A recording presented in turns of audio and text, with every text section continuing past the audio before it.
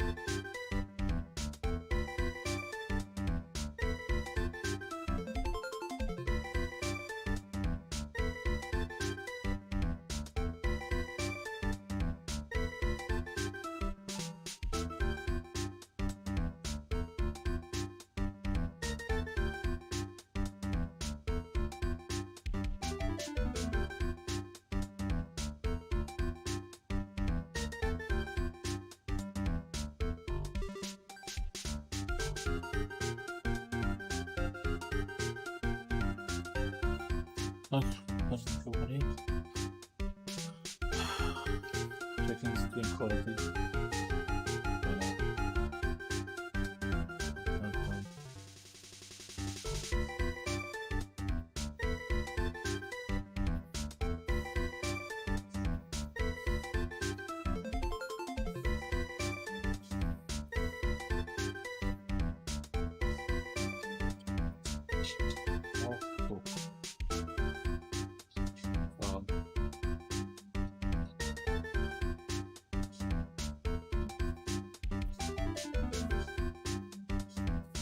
Okay, let's play.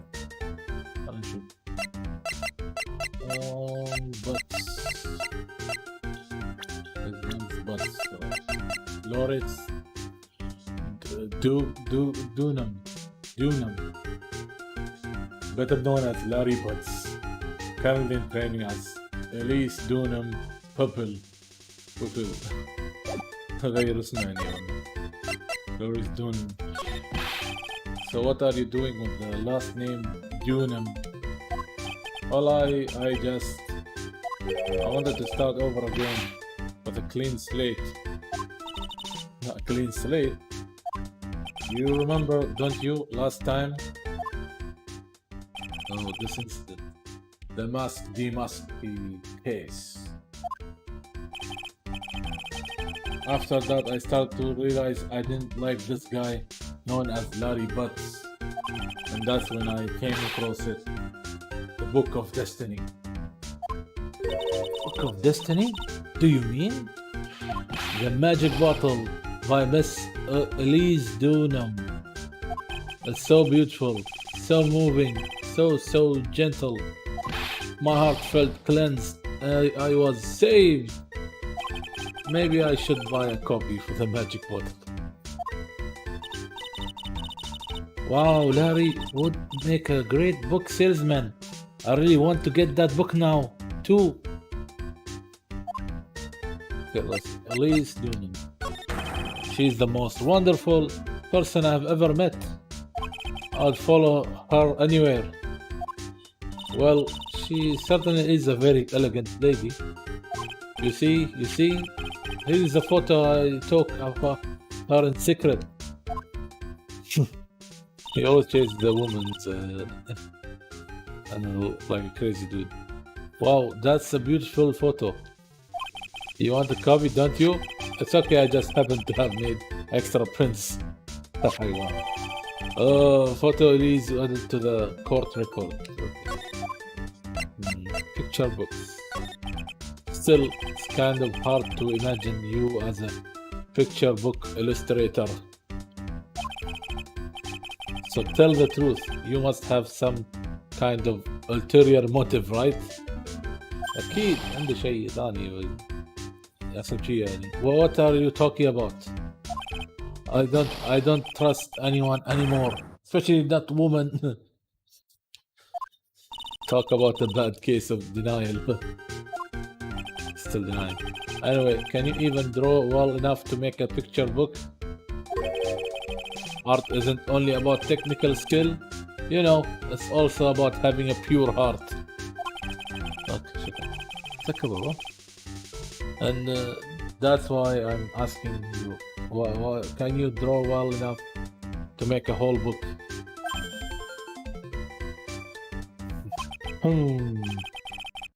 Now that you mention it, I wonder. Idiot. Looks like you still have some doubt in your heart. It's true, I do, but when I first saw her, I felt it. Something inside me ended, and something else began.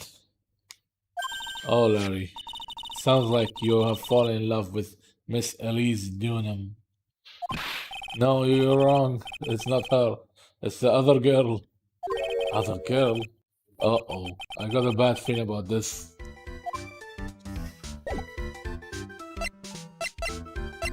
Let's present the badge. That's traditional here. We always show the badge to any character in the game and see what they say about about it. Hey, I know I may not look like it, but I'm an artist. I refuse to look at anything that doesn't have radiant or beautiful motive. Hold on, let me just put my tea here. Afraid of spilling it. Okay. Okay. Picky, aren't you? Oh my god. No, I'm not. Okay, same. Oh, cold. This could be it. If I show it to him. I know I may not look. Same one. How's it cool? Anything about this? No? You're gonna talk about it? Oh, what about the scroll? No. Maybe about this photo? No. Same. Okay, let's talk about this one, bikini. She seems really motherly, doesn't she? Listening that one. Wait a second, why is he getting off so easy this time? He's a mother. What? Elise is really something. She's like a mother to me. Yeah, you can tell from the kindness reflected in her eyes. When I first looked into her eyes, I just couldn't help it. Started blabbing about all the bad things I had done in my life. She just laughed that gentle laugh of hers and listened. Are you sure she wasn't just laughing at you? Oh yeah. Here, my little Iris. Oh no. She's really pretty. This girl, she's perfect. She's exactly my type. Wonder if she could model for me. I want to draw portrait of her. Yeah, you always liked those model types, didn't you, Larry? Hey, wait a second. Didn't you say you were ring off woman? Huh? Yeah, that's right. Of course I have. I have basically, but yeah, this is different. Feel like I still have one chance left at the dream. This guy will never change. This guy, everyone. Oh, hey Pearly. Dinner preparations are complete. Please come quickly to the main hall. Alright, I can't wait to dig in, Pearly. I'm going to go to the inner temple and call Sister Iris. I also want to have a look at where Mystic Maya is going to be training.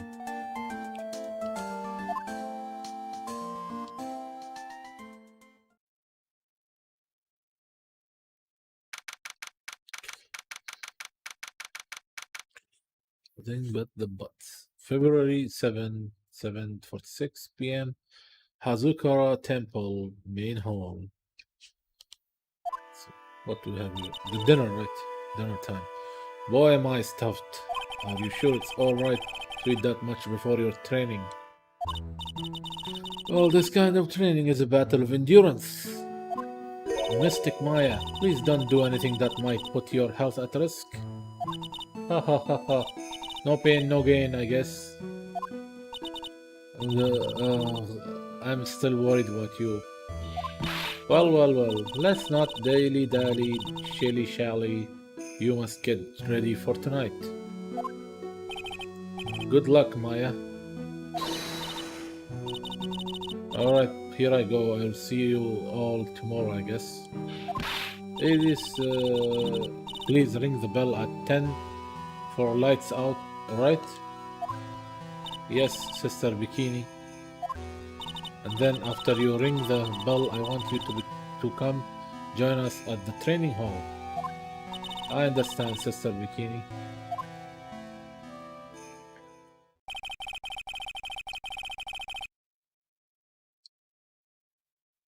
Maya and Bikini really seem excited about this training thing tonight. Well, Pearl, what are you going to do tonight? Well, if you'd like, you can come to my room. Oh, that's nice.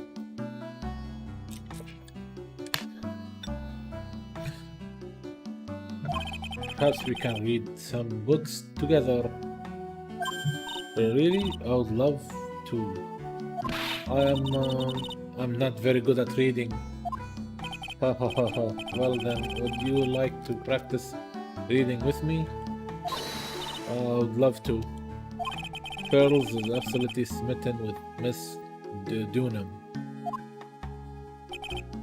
So, Larry, what are you going to do? Me?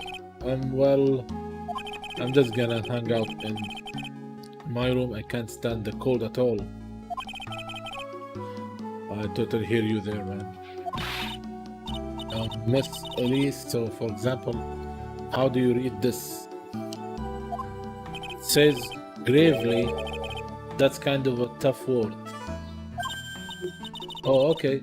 And what about this word? That's another tough one. It says roast. What kind of a book is she reading anyway? Gravely roast? Well, I'm going to go wash the dishes and help clean up. I'll go visit you when I'm done, Miss Elise. This is anime. Well, not much to do except head to my room and huddle under the covers, I guess. February 7, 9, 12 p.m. Azukara Temple, main hall. Oh, it's a whole different type of cold up here in the mountains. Oh, why couldn't the nearest bathroom be just a little closer to my room? Mr. Wright. Yeah. Oh, Miss Dunham, are you going to use the bathroom too? No, but have you seen Pearl? No, not since after dinner. I thought she said she was going to go to your room. I know, but she never showed up. What? Okay, that's weird. I'm going to go look for her. Excuse me. Miss Elise Dunham, a woman as mysterious in origin as her last name. But the really mysterious one is... Oh. Sister Iris. Oh, good evening. The really mysterious one is this girl. Are you on your way to the bathroom too, Mr. Wright? Oh, no batteries. Oh.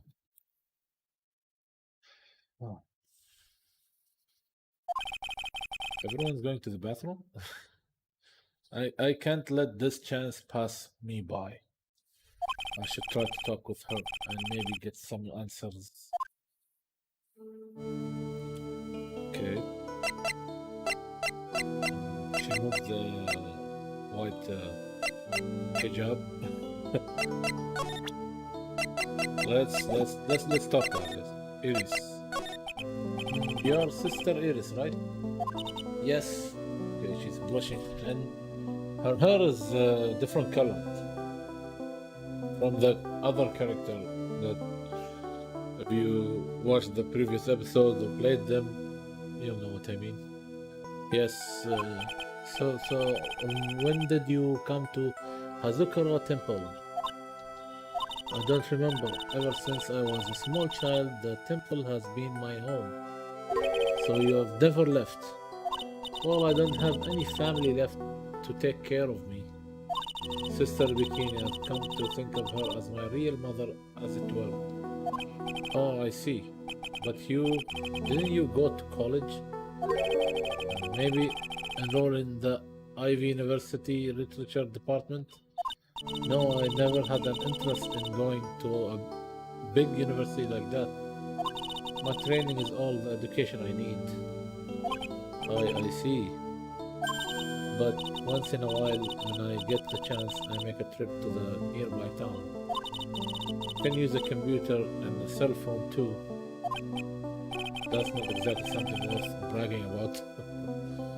But I don't see any psych locks. So I guess that means she's not lying. Please don't stare at me like that. Okay.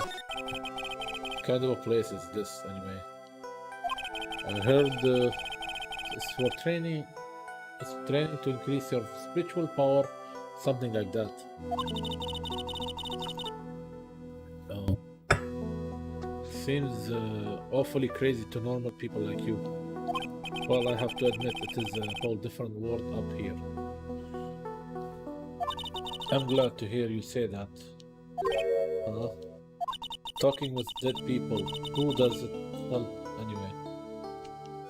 I hate it. Really? So then why stay in a place like this? Is something wrong? I didn't realize it was so late. I have to go ring the bell for lights out. It's almost 10 now, huh? Mr. Wright. Yes, if it's alright with you, I would like you to have this. But this is your hood. It has the power to protect you from evil spirits. Come to think of it, Sister Bikini was wearing one of these too. I pray for your safety on this dark, cold night. Magical hood, said to offer protection from the evil spirits. Evil spirits, huh? Let's go. I'm sorry, but I must bid you good night. Wait a minute, Sister Eris. Yes, just now you called me by my name. You said Mr. Wright. How did you know my name? I never introduced myself to you. That's Sister Eris. Please tell me the truth. You and I, have we ever met before? Okay. She gave me that look. Oh, Psylocke. Oh shit. Damn, 5 locks. Eris, it's almost 10. Perhaps we can speak again tomorrow. Okay.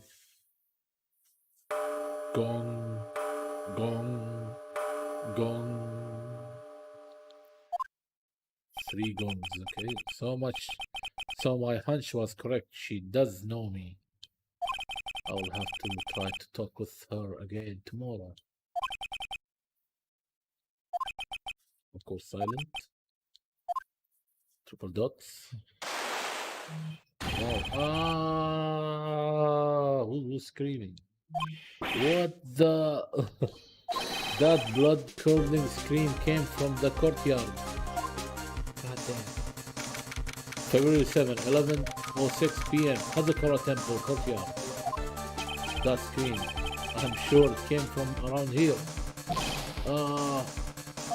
Someone's there on the ground.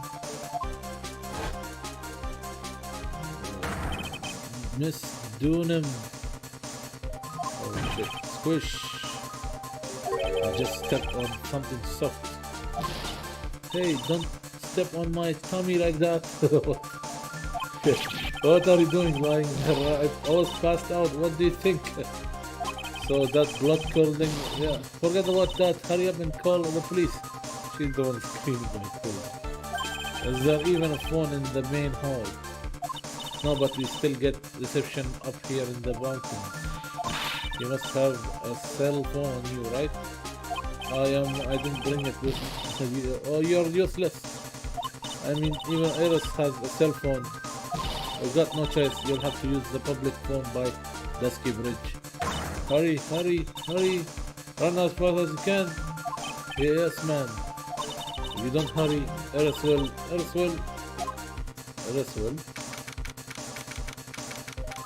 She's a prison. Eris? February 7, 18 p.m. Dusky Bridge, not so I was wondering. Oof. It's farther than I thought. The bridge is just up ahead. I'll have to go tell Maya what happened to.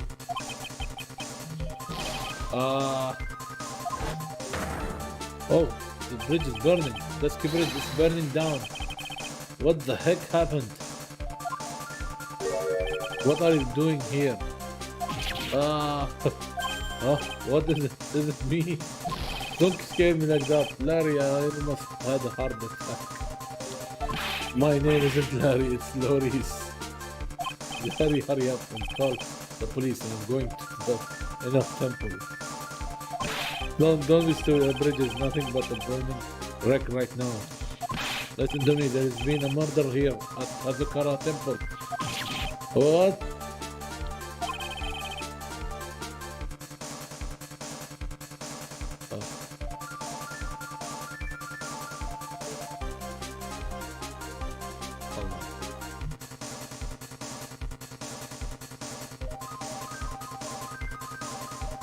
The murderer might have fled across the bridge.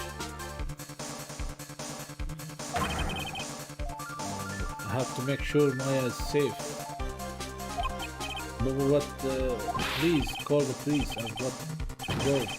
Get out of my way, Larry. It's too dangerous, Nick. Wait. He's crossing the bridge, I think. Must have been crazy. I knew how dangerous it was, but I still went for it. Crack. Nick! And he fell from the bridge. Weakened even more by the fire, the old bridge plank snapped and gave away. And as I was swallowed by the eternal darkness that surrounded me, final terrified scream rose up to pierce the frozen air of that harrowing night.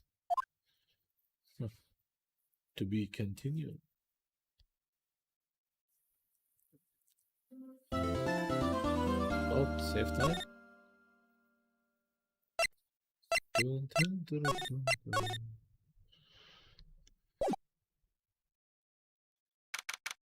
Oh, date unknown, time unknown, location unknown. Okay. Phone ring. Okay. Who could that be at this time of night? Beep. Yes, Edgeworth speaking. Edgy, get up. It's an emergency. Huh? Larry? Do you know what time it is? It's not Larry, it's Loris. Loris Dunan. Oh man. This is nothing more than a terrible nightmare. I'll just roll over it. Wait, don't hang up. It's an emergency. It's Nick. He took a really nasty spill. Well, it wouldn't be the first time, so I'm not joking. His life is in danger. What? What happened? Tell me. Talk about a guy with bad luck. He may already be dead. Anyway, you got to come back. You are the only one that can help. My Eris, my beautiful Eris, she needs help. Alright, I don't know what's going on, but I will be there as soon as I can.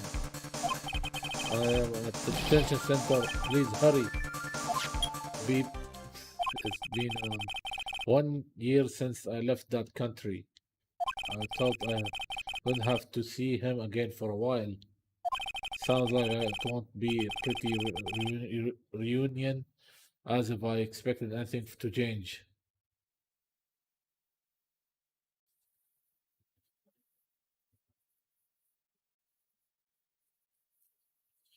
Huh.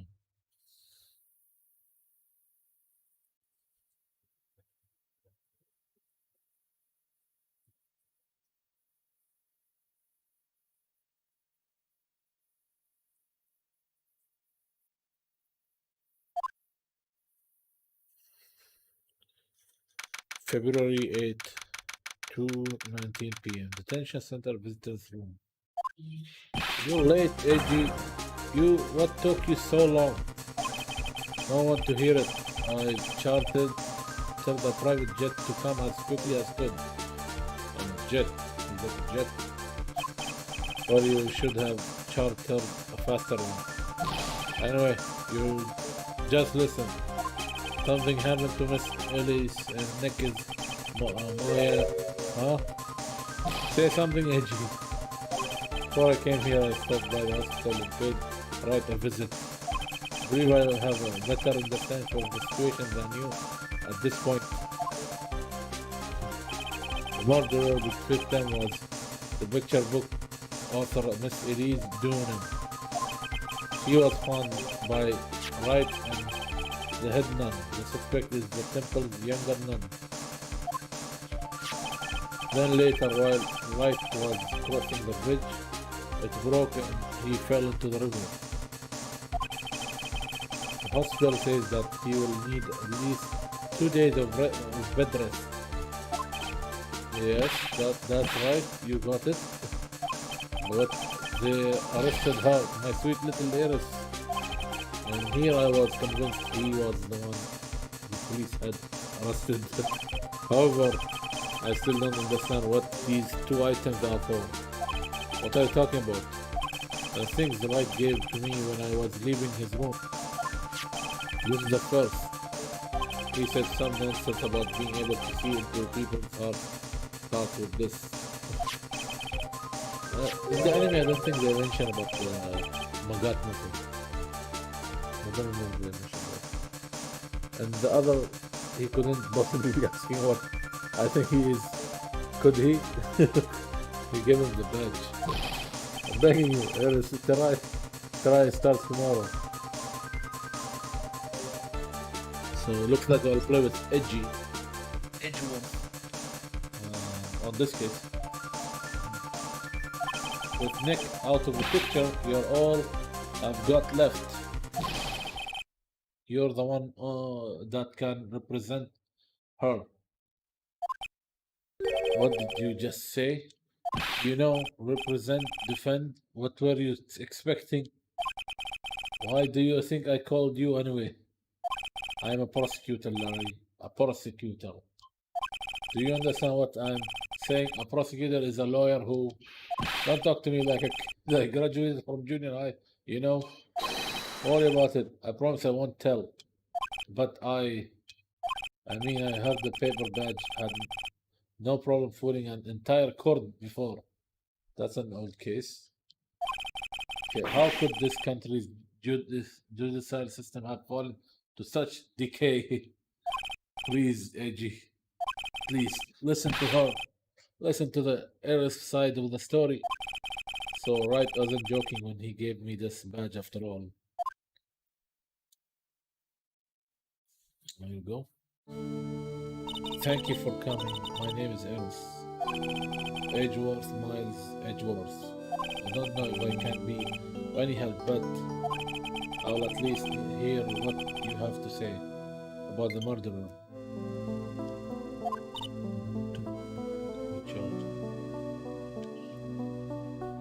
My control. Okay. Mr. Wright, how is he? Mr. Rory said that he might even die. Okay. Fortunately, he will be fine. Larry, you moron. How could you say something like that?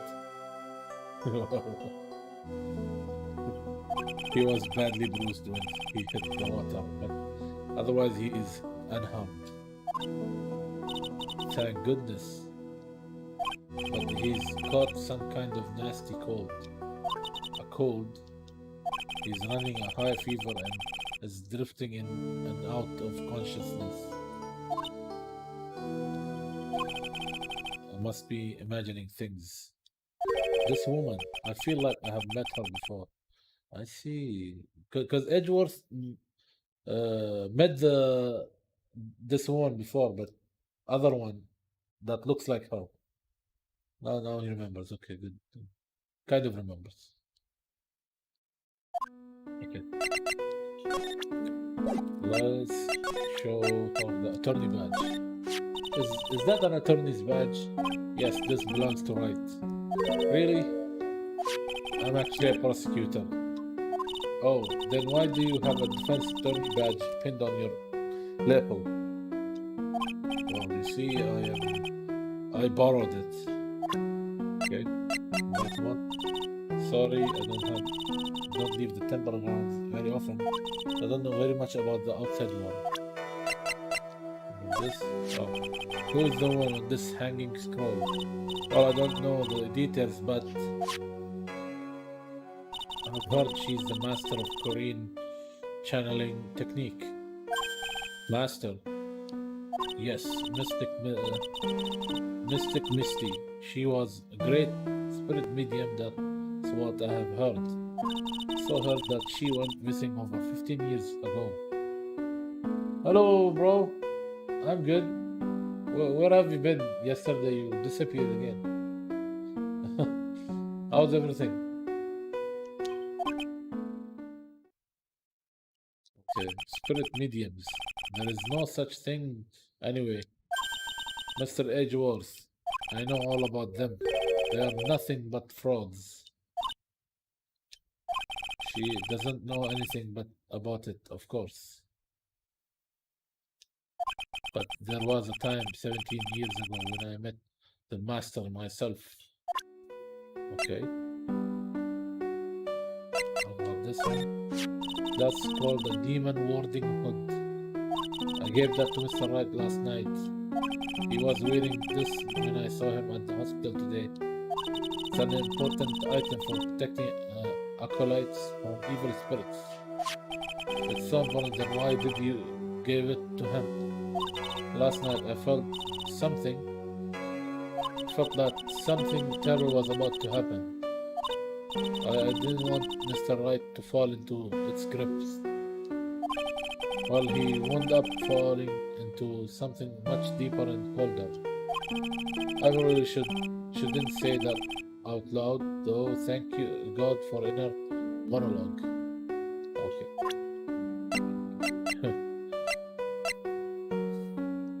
Inner monologue. How's it going? Sorry.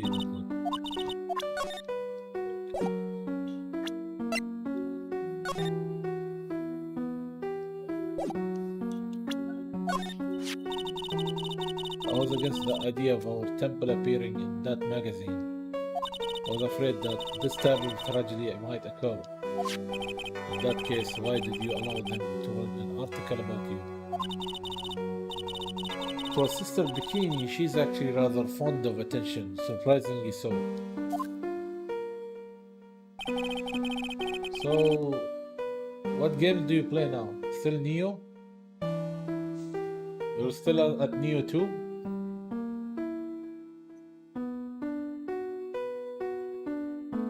She certainly does look rather happy in this photo.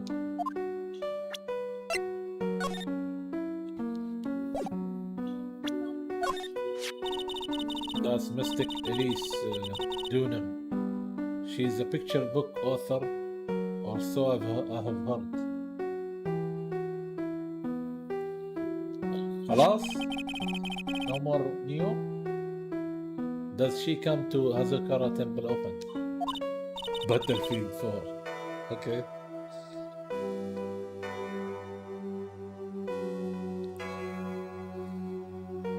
No, this was her first time. It's just that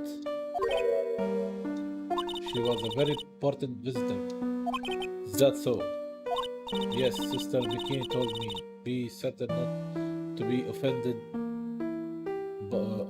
Be certain not to offend her. Oh, you finished the story of Battlefield or Neo? Which one? Which one is it? The Miss Dunham. Hospital of still doesn't have much. It seems.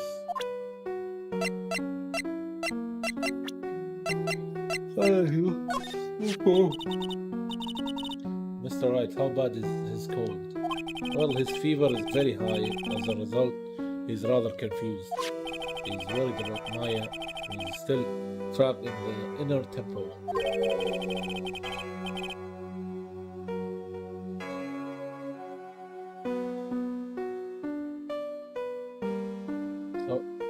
you finished playing Battlefield 4 campaign, and then now you're playing Neo. Okay, or is it Neo 1 or 2? Neo, I think Neo 2. The 2 missions left. Okay, cool, okay. Now you're playing Neo then, and he's quite worried about you as well. It seems. Really? Yes, naturally. Once he recovers, I'll pass the baton back to him. No, don't. Sure that Mr. Wright didn't want that. He didn't want to defend me.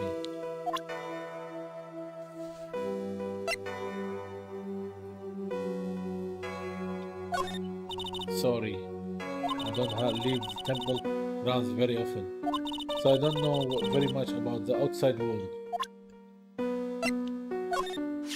Oh, that's Mr. Loris. I'm sorry, who did you say it was? Loris Doonan. He is Mystic Elise apprentice, I think. Alright, now who exactly is this guy? He is a very sincere, hard-working person. Did I say something wrong, Mr. Edgeworth? Excuse me, I was temporarily at a loss for words. Take a trip, come home, be thrust suddenly into a bizarre world. Okay.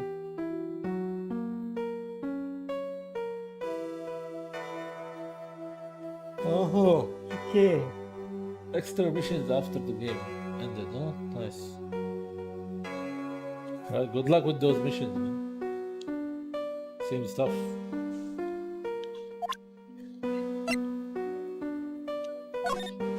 That's Mystic Elise Doonan.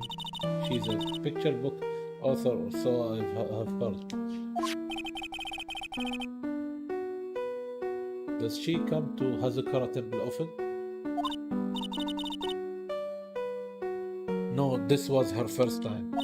It's just that she was a very important visitor.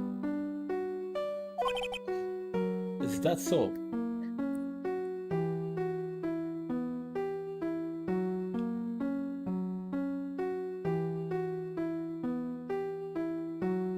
Yes, Sister Bikin told me, be certain not to offend her. The victim, Miss Elise Doonan. The prosecutor's office still doesn't have much information about her, it seems. You want to know about me? There is not much to tell, I'm afraid. Just let me get one thing straight. You were raised at the Hazakara Temple, right? Correct? And yet somehow you seem to know Wright. So you two must have crossed paths somewhere. No, Mr. Edgeworth, whoever it was, it couldn't have been me. What is that supposed to mean? Okay. Eris. Pardon me, Eris. I'd like to ask you something if you don't mind. I have the distinct feeling you and I have met before. But it must be your imagination, Mr. Edgeworth. After all, I hardly ever leave Hazakara Temple. Hazakara Temple, what's that? It's a place where those who wish to boost their spiritual power come to train. You need to undergo some very difficult training to release your inner spiritual power. Spiritual power? Did you go to that temple for that reason as well? No, I don't have any spiritual power. I don't need them. In that case, what are you doing at that temple then?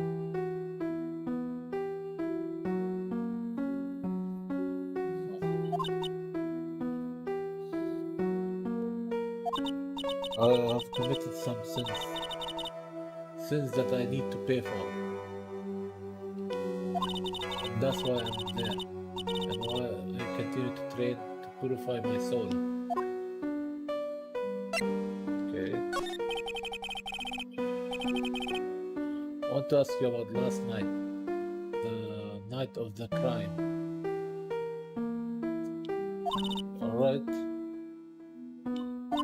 I helped to clean up after dinner, then went back to my room at about 8. Later, I left my room to ring the light out bell at 10. Well, what a ring it? We ring it at the same time each night. Oh, I see it then. Then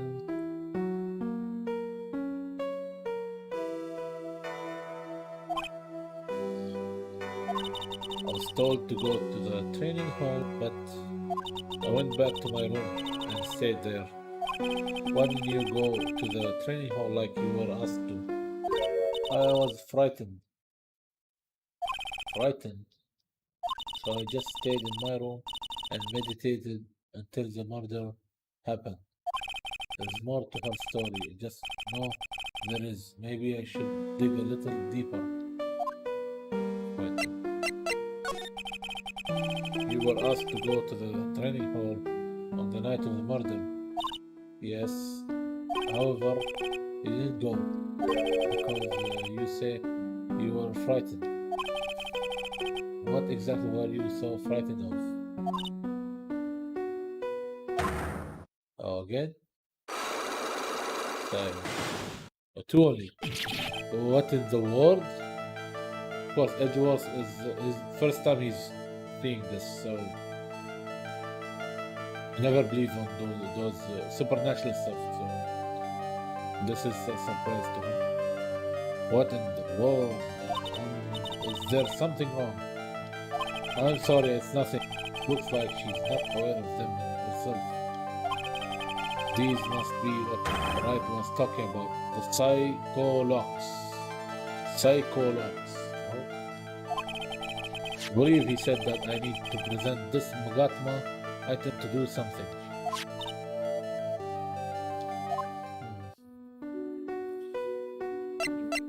Any idea? So do you have any idea as to what really occurred last night? I think it was the result of the tremendous spiritual power that was unleashed. Spiritual power? Yes, spiritual training has been a cause behind many great tragedies.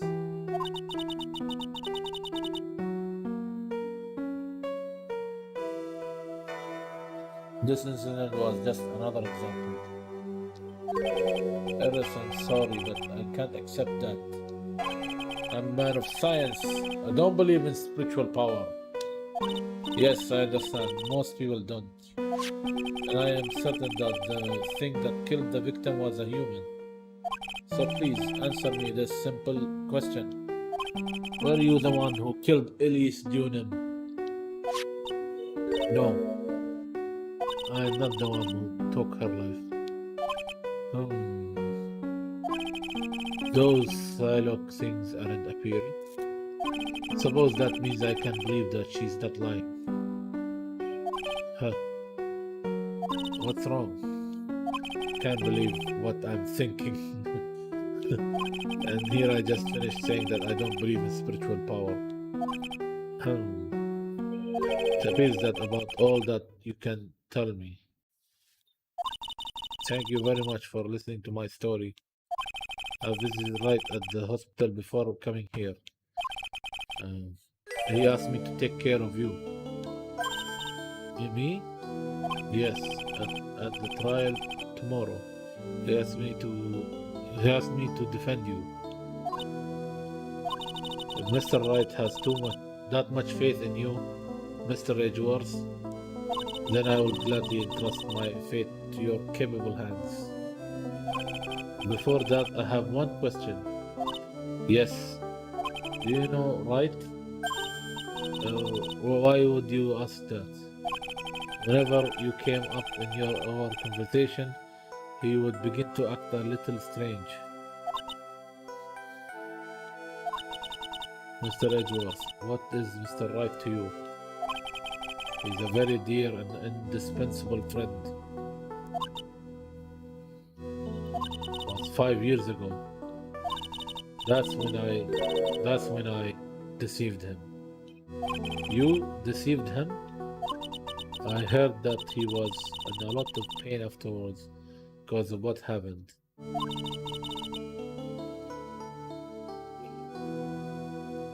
I know what a weak person I am. That's why I thought it was best if he never saw me again.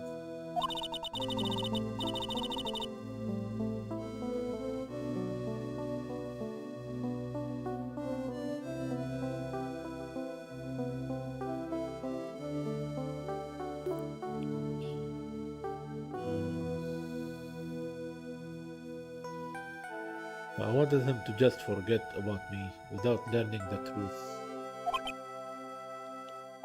Well, if you ask me, Wright is still suffering. Until he learns the truth, I don't think he will ever be able to truly recover. Eris, it's not too late. You should go to him, tell him the truth. I'll defend you, but only if you agree to that one condition. Come on. All right, Mr. Edgeworth. I promise. Very well. I'll do everything in my power to get you an acquittal.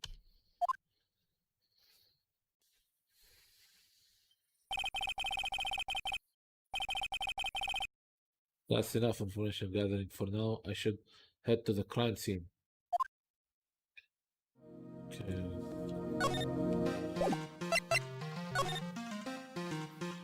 Let's see what Edgeworth says. The guard is glaring at me. Someone glare at you, it's only polite to extend the favor, is what I was taught. Are you alright, Mr. Edgeworth? Excuse me. The music is different, eh? The camera is glaring at me. Something glares at you, it's only polite to return the favor, is what I was. Even the camera. Excuse me. Okay. So it's nothing.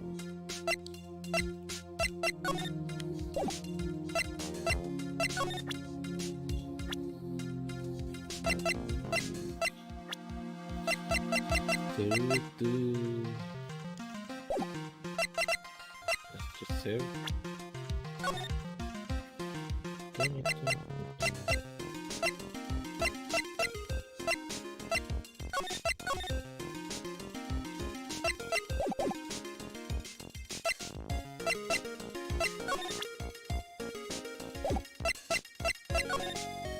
Let's go to suspension bridge. Oh, it's blocked now. February 8th, Dusky Bridge. It sure is cold, alright. So this is it, Dusky Bridge. Oh wow, it's you, Mr. Edgeworth. Oh, Gumshoe. No, Detective Gumshoe. Long time no see. It's been about a year, or has it been longer? It doesn't matter, Detective. What does matter is what you're shuffling around up here.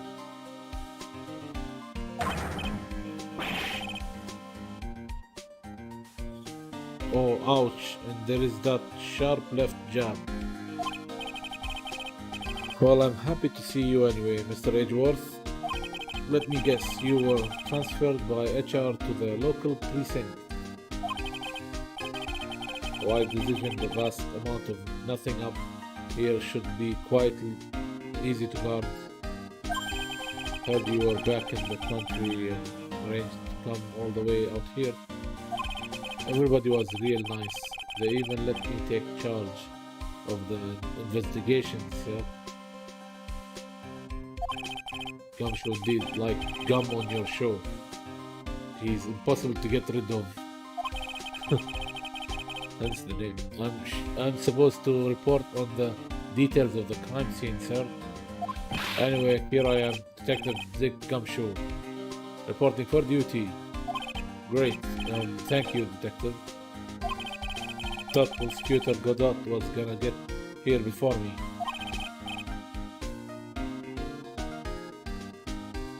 This is the last episode, by the way.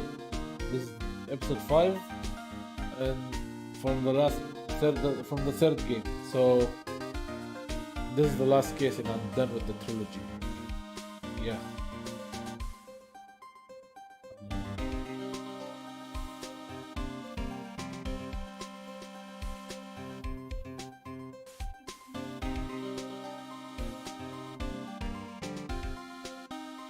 Now, I'm still early on the case. Like, there is day 1, day 2.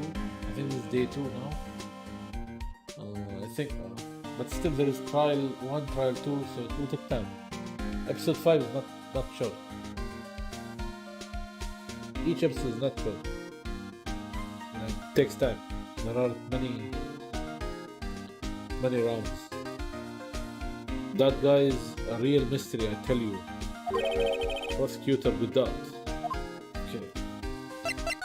Is he gonna show up too? What happened? Let's see. I just got back into the country, so I don't really know much about the case. It's simple. Well, simple is as simple does as they say. Oh, you have got no idea how much I have missed that biting sarcasm of yours, sir. But seriously, this one's a piece of cake. There is a witness that saw the whole thing. A witness? Yeah, that bikini lady. Bikini lady? Here, on this freezing cold mountain? Well, you should talk to her for yourself if you want the details, sir. I think the word bikini. I may have to talk to this bikini lady. I mean, decisive witness myself. That's cute. So this is the bridge that Wright fell through. Yep, I can't imagine being that reckless myself. Look before you cross is how it goes, right? Or was that leap? And is there something on the other side? Yeah, some old building they call the inner temple. But we can't get over there without a bridge, sir. What? Nobody lives there, so it's usually not a problem. But someone was at the inner temple doing some training and now they're stuck there. Yes, I heard that from the Wright. From Wright. It's my FA. Oh no, her again? Anyway, the air is really turbulent right now, so we can't do any aerial extraction. No one's gonna be able to reach the inner temple until tomorrow, sir. Will she be alright if this cold? In this cold? So how did this bridge burn down anyway? You're almost 100% sure it was lighting. Lighting? Prosecutor Godot. So who is this Prosecutor Godot? I've never heard of him. Yeah, he's a new guy. Showed up after you left the country. He's a complete rookie, but nobody can say a bad word about the guy. What kind of a man is he? He just became prosecutor recently, but he's good, sir. Real good. He is so good, how is it that I have never heard of him? Is he the lead prosecutor on this case? You bet he is. After all, you know who is right in the middle of it. You know who? Phoenix Wright, of course. For some reason, Godot has really got it in for Mr. Wright. Oh. Yeah, he seems to have some kind of a grudge. And what would be the cause of this grudge? I don't know. Maybe he made fun of his mask or something. None of this is making any sense. I'd better look into this Godot myself. Lighting. You're telling me the bridge caught on fire due to a fluke bolt of lighting? Yep, last night it snowed for the first time in 3 days.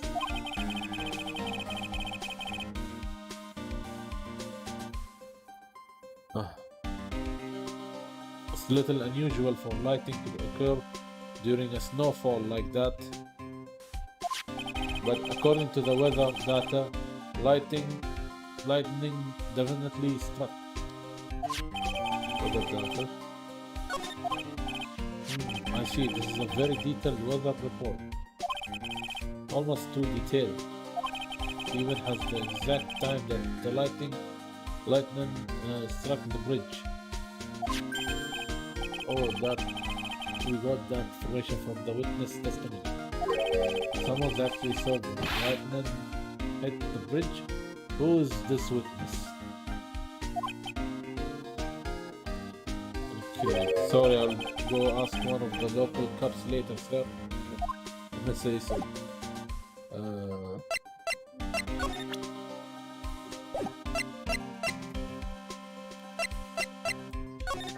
Let's just show the bench. Huh? What's that thing about your lapel, Mr. George? Is it really that odd? You bet it is. You a prosecutor wearing a defense attorney badge? That's like a detective with a license to kill. Does this little thing hold that ominous of a meaning? Have you ever seen this thing before? Hey, thanks a lot. I was getting kind of hungry. حرا حلاوة خيبة chomp. What are you doing, detective? I thought it was some kind of candy that would fill me up. So.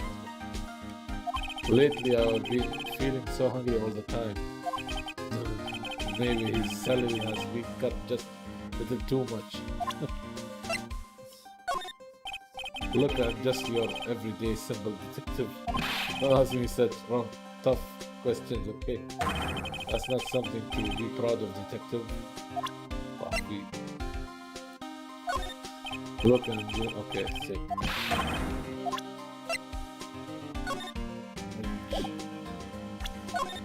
Look, yes.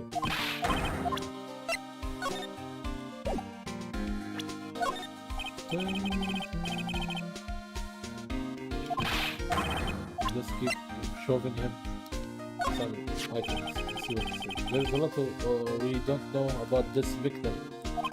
We don't know her real name, her background. We don't know anything really. That's really odd. She was trying to hide her identity. Then why would she become an author? I'll bet it was just one of those things, you know? She will never expect to get so popular.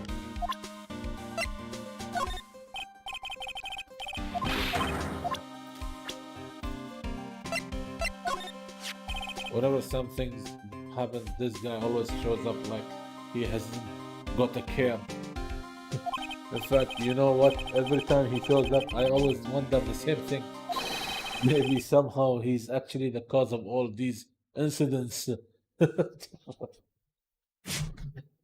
Oh man. طاحوا فيه حشوا فيه بقى.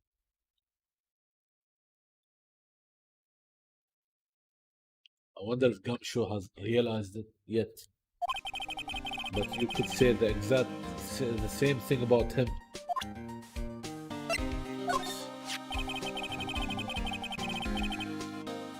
Your face is more drawn out than the last time I saw you. Over a year ago.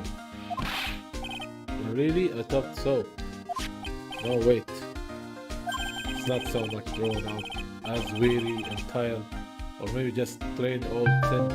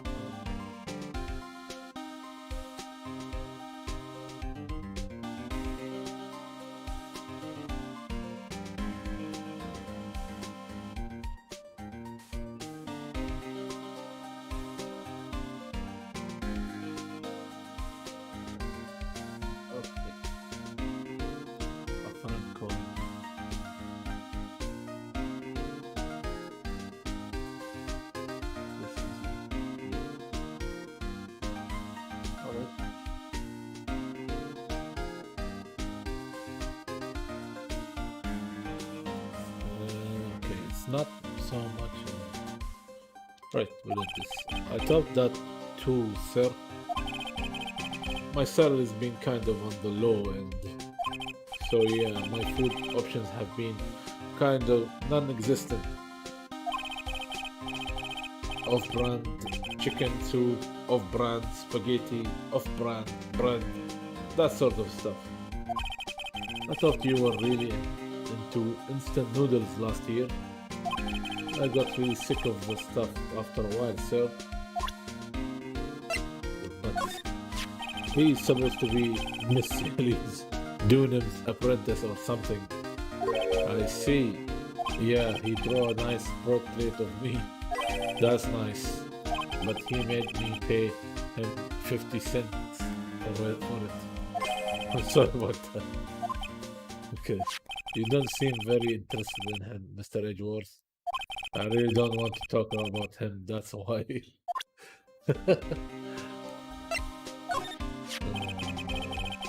There is a lot we don't know about this victim. We don't know her real name, her background, we don't know anything really. That's rather odd. She was trying to hide her identity, why would she become an author? But it was just one of those things, you know? Oh, okay, it's the same. I feel like I have seen this girl somewhere before. She wasn't from prior case, was she? Nope, can't be. We did a database search with her fingerprints and came up with nothing. I see. Just can't shake this nagging feeling. Well, everyone knows that you are quite popular with the ladies, sir. Maybe she's an old girlfriend that you sent to Dumpsville when you were younger. Detective, what did you hear such nonsense from? I didn't hear it from anyone. I just thought how I imagined you to be, sir. Do I really inspire this sort of frothing desire from the female masses?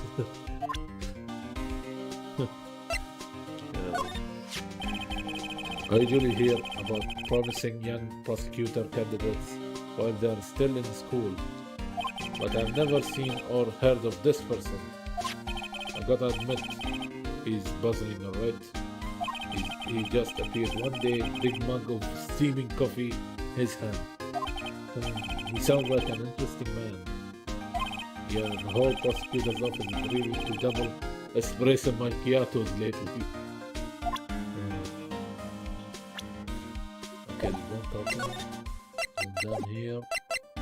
We'll examine the area. We see the phone booth. Hey, it's a public phone. You don't see a lot of these anymore. That's true. Since we've got one here, why don't we take a photo as a memento? Well, I'm sure, why not? Oh, damn it, I didn't have a camera with me. I'm gonna go buy a disposable camera. I'll be right back, sir. By the era that they're living is before the mobiles were everywhere. Like, this is why it's talking about disposable camera. Yeah. This was way back before phones were popular with the camera thing. What's so special about public phones, and why is he so fascinated by them?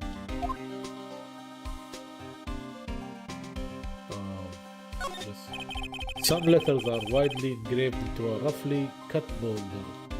Dusky Bridge certainly is an appropriate name. You need to get some glasses, Mr. Edgeworth. That sign says Dusty Bridge.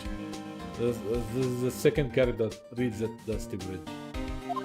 I can't see how you read it wrong, though, sir. You're the one who needs glasses. Try reading it one more time. That'll be all. Oh, you're right. It's Dusky Bridge after all. I guess whoever wrote this made a mistake. حط على الرياض الكتاب. So this is the bridge, right? Try to cross. Alright. Pretty reckless of you, ask me. Anyways, he survived the fall from up here.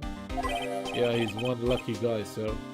Now I see how he managed to win his cases in court. Blind luck. Blind luck. Oh, I think dumb luck suits Wright just a bit better.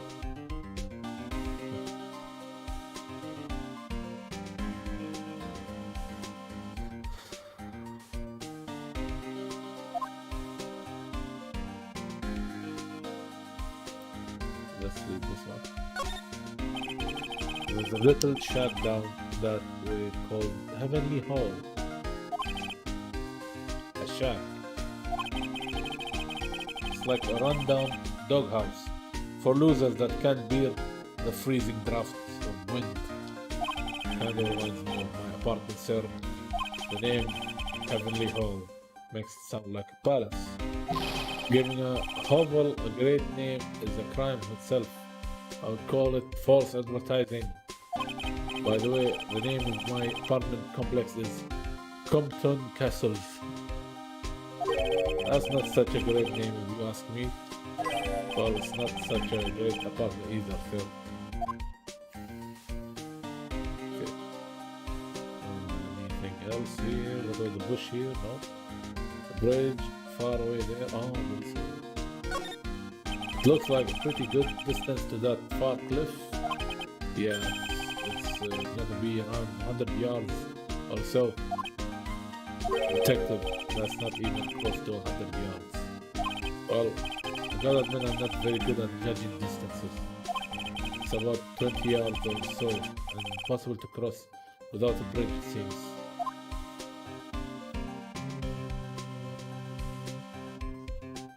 Detective, nothing. Okay, let's go to the main gate. February 8th, Azukara Temple main gate. Yo, Edgy, what took you so long? I'm so cold, my brains turned to sherbet. Sherbet?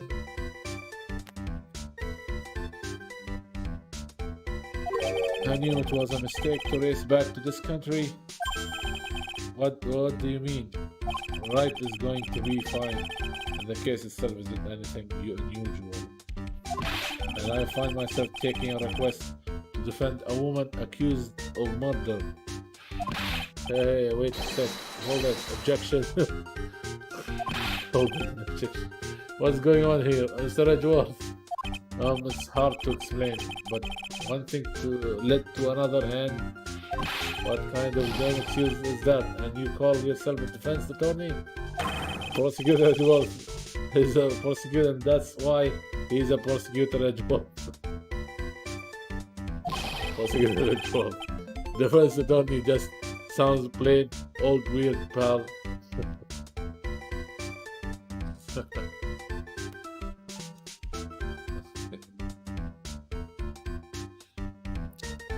Right, prosecutor Edgeworth. I am not sure what role I'm supposed to be playing anymore. معقد. شخصيتين خربطون قدام. Dude, Edgy. I don't see you for a couple of years and your heart turns to sherbet. I would say more like sorbet. It is rather cold here. Eris didn't murder her. Someone else did it. I just know it, okay? So trust me on this one. Ever the romantic, aren't you, Larry? Nevertheless, I'll do whatever I can to prove her innocence. At least until I pass the baton on to Wright, that is. Oh. Let's ask him. Eris, okay, man, I'm telling you, Eris is so cute. Right, Edge. You think so too, don't you? What's wrong? Why are you so quiet?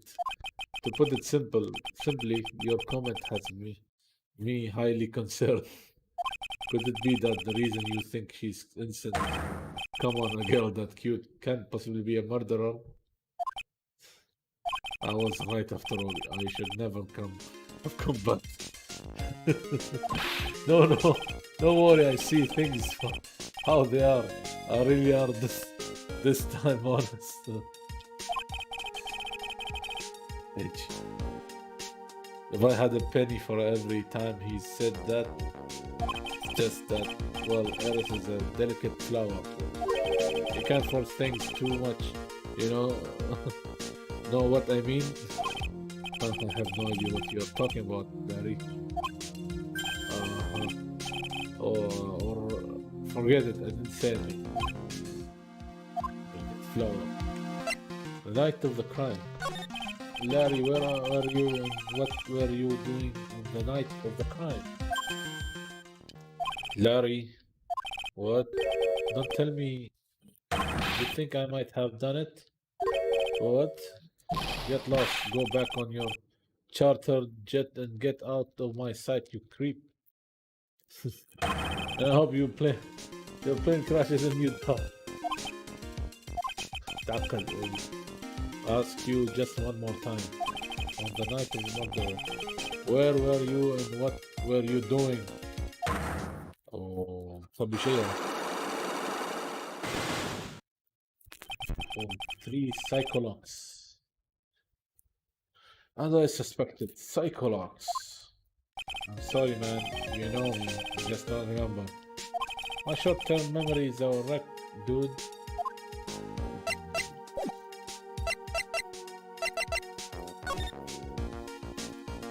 Let's look around a bit.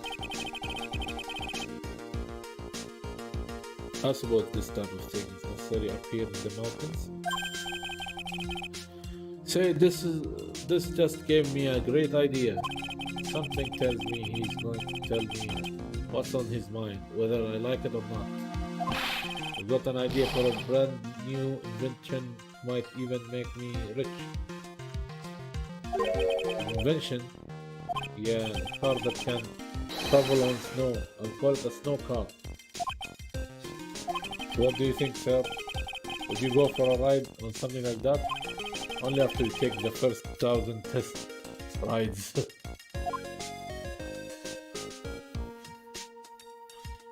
Door. The gate looks quite old. Strong enough to resist the weight of a tire. That's the Mr. Age words. I know you got a real flair for words, sir. I've always appreciated this kind of old, timeless elegance. That's exactly how I feel too. Take this coat for example. Like a fine wine gets better with age. Even fine wine turns to vinegar and begins to stink at some point. I suggest you wash that atrocious rag you call a coat, detective. Roasted.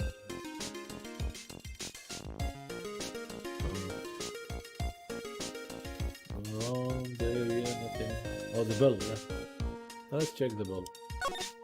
I can see a small bell tower from here. Hey, that just reminded me there is something I have always wondered about. Something tells me he's going to tell me what's on his mind, whether I like it or not. We call a person who tells a lie a liar, right? So why don't we call a person who rings a bell a beller? Or truer for a guy who tells the truth. Oh man, I'm not gonna get any sleep tonight. I had no idea he was such a deep thinker. He doesn't think that much, and for him to think like that is out of character. That must be the main hall back there. A brilliant deduction, sir. Are you trying to flatter me, Detective Gumshoe? A brilliant use of suspense to build the tension, sir. According to Wright, the head man has some important information. Can't miss the opportunity to speak with her. Now we talk to her. Let's present some of it. After thinking when you were a kid, you were always saying, when I grow up, I want to be a lawyer and defend people or something like that.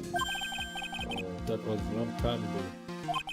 But see, now you have got the chance to follow your boyhood dream for a day. Edgy, you've got to do it. You got to save my little heiress. No, this is exactly why I hate childhood friends. Take that! Oh shit. Oh no, I shouldn't have used it. Oh. It's okay. I'm gonna cancel. The night of the crime. You're going to tell me what you really saw last night. Really upset, aren't you, AG? Let me cancel this. Because last night was stuff to... Come on. He talks a lot.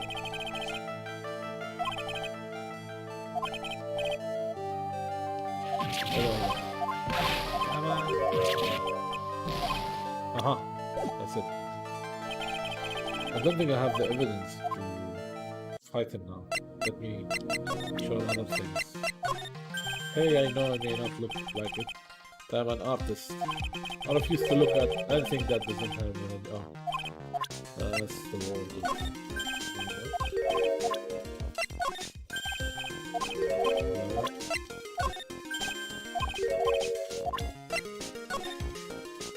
Just citing this. Still can't believe it. She was such a great person, but someone's pinning this murder on my sweet little Iris. Edgy, please. I'm counting on you. Well, frankly, I was hoping you could give me a little more than that. Well then, I got it. I'll draw you a portrait. How about that? Since you're kind enough to offer, alright. Hey, I know.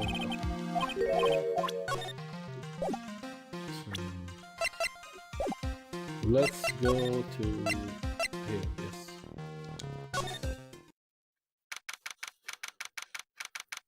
February 8th, Hazukara Temple, main hall. Oh, there she is. Bikini. Hey, hello there. So how are you feeling? Alright, I suppose.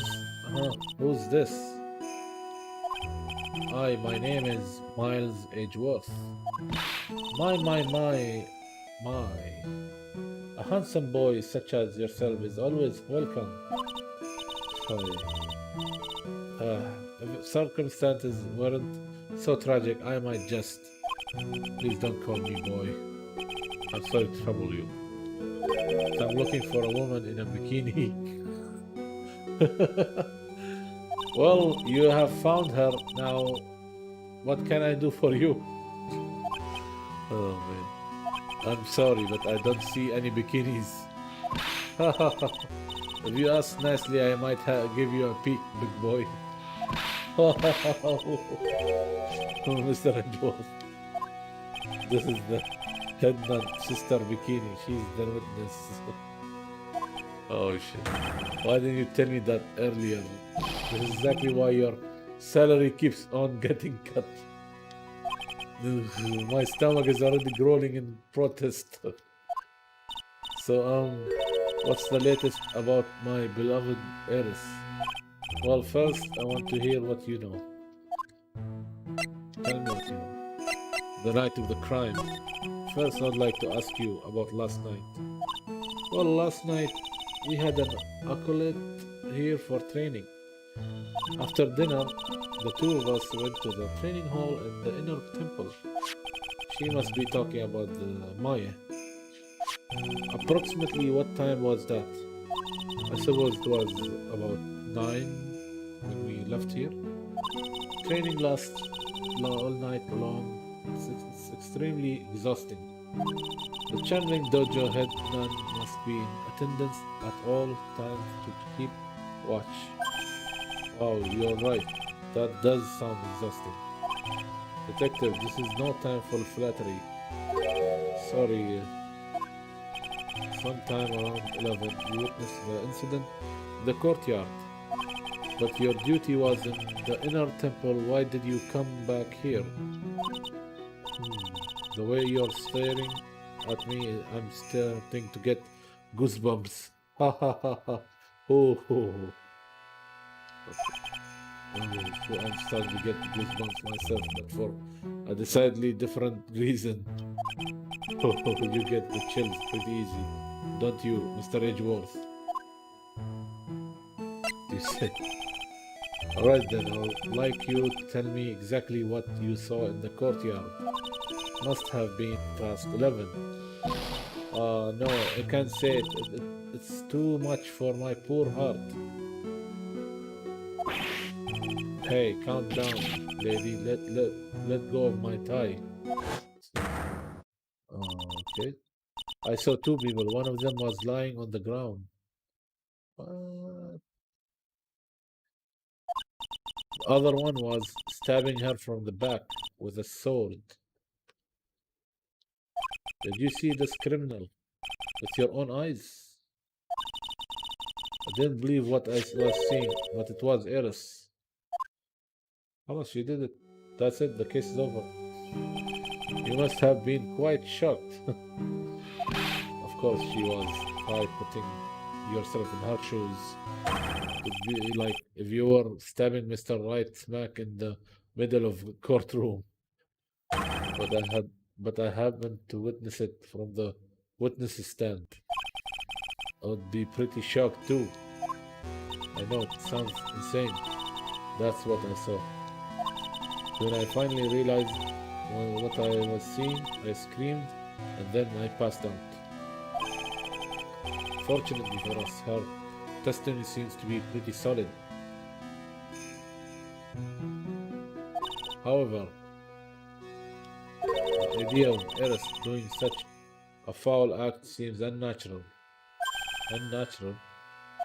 The girl I know simply isn't capable of this sort of foulness.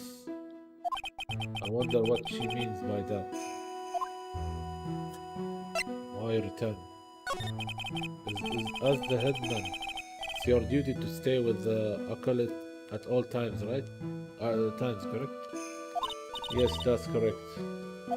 I know I may look strong, but the truth is I've got a bad lower back. Bad lower back. Yes, it's especially bad in the winter. So bad that I can't even lift a bucket.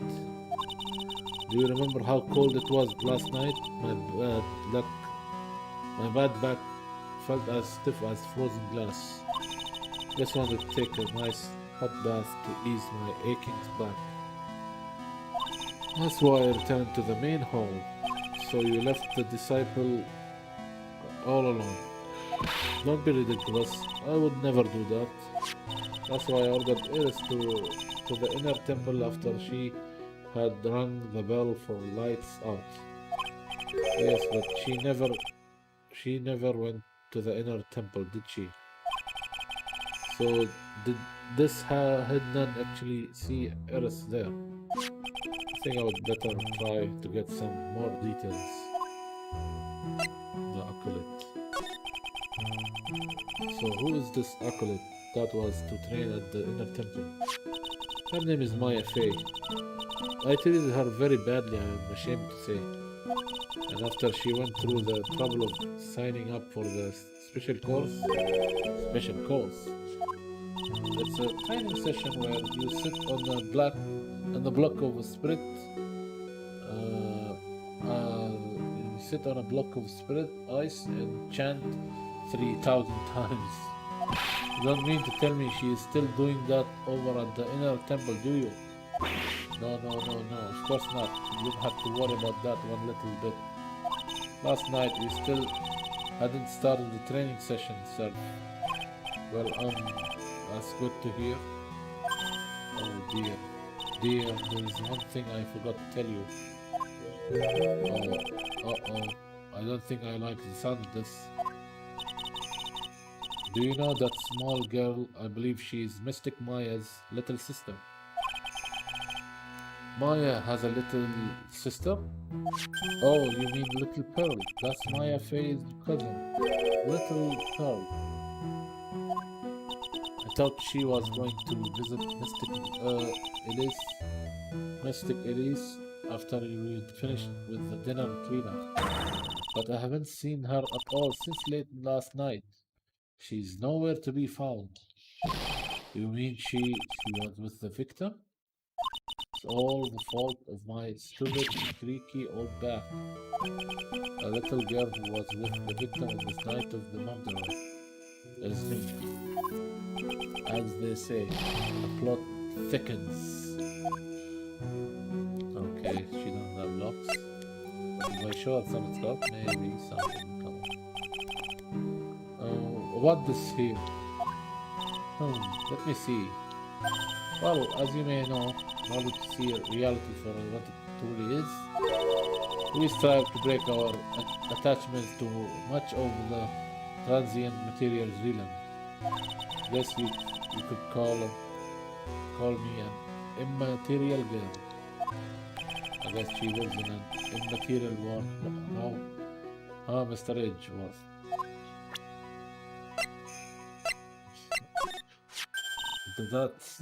That's one of the FaZe clan's very own Magatmans. That's the priceless treasure you've got there. Wow, I'm impressed, sir. You never fail to surprise me. Yes, you don't look it, but now I can see you're a real fan of the occult. Excuse me? Oh, of course, this piece couldn't possibly be real, but to have such a nice replica. Clearly, you are a big fan of the Korean tradition. Oh wow, I'm impressed, sir. You never fail to surprise me. I should have known better than to show this thing around.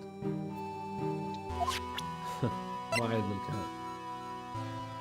Well.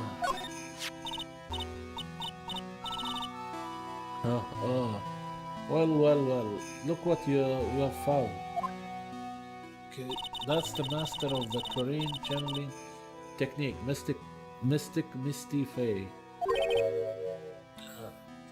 Faye.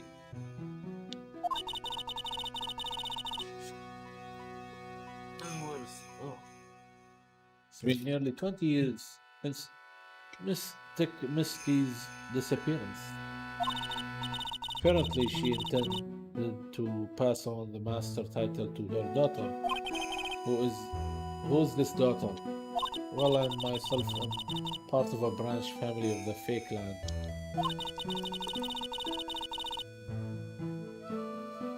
But even I am not privy to information concerning the main family. Well, that's a demon warding hood. Acolytes are highly susceptible to possession by evil spirits, you know? That's why we always wear these for protection. Oh, I see. What are you waiting for?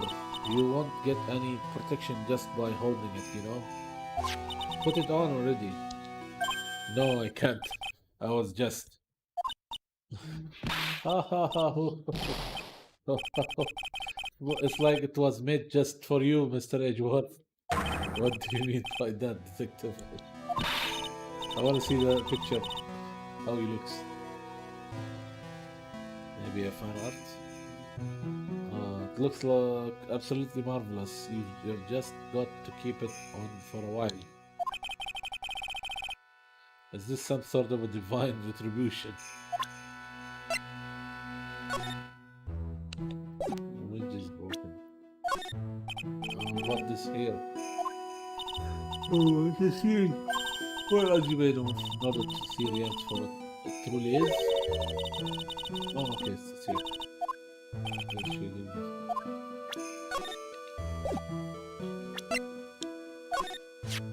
About this picture.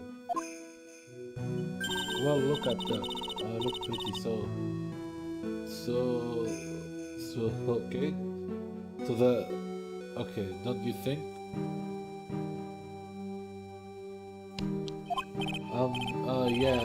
Yeah, absolutely. Up until recently, we have avoided exposure in such magazines. but this time we had our reasons. That's so. For example, well, why deny the world the sight of such a lovely face?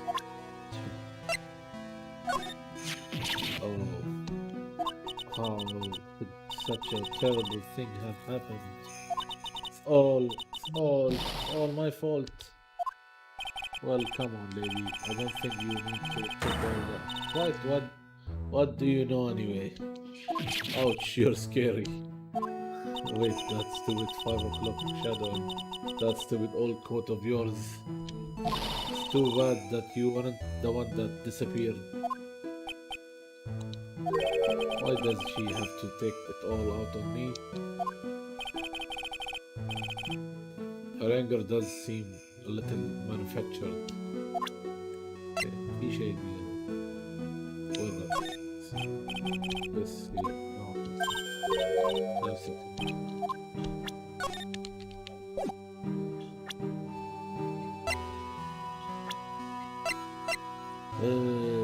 Pearly, right? This man, his face betrays a life of suffering and great weirdness of the world. Sure, but even so, I can't believe this guy actually jumped into the river. Think of all the fun things he might have enjoyed if he had just lived. Relentless spiritual training alone is no way to lead complete life, huh? Sounds like she's got some major regrets she's dealing with. Perhaps I should let Gumshoe explain Wright's situation to her for me. Hey, don't look at me like that. Do your own dirty work, sir.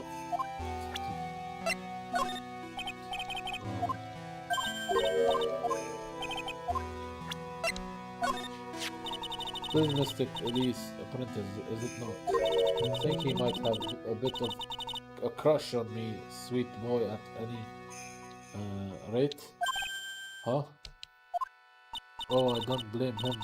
Sister Bikini understands the temptation of a young man. Sure, but I'm afraid it would be poverty abuse my position. I'm head none after all. But in return, I did allow him to draw a portrait of me. I pray it was a pose that maintained your modesty for everyone's sake.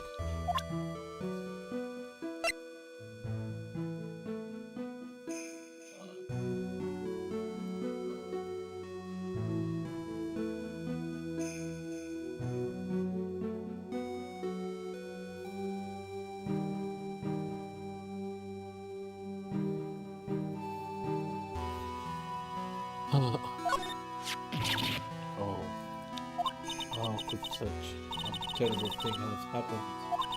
It's all fantasy. Let's see.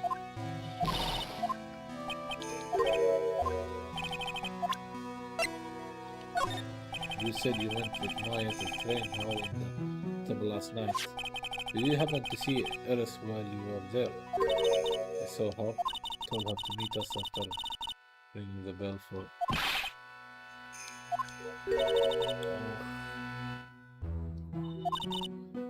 Had Eris helped Mystic Maya begin her training. But that doesn't fit with Eris' story at all. Oh. Something is here. She said that she never went to the inner temple. As they say, the plot thickens.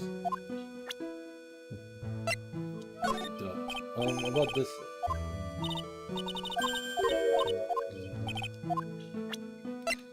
Herself. It's all my fault. Me and my stupid back. Mystic Elise has been murdered an important accolade strat. And a little girl has been lost. You know, you really shouldn't be so negative. Creates bad karma. Quite right, I need to do some more training myself, I think. He is a very important visitor, you know. An honored acolyte. Honored? How so? The Fae name is synonymous with the Korean channeling technique. Therefore, she must be a spirit medium of great power indeed. Now that you mention it, 1 year ago, there was a case that was about the master of the Korean channeling technique. Detective, I detest talk of supernatural level.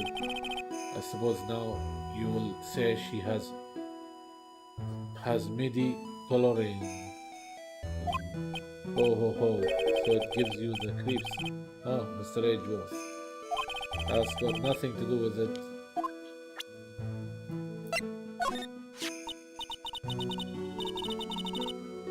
Oh, this poor girl. Where could she have gone? Well, we checked out her home and she's not there. And she's nowhere in the vicinity of the temple either. Which means there's only a few other possibilities as to where she could be. Do you think maybe she fell off the bridge and was carried downstream? Oh, fuck. Why do you have to be such a pessimist, detective? I was just trying to think like you, Mr. Edgeworth. Ironic, I became a pessimist only after I had the pleasure of working with you. I think we're done here.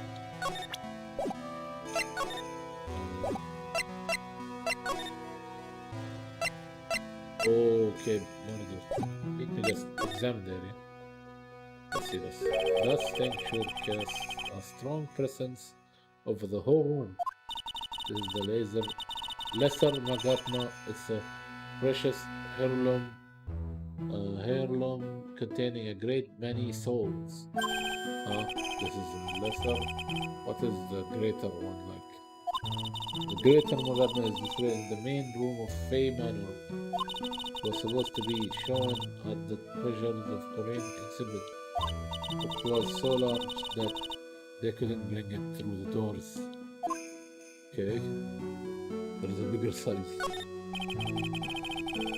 It's an altar with giant Magatma enshrined on it. There are lots of candles lined up on it too. You know, I haven't had a birthday party for myself in a while. Maybe you should blow out those candles over there to make up for that. So it was, would you mind singing happy birthday to me? Stop that, cut that out. Please don't blow out the altar candles. Alright, there's glowing scripts written everywhere on the walls. Man, I'll bet you would have awful nightmares if you tried to sleep in here. This is our main hall, so it's protected by a variety of magic spells and charms. They're all designed to prevent evil forces from entering. So if I slept here for Oogie Woogie Boogie Man, wouldn't hunt me down for eternity, right? Does this guy think about anything other than eating and sleeping?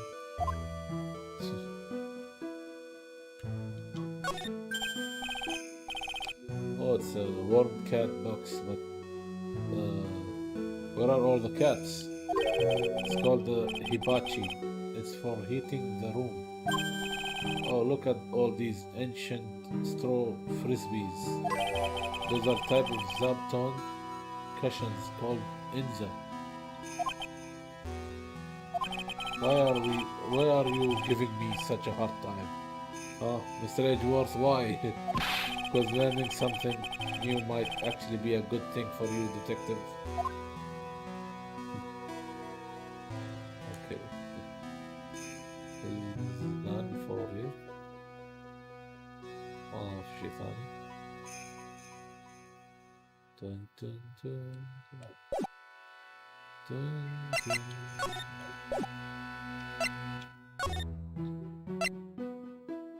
Crime scene. I'll say this to you.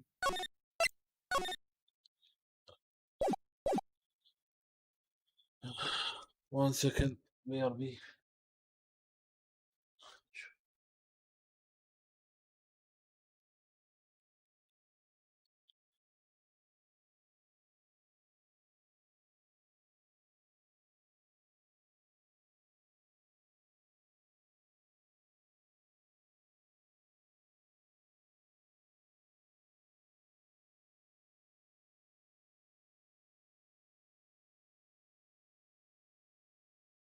Mm.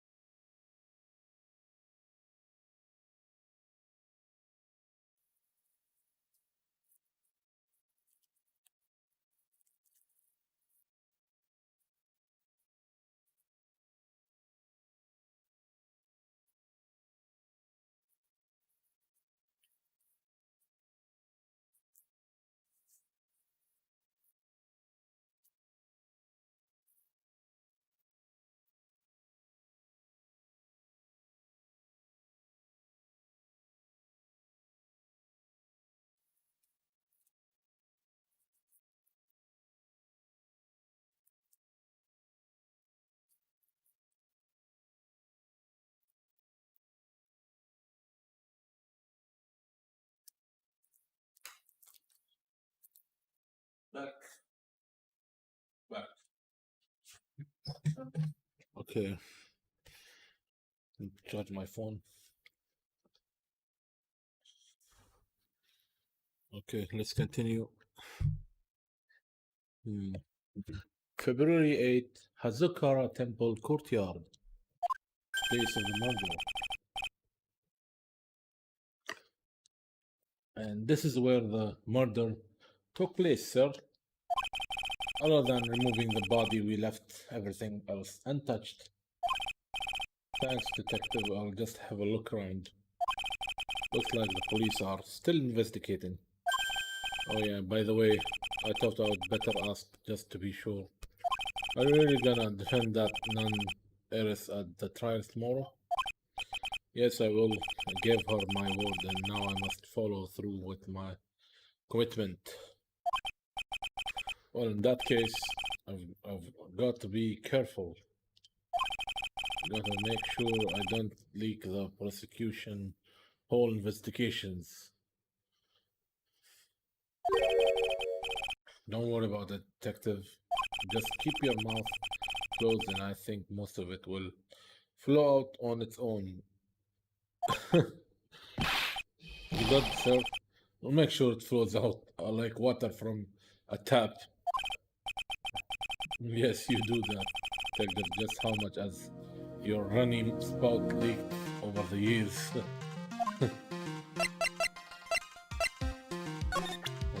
Let's talk to him. The victim. Victim is the famous picture book author Miss Elise Donia. Her entire past, up until she won the writing award last year, is a total mystery. Hard to believe in this day and age you can still find people like that. The estimated time of death of the victim was between 10 and 11 p.m. on February 7th. Cause of death was blood loss resulting from a stab to the back by the murder weapon. The victim was found skewered with a giant sword, sir. Wow, that's terrible. Yeah, but there is one strange thing. Yes, the victim's entire body was covered with bruises. The bruises are consistent with falling from the height of a two-story building. That would be about the same height as that woman in front of us, correct? Hey, you're right. Way to go, Mr. Edgeworth. That just happens to be the room that Elise Dunham was staying in. Maybe she was pushed out of the window after she was stabbed by the sword. Elise autopsy report added to the court record. Time 10 to 11, cause loss of blood from stab at the body fell 10 feet after death. Okay. What happened? Now then, detective, let's see if we can summarize what we have learned so far. Okay, let's take a look at the map. According to the testimony of Sister Bikini, the head nun, right after they had finished dinner, she and Maya Fey headed to the inner temple. It's a long walk. Huh. Right? At 10 p.m., after ringing the bell for lights out, Eris went to the inner temple. Then, that's what she said. When she got there, Bikin had her take over while she went back to Hazakara temple.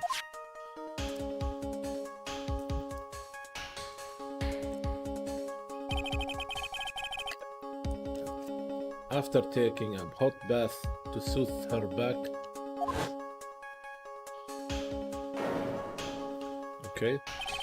Sister Bikini witnessed the murder in the courtyard. Want more details? You should ask Bikini herself in the main hall. The inner temple, huh? I would like some more information about that place. Tomorrow's trial. Trial begins tomorrow, but who's the prosecutor?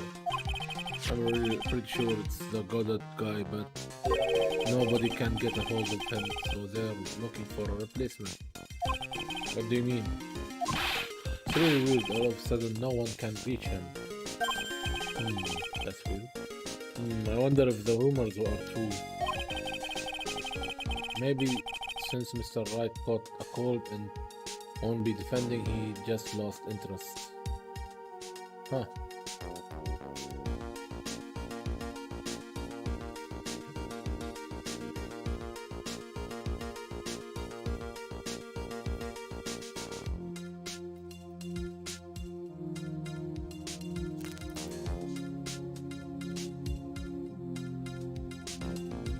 Okay.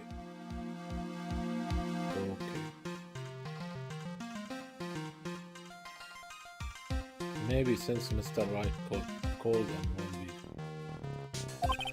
I intend to appear in court in the role of defense attorney. However, I would be quite unhappy if it came out that I'm actually a prosecutor.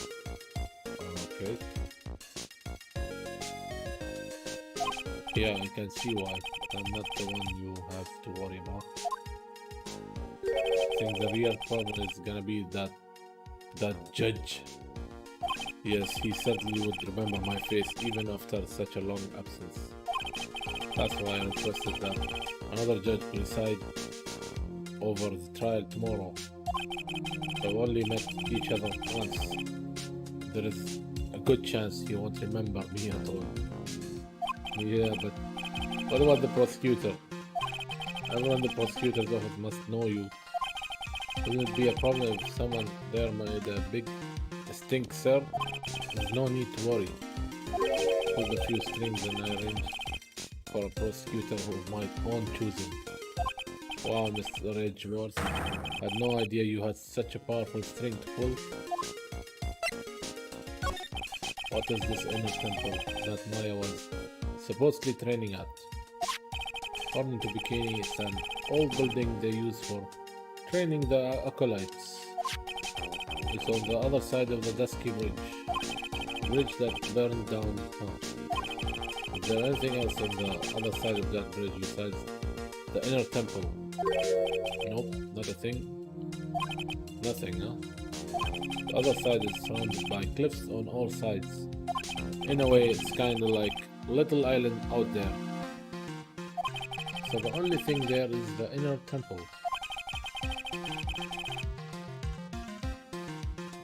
Here it's not the kind of place a person could survive in. Please be alright, Maya. I'm worried about it.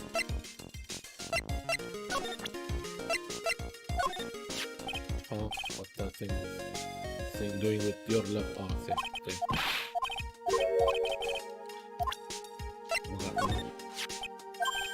Oh, there's an arm thing.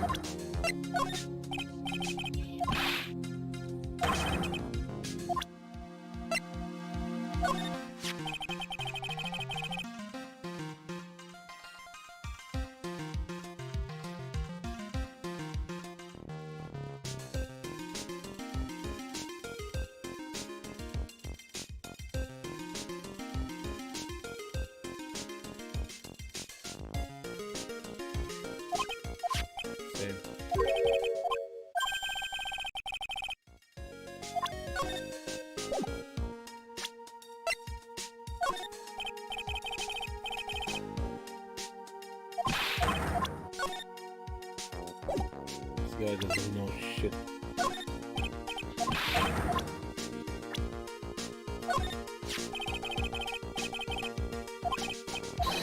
Okay. Let's go to Don't think you'll say anything extra. Sam there. Tell me this one. So the sword from this gold statue is actually the murder weapon. It sure is. It's called Shichi Shito. Shichi... No, not Shito. It's Shichi... Shichi... Hito. Shi... Hito.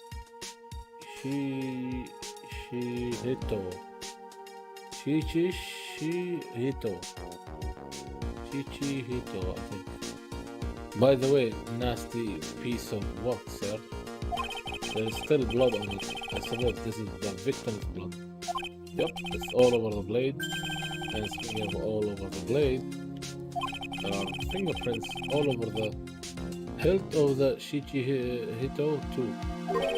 Fingerprints. Naturally, they match the prints we got from the younger nun, the defendant. Her fingerprints are on the murder weapon. What's wrong? Looking really dull, man. Is this how it is for Wright? Is this what it's like to be a defense attorney? Yeah, I figured it doesn't feel really good. To be honest, it feels more like it's detrimental to your health. صحتك. شيجي هيتو ضد البارتيكل found and blood on the suspect's fingerprints on it.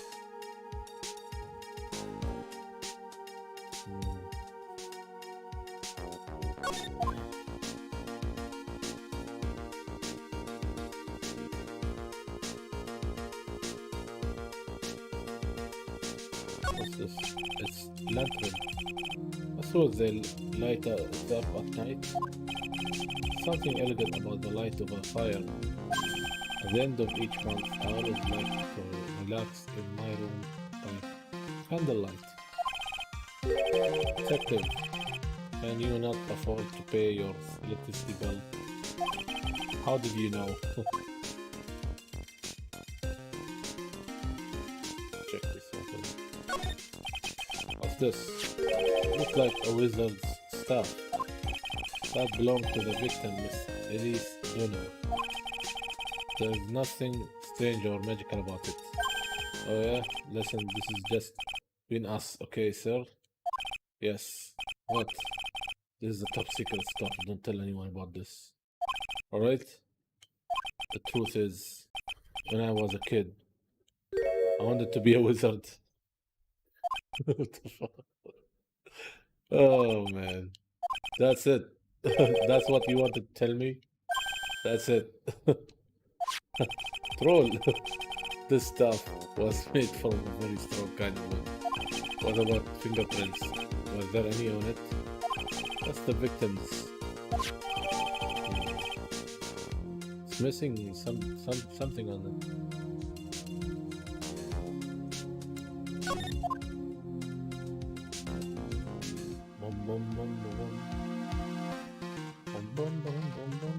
Ah, ladder. There is a ladder with blood. Is that blood? The main gate must be just over that stone wall. Oh, stone walls. I jumped over a few of those in my time. Most of them are good memories, but not all. Detective, perhaps someone should introduce you to the concept of paucity of words. Well, I think it's not blood, it's just the color. Okay. Ski. Ah, I just love skiing. Really, you don't seem like the type. Or what about sleds? Sleds, nah, they're a little too kiddie, you know? Messes with my hard-boiled image.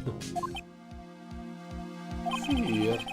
What's with the silence, Mr. Edgeworth? Why is the world starting to go mad?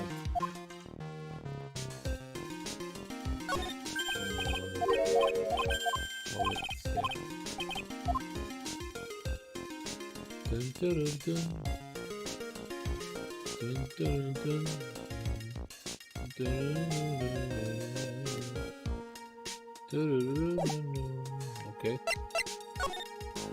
Seems like we have to move on. Manual.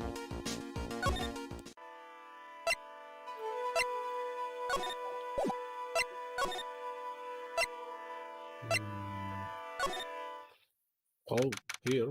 February 8th. Hazukara Temple main gate. I don't see Larry anywhere. Maybe we scared the poor kid away. His heart was shut tight with a number of psychologs. I guess I will have to look for him now. What a thorn in my side. Oh, let's search him. It's not here. Attention. Oh, something here. Great detention center visitors room. And oh, Mr. Edgeworth. Came back because I need to ask you a few more questions if you don't mind. But I have already told you everything that I. Alice, please remember. I'm on your side. You can tell me anything. Yes, thank you. Oh, in your temple? Just finished speaking with the head nun of Hazukara Temple. She testified very clearly as to what happened. She said she saw you stab Miss Elise Dunham with a sword. And one other thing. She said that when Maya Fey began her training at the inner temple, you were there as well. What? When I spoke with you last, you claimed that you never went to the inner temple. And yet Sister Bikini says she met with you at the inner temple that very night. But I didn't go there. I didn't go to the inner temple last night. Looks like she's unwilling to tell me the whole truth. Okay.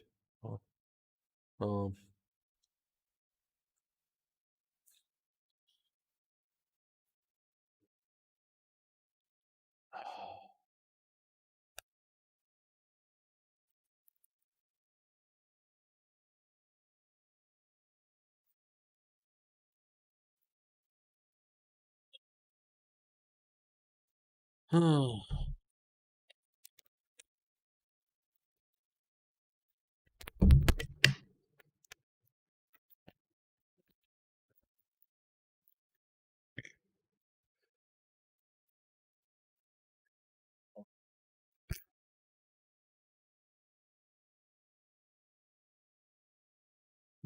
Looks like she's anointed. I wonder if I'll find the answer I'm looking for if I break those cyclones. This is time.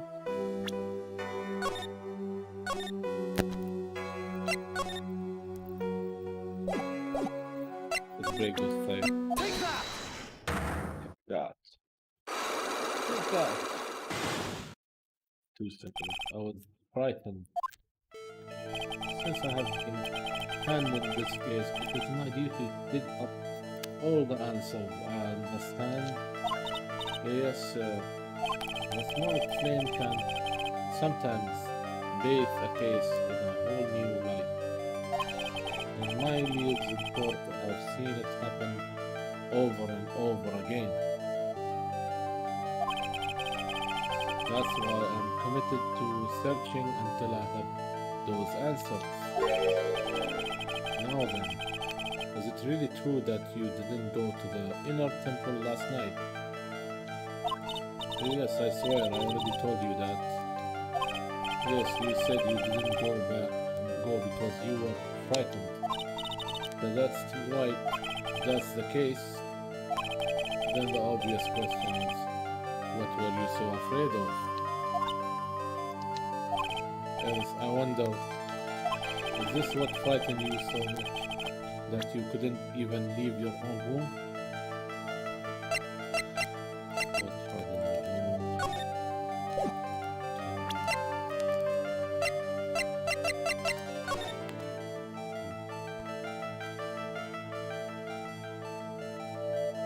you? guess this. Take that! Perhaps this is what you're afraid of. I'm sorry, but you're wrong. Huh? Why is your voice trembling like that? It's just that your eyes are scaring me. Oh, at last, I must be trying too hard to laugh. Please excuse me, I'm still not used to this role I've been assigned to. No, I should apologize. Sorry for being such a scaredy cat. Anyway, I'm still determined to find the answer to this mystery. I'm telling you, I really was in my room last night. If that's the case, then the obvious question is, what were you afraid? Is this, what made her afraid?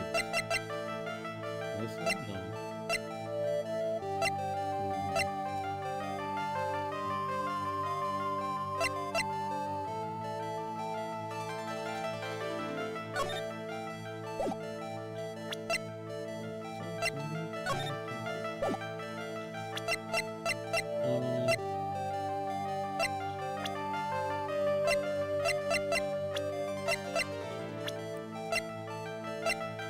This guy? Take that! No.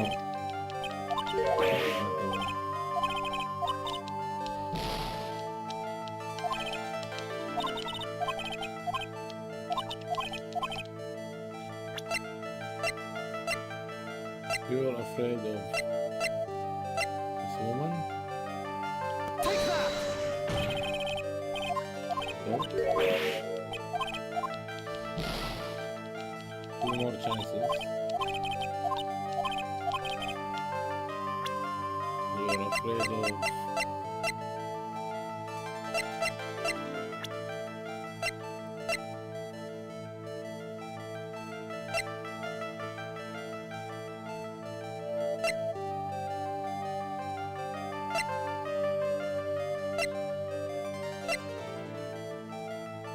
Take that! No?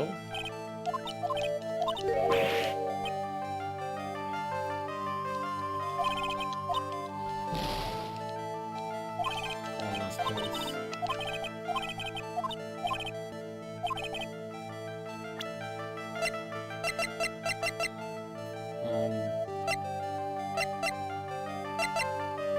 This. Take that! No.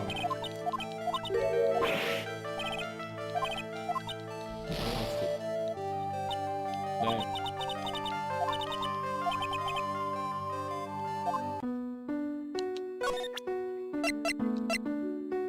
Take that!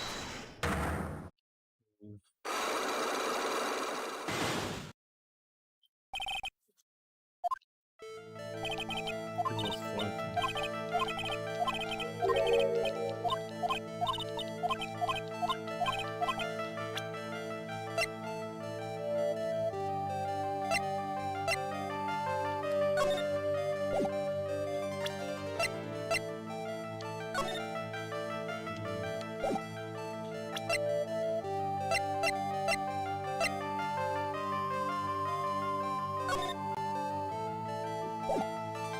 This one? Take that!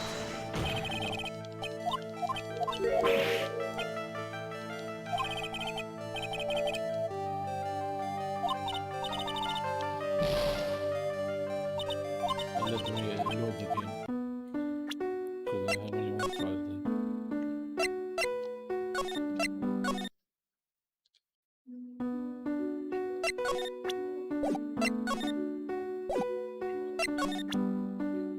Take that! She's afraid of what? I'm throwing stuff. Is it the...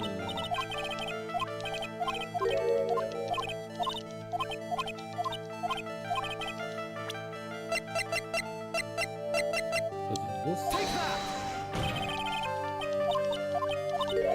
No.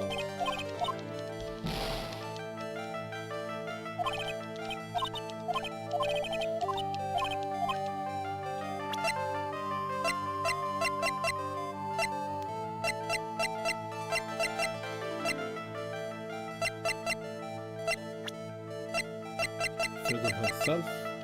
Take that!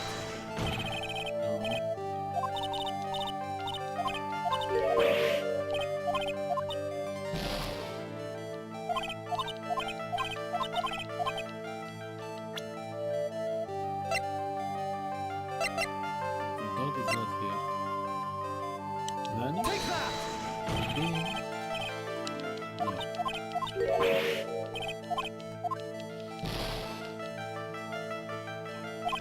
She is afraid of lion?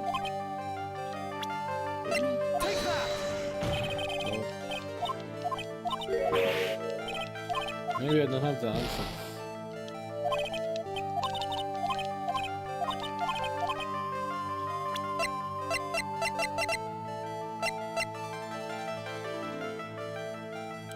Take that!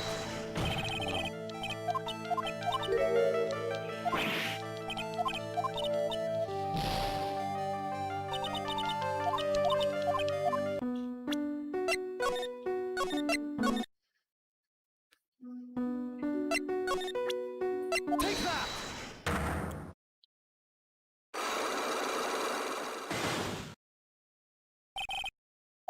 Questions.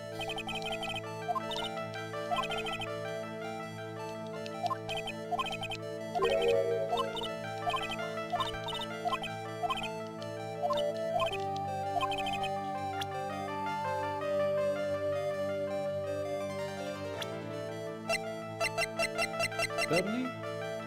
Take that!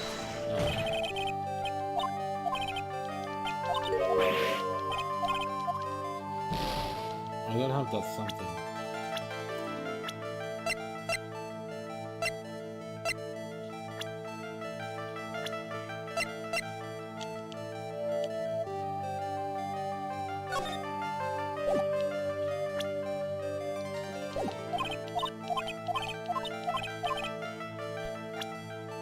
Take that!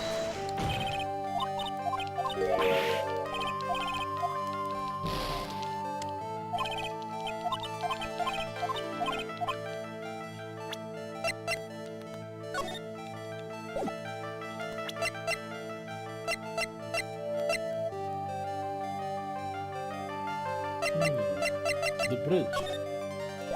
Wait.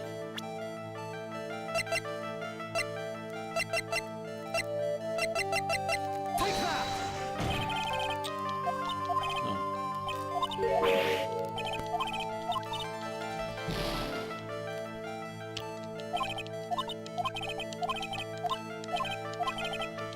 No, I don't suppose I have the evidence.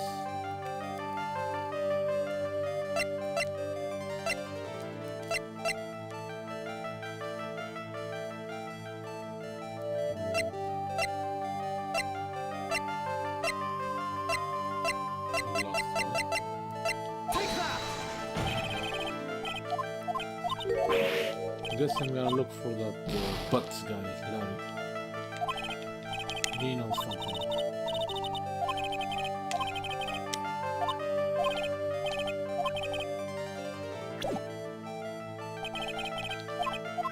Looks like we don't have information yet.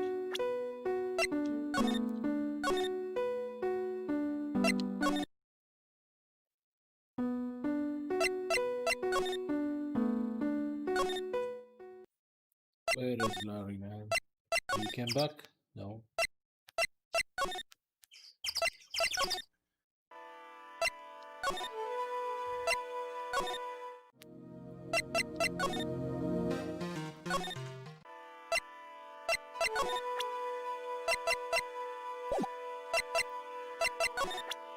Maybe if I show her the items, she might say something. No. No.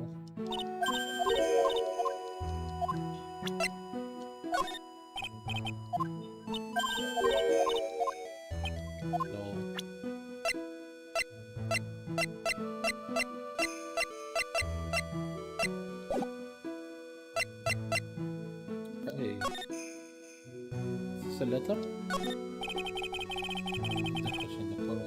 What's that white piece of paper sticking out from the under that stack? Beats me. Would you mind checking that for me, Detective Gumshoe? That letter was not there. This is why I'm searching the rooms. So I can tell the before and after later. Kind of. Do you mind checking out that for me, Detective Gumshoe? Yes, sir. Here you are, Mr. Edgeworth.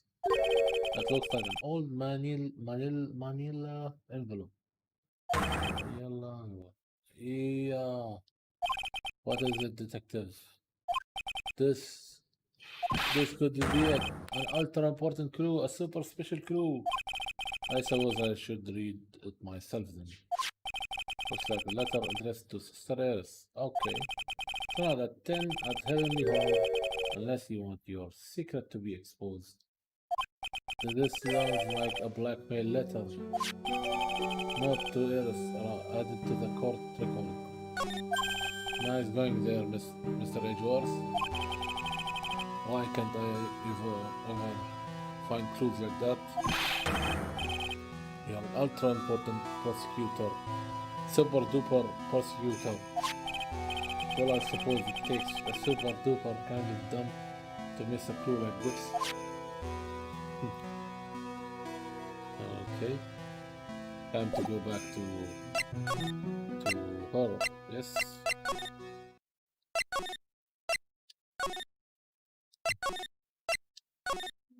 Now we can solve it.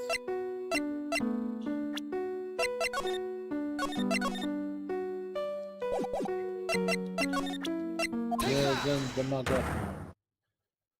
Good job.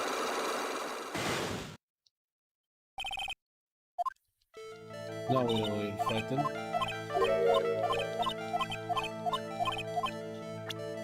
The letter. Take that! Yep.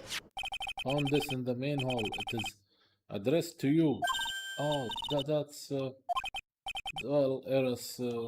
Why are you glaring at me like that? You were scared of the blackmailer who wrote this to you, isn't that correct? Ah, was it the evidence or the power of my glare that broke that lock? Wow, oh well, I don't suppose it matters either way. But Mr. Edgeworth, yes, I thought that letter was just someone playing a prank on me. A prank? Well, yes. After all, even if I did have a secret, there is no one to tell it to that would cause me any grief. Okay? I wonder about that. Sister Bikini is like a mother to me. I'd never hide anything from her. No, you may not have anything to hide under no circumstances. However, last night was different. Yep. Fortunately, I don't know the exact nature of your secret yet. However, whatever it is, secret is one person you want your secret told to. One person told to. Which is Take that! Phoenix Wright. Yep. Oh, you mean something to Wright? It seems. And I can tell he holds special place in your heart as well. That's why you didn't want him, of all people, to know your deep, dark secret. Well, what do you have to say? I should have expected as much, especially from a friend of his.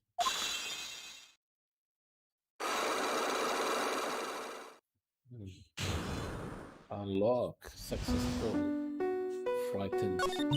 After dinner, this letter was waiting for me in my room. As I said, I was frightened by it. What is this heavenly home? The letter mentions. It's a small mountain shack at the base of a dusky bridge. Small shack, huh? Small like broken down shack, but no one would ever want to go near. Where is it on this map? Let's see. The heavenly home. Down here, to get there, you must follow a small path down from a dusky ridge. We'll see that for. The reality is to get to the inner temple, I had no choice but to cross that bridge. Okay? But the thought that such a terrible criminal could be lurking at Heavenly Hall.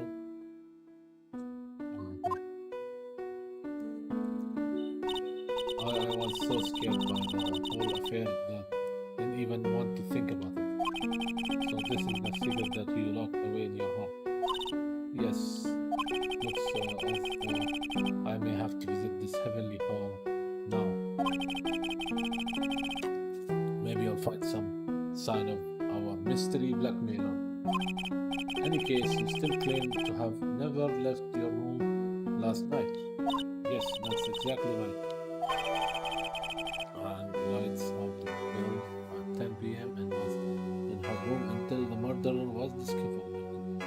There is testimony added to the court report. Who's lying? Who's lying? Okay, the trial starts tomorrow. Promise you I'll win. I'm going to win so that you and Phoenix Wright can see each other again. But when I do, you must promise me that you will tell him your secret. But it's pointless. Why would you say that? Because I may know who Phoenix Wright is, but he has no idea who I am.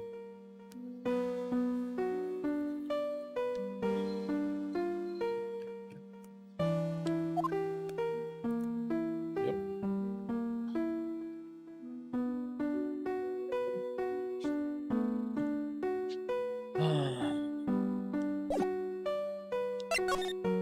Alright. She's a mystery. Let's go to the new Heavenly Hall. Oh, flags and pictures. Okay.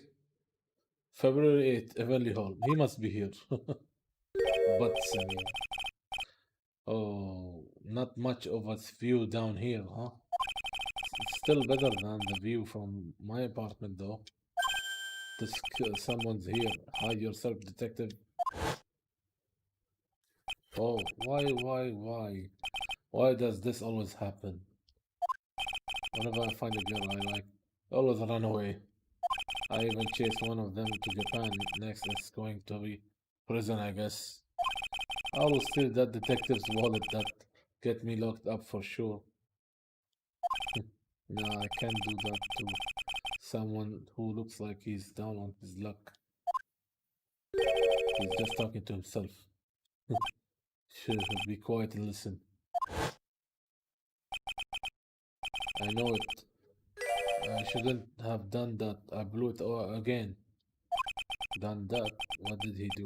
I wonder. Hey, you, about what you just said, I got an objection. What the? Edgy, you dirty rat.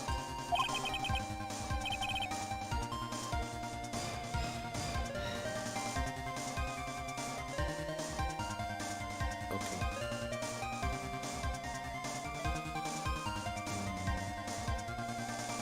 لحظة.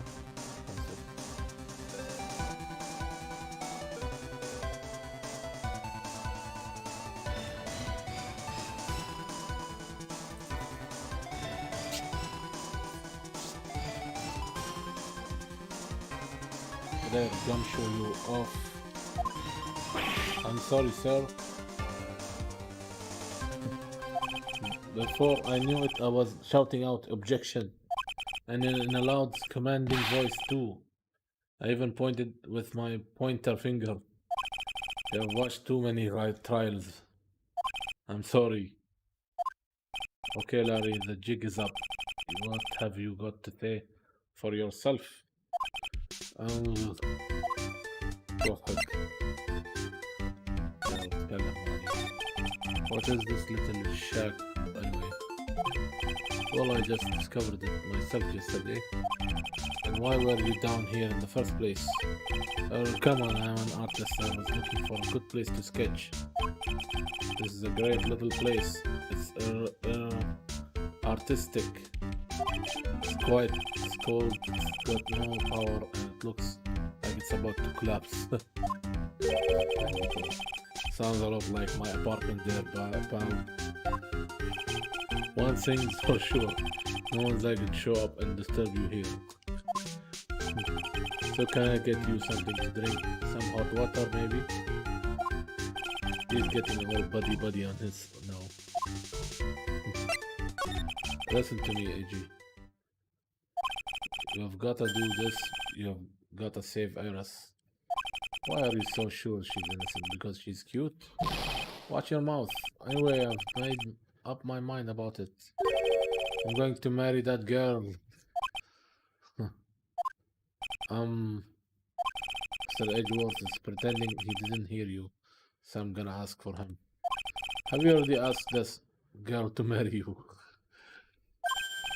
No, not yet, but I can tell how she feels by the look in her eyes. She's got this, I really want this man to carry me over the threshold look. I'm sure Nick would be surprised. He'd never imagined that I could marry such a beautiful girl like that. Something tells me he would be shocked indeed. That's why I didn't want her to do anything dangerous. I mean, what am I gonna do if she gets hurt? He's the blackmailer. He's the blackmailer. What is this guy trying to say? He lost me about a mile back. We really want to know the answer to that. I'm going to have to drag him into the witness stand. I can cry. Come to think of it, you still haven't answered my question. Where were you and what were you doing last night? Oh man, don't you have anything else to talk about?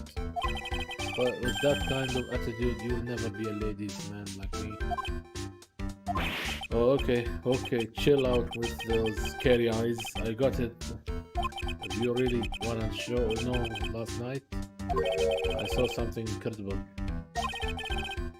Something incredible. Oh. Okay, for 3 blocks. Yeah, but let's not talk about that now. Let's talk about the good old days. What do you say?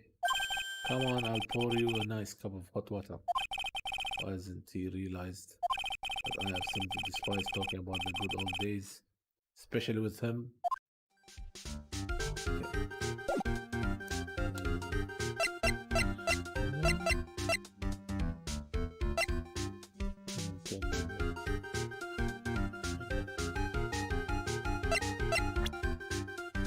Okay.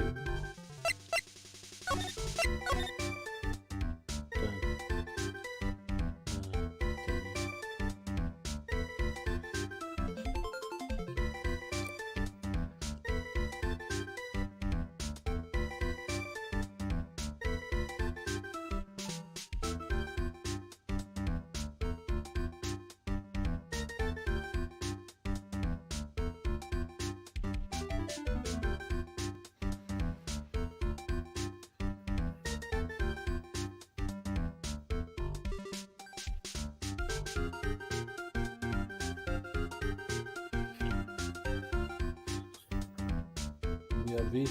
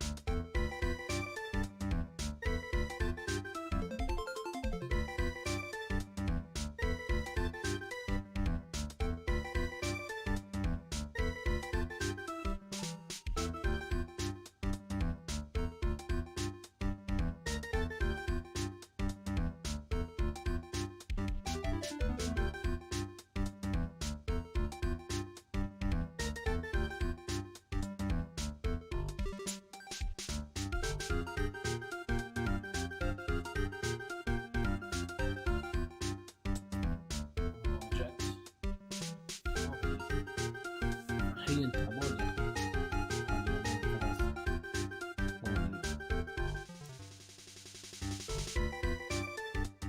سووا هو يا أخي بريك إنه تعبان. مشكلة. تعب.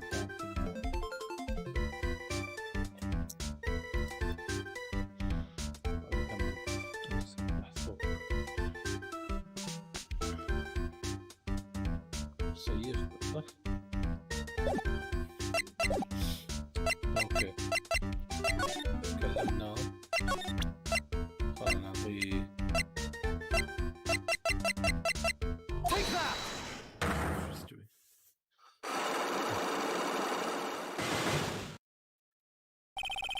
The night of the crime. Alright, now you're going to tell me what you really saw last night.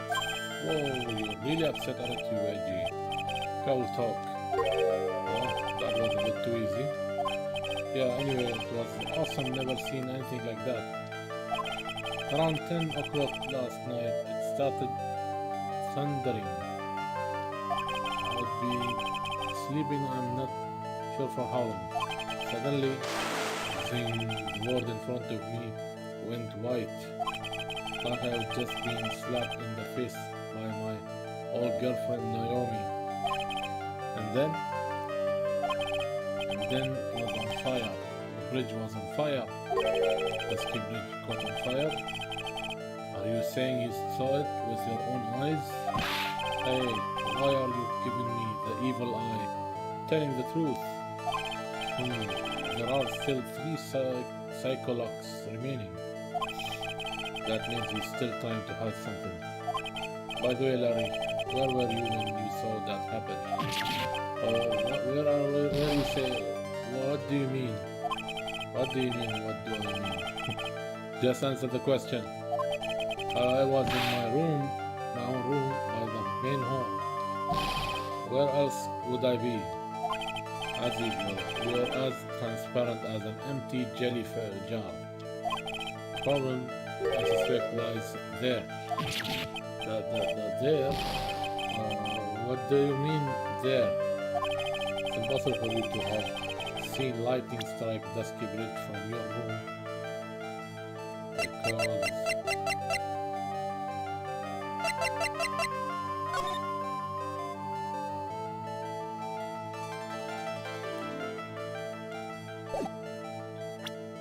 Take that! This is a map of the area. Take a look around the vicinity of Hazakura Temple. What am I looking for? I think that should be fairly obvious.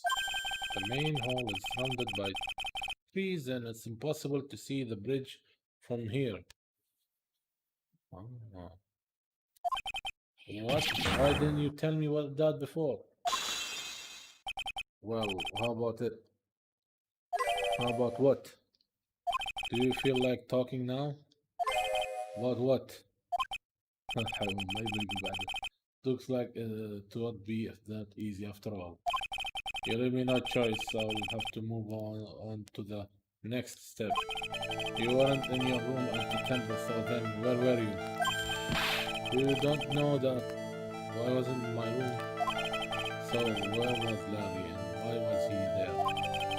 If I have read the situation up to this point correctly, the answer is fairly obvious. Very well then, let's test my theory. The place you witnessed lightning striking the ski bridge from was here. Take that! This is where you were. Well, what do you think, Ray? Not much, I guess. Oh, what? I'm sorry, but what kind of answer is that? Well, you were just making small talk, right? Like, how are you doing or something? Larry, look at the expression on my face. No, I look like I was just making small talk. To be honest, no, I guess not. Ha ha ha. Still, I didn't think through carefully enough. So where was Larry and why was he there? I have read the situation up to this point correctly. The answer is fairly obvious.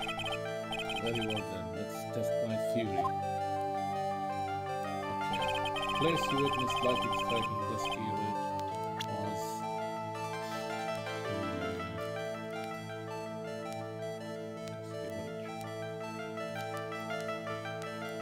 Take that! Place you saw Heavenly Hall. That's it, yes. Why would I be hanging out in this old shack? It's freezing cold. There's no electricity. It could fall apart at any minute. Larry, how do you know that anyway? How do you know there is no electricity? After all, it's not that dark yet. Uh-oh. In other words, you have just provided evidence to prove my theory. My theory that you have at least once in your life visited Hamley Hall after sunset. I have to admit, I'm impressed, AG. You're in a totally different league from Nick. That's nice. Now tell me, what were you doing in this poor little shack last night? That's what you might call a fair decor. I think you mean a fair decor. Could it be you were waiting for someone? Oh no. You really are one scary guy, you know? I believe that last night you were waiting for this person to come meet you. This person. Take that!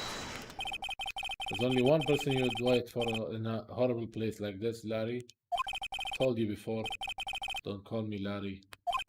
Person you were waiting for was Iris. Oh, suddenly I feel cold all over, edgy. No doubt because of my chilly glare. So you think I got the hots for Sister Iris, huh? Do you have some kind of evidence? Do you have something that proves I was waiting for her? Or are you just guessing? Is where I draw the line in this ridiculous little game. Here's evidence that proves you were waiting for Iris.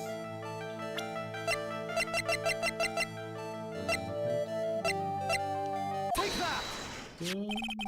Here's your evidence.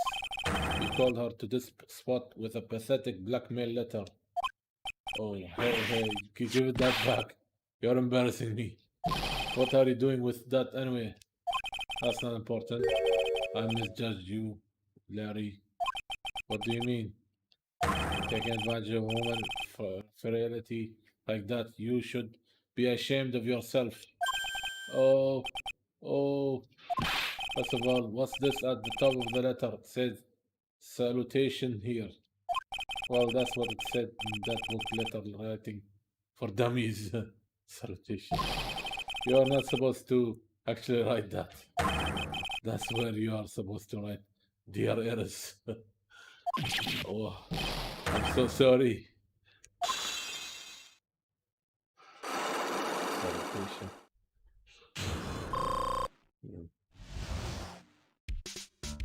The night of the crime. So you were here in Heavenly Hall last night, weren't you, Larry? When you saw the lightning hit Dusky Bridge, didn't you? Sorry, Edgy. Sorry doesn't cut it. You scumbag threatening a young lady like that. Nope. Wait, hold up. What now, pal? What are you talking about? What threatening stuff? Tell you what, you tried to scare us by threatening to expose her secret, pal. What do you mean threaten? What did I threaten her? Unless you want your secret to be exposed. That sure sounds like a threat to me, pal. Blackmail, in fact. Give me a break, it's a love letter, heaven. You ever been in love? What did you just say? My love for her burned so hotly could melt all the snow on this mountain. Oh, and what is this secret you mentioned? Come on, Edgy. Did you get it? I'm talking about the secret love between her and me. Obviously, she wouldn't want old lady Bikini to know about it, right? About our hot and sour, bittersweet love affair. He has a big imagination. He's alright then. Why did you send a love letter in a business like manila envelope? Give me a break. It's not my fault. I didn't have any other envelopes. Yeesh. Then why were you so quick to apologize, pal? It's cause Edgy gave me that scary look of his. What's wrong, Edgy? Why are you so quiet all of a sudden? That's it. That's what all those huge locks were about.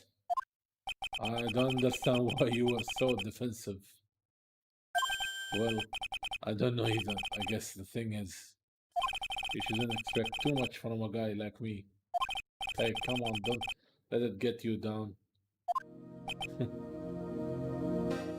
But Mr. Edgeworth, this guy is still hiding something. I know it. What do you mean, detective? Don't forget what this guy said just a minute ago. You really don't want to know? Last night, I saw something incredible.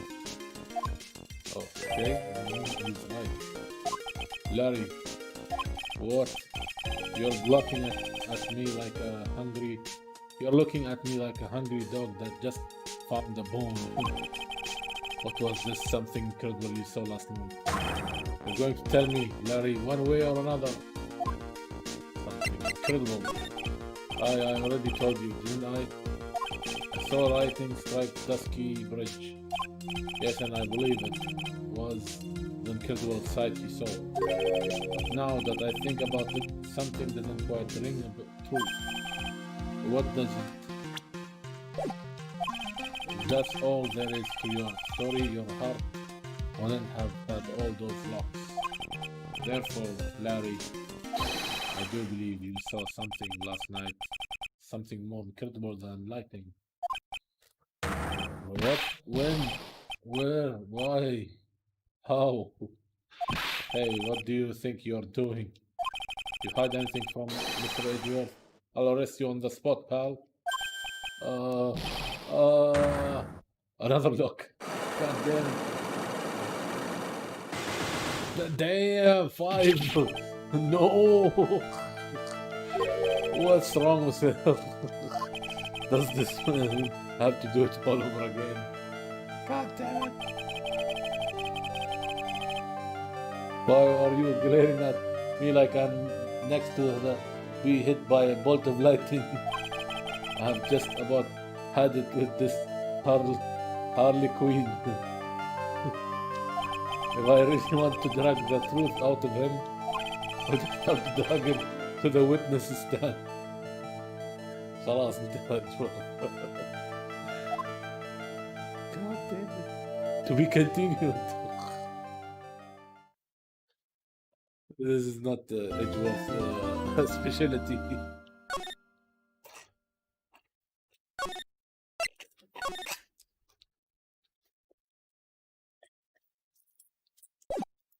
Let's see the next. Oh, it's the trial day. Court. Let's go. Day 1. Okay, February 9:47 a.m. in the morning. District Court, defendant lobby number 1. Oh my, Mr. Loris feels that way about me? Apparently, he isn't aware of your real secret at all. This is no time to be embarrassed. I am sorry. I'm just hardly accustomed to that sort of thing. Worry not. In any case, whatever it was that he saw on the night of the incident, mark my words, I will drag it out of him. Does that mean Mr. Loris is the witness today? No. I believe that none will be the first to take the stand. Sister Bikini. She claimed to have seen the very instant in which you carried out the crime. I just want to ask you one last time. It really wasn't you who killed Miss Elise Dunan, correct? That is correct. It wasn't me. Very well then. Mr. Edgeworth. Yes? You are a prosecutor, aren't you? Are you sure about this? If your true identity is revealed, don't worry. I have made the necessary arrangements. I see. Eris, it is the prosecutor's job to dupe people.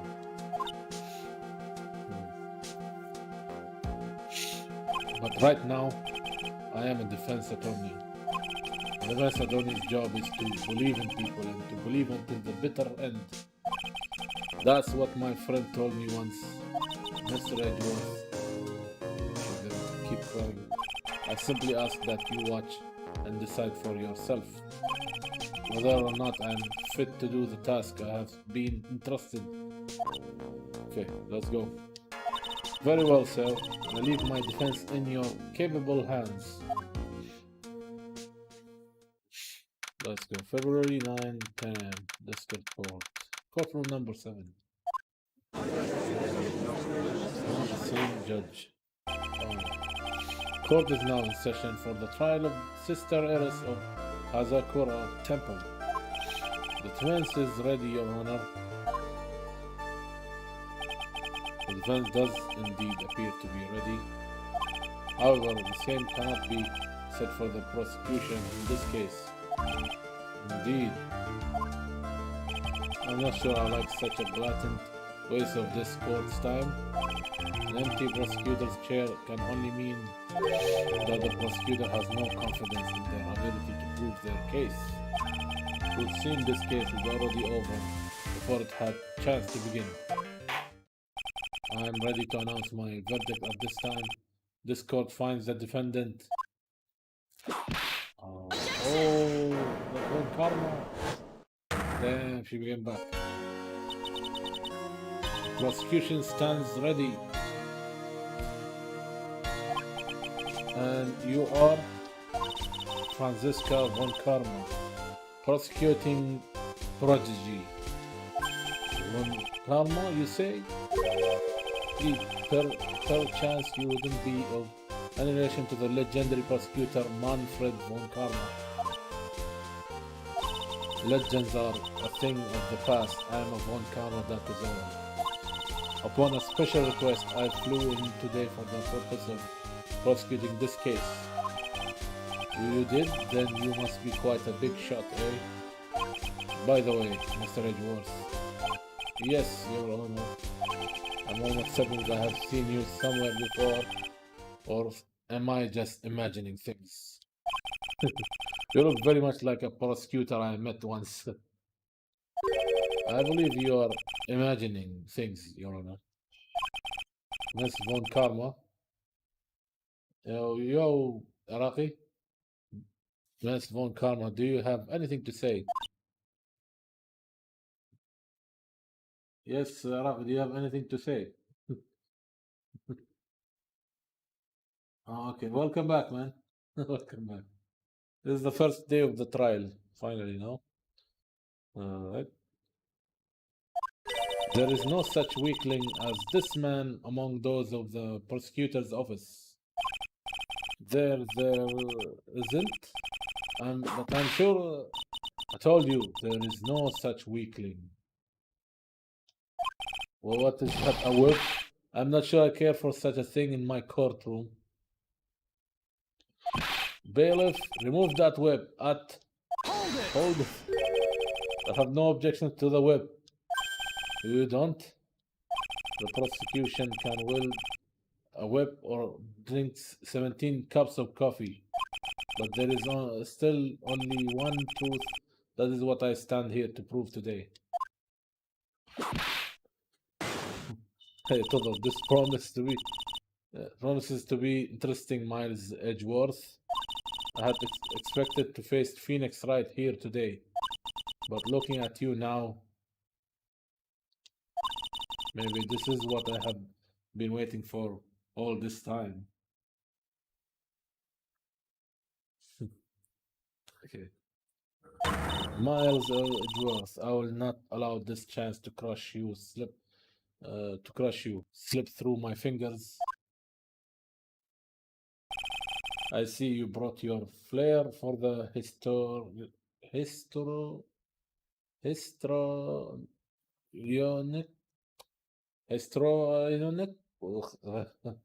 كلمتين. Allow me to add it to the things I'm not sure about. People acting bizarrely in my court. Whoa! The stage is set. Now continue with the proceedings, Your Honor. I تضرب كلها تضرب. Very well, Miss Von Karma. Please give an outline of this case with as little whipping as possible. Okay. The murderer victim is the famed picture book author Miss Elise Dunham. Philistine. Her body was found in the Hazakura temple courtyard. She had been stabbed through the torso by a ceremonial sword from a golden statue. The sword in this picture is the weapon in question, correct? Very well. The court accepts this photo of the crime scene. That where Ellis Dunham was murdered. There is no mistake. This was the doing of the sister Eris. After all, there is a witness to her crime.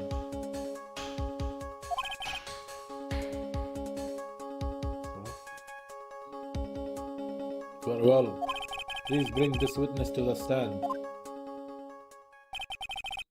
And so it begins, my first and last trial as a defense attorney.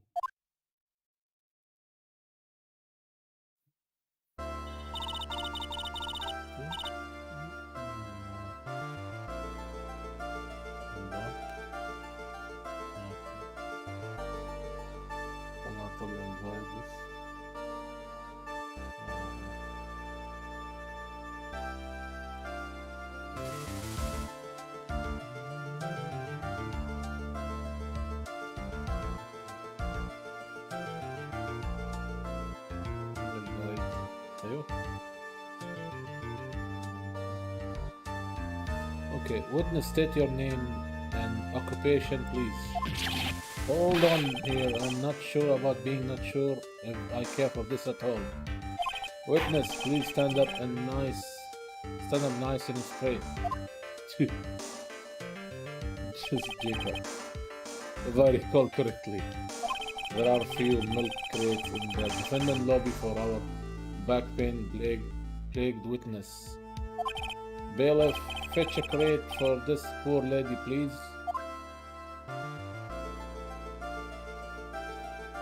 واقفة على الصندوق مال حليب ولا شي واقفة. Once again, your name and occupation, please. Little old me. Well, I'm the head nun of the Hazakara temple on Eagle Mountain. My name is Bikini. You got it, Bikini? Nice to meet you, everyone. But you don't appear to be wearing a bikini right now. Wow, the courtroom is the garden of holy judgment. Those with lechery in their hearts should leave this sanctuary at once. Do you want me to leave? No need to get your bikini in a twist. Let me tell you, I am a sight to behold in summer. Wow. In any case, witness, I hear that you saw the crime take place on the night in question. That's right. I can still hardly believe it myself, to be honest. There's no way dear little Eris could do anything like that.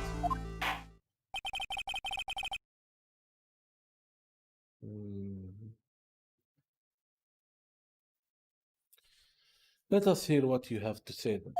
First, tell us about tell us about your own movement that night. I think it's about misspelling there. Hey, boot, Canadian. The night of the murder. That night I was helping an acolyte with her training in the inner temple, but well, as you can see, my bat likes to act up violently. So I left Eris to help the acolyte and return to Hazakura temple.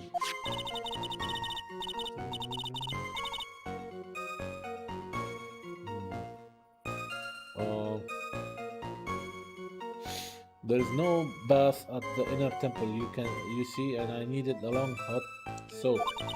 It was after I had finished, just as I was heading back, that's when I saw it.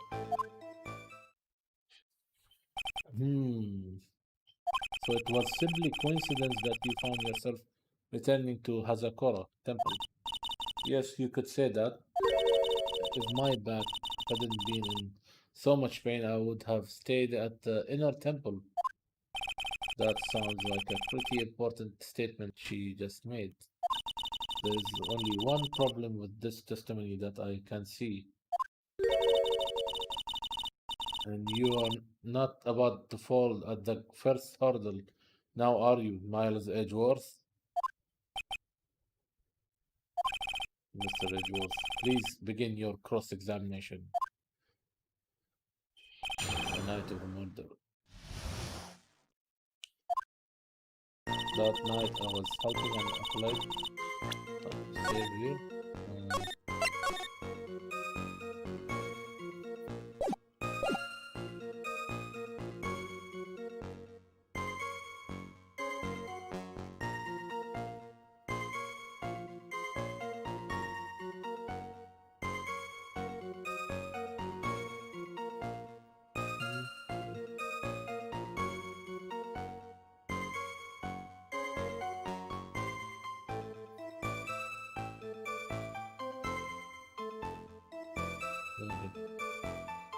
Alright. That night I was helping my now acolyte with our training and the let's press on this. What is this inner temple? Well, see, conversing with the spirits is what we train people to do, right? We'll be the ones asking you the questions, madame. In order to do that, a place strong in spiritual power is required. There is a small temple across Dusky Bridge called the Inner Temple. Acolyte must spend an entire night there to undergo intense training. And how exactly do you help with this process? It's all quite exacting. Can be performed without a non-supervision. Like a tutor watching to make sure a spoiled child studies. Tutor with a whip in your case. If that is the case, then why did you return to Hazakura Temple where the murderer took place? Well, as you can see, my back likes to act up violently. Violently? That's right. It's no laughing matter, especially in winter. Can't hold anything heavier than a knife and fork during the cold months. Just being alive is like strict training. On the night of the murder, was this fabulous back of yours hurting again? That's right, raging like a bull in a big pen. I almost fainted once or twice. I just knew that unless I warmed it up, it was going to finally finish me off. So I left Eris to help the acolyte and returned to Hazakura Temple. You left Eris to help with what? What do you think? The acolyte's training, of course.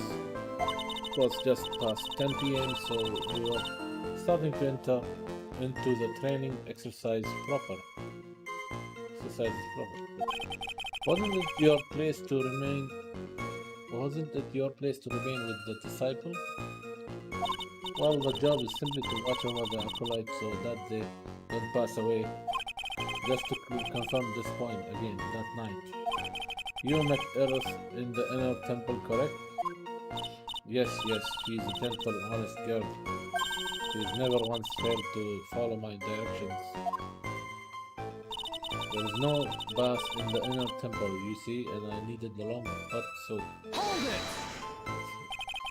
So you return to the Hazakura temple in order to take a bath. My back is to blame for everything. It's a do or be done in kind of a world. After all I'm wearing you in the bath for, if you don't mind me asking. My, what a filthy little rogue you are. I know what's on your mind. I bet your next question is going to be, where exactly did you wash? Oh, this is why you have to watch the young ones. Oh, what are you doing? Wow, pathetic Miles Edgeworth. The lowest of the low.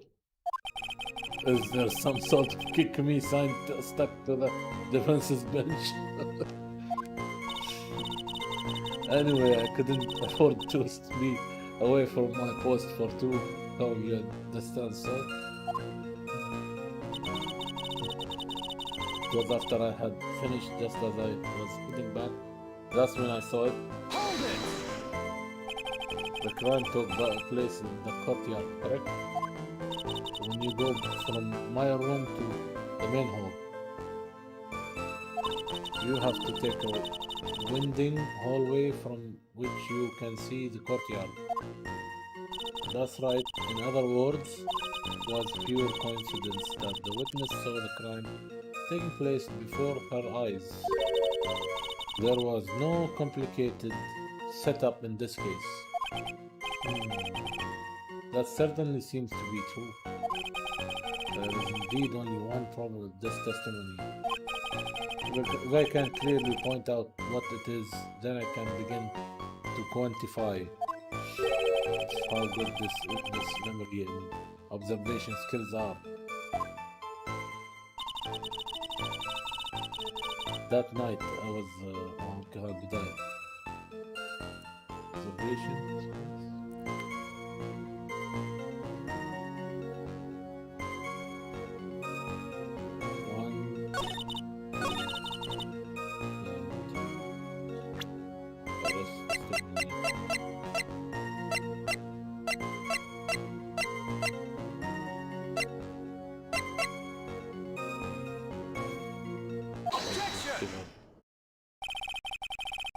Witnesses have to undergo their own trials, I'm afraid.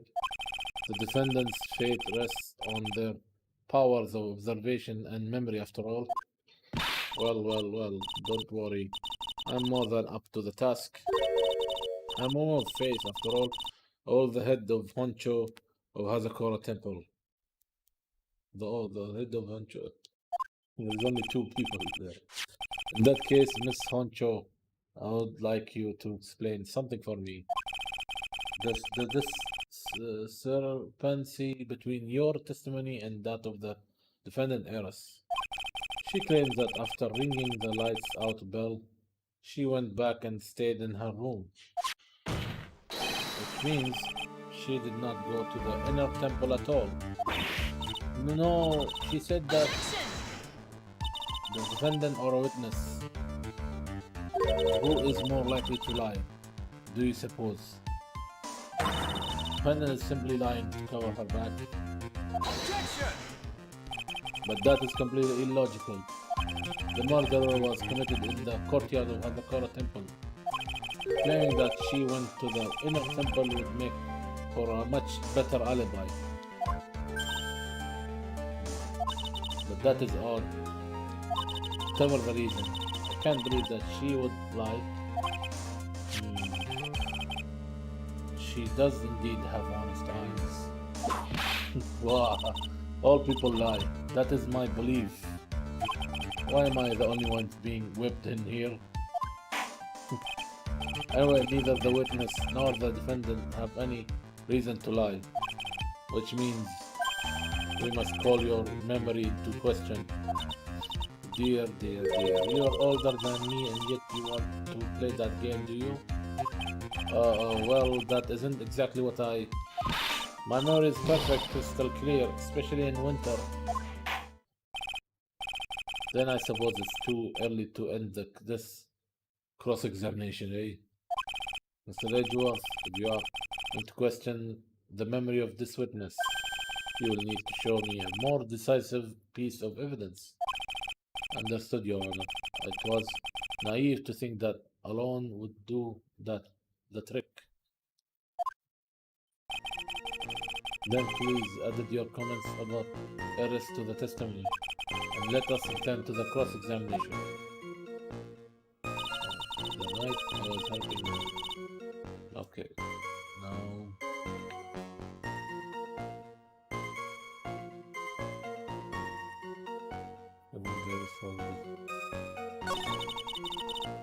Iris came to the inner temple. She was as she had been at the dinner. Okay, that's the one. Throw out the hood. Objection! Witness, let's get one thing straight. The defendant whom you claim to have met, she was wearing this demon warding hood, correct? Of course. That is a very important piece of clothing I will have, you know. Wahahaha, wahahaha. Wait a minute. Objection! Hold it right there. Why do you have that? That's the question of the day now, isn't it, Miss Von Karma? I will have you know that this code was given to someone as a gift that night. Before the lights out bell was rung. What? You know where I'm going with this, don't you?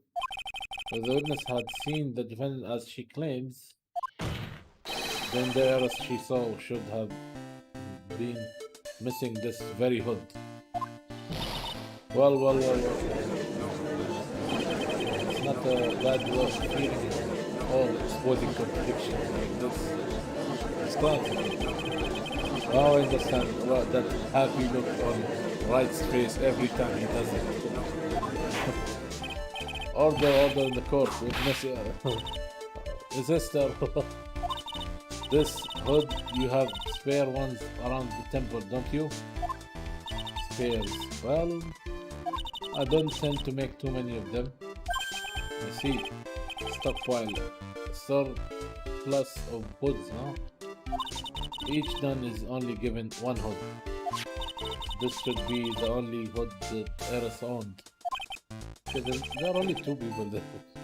Then this is quite strange. Well, if there was a surplus of hoods, then she could have worn one of those. There is no contradiction here. Sorry to break this to you, Mr. Montano, but you won't get away that easily. Discrepancies such as this will sow seeds in any human heart. Seeds of doubt. Witness, while I don't wish to call your testimony into doubt, you must give every detail with precision. I am not sure I'm comfortable going along with this. Sister, as she said, sister, you shall continue with your testimony. Tell us what you saw after finishing your bath on your way back to the inner temple. Those needs of doubt are sprouting in the judge's heart. They just need a little more stimulation to bear fruit. Contradictory stimulation. After my bath. I finished my bath around 11 and I thought I should return to the inner temple. And as I was walking back, I heard a noise from the courtyard. I took a look and it was Mystic Elise. And with that sort of all things, Mystic Elise was staying in the corner room which faces out into the courtyard. The stabbing I saw must have occurred after she was pushed out of her window. You saw a truly terrible sight, didn't you? If I was in your place, then it would be much like Miss Von Karma whipping Mr. Edgeworth in two in court. And me seeing it all from this very chair. Well, something like that. Just judge. His imagination is about as vivid and creative as Detective Gumshoe. I would look the fool if I commented on such foolishness.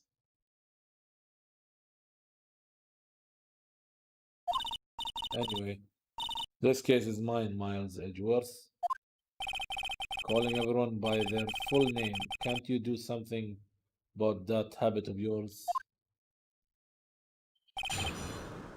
After my bath, okay. Alright. Finish my bath around 11 and I thought Turn to the Hold left it. for this. How far is it from your tomb to the inner temple? Let me think a moment. About 20 minutes on these stumps of mine. About 15 minutes to Dusky Bridge from Hazakara Temple. The inner temple is just beyond the bridge. Still, you never made it back there at night, did you? That's right.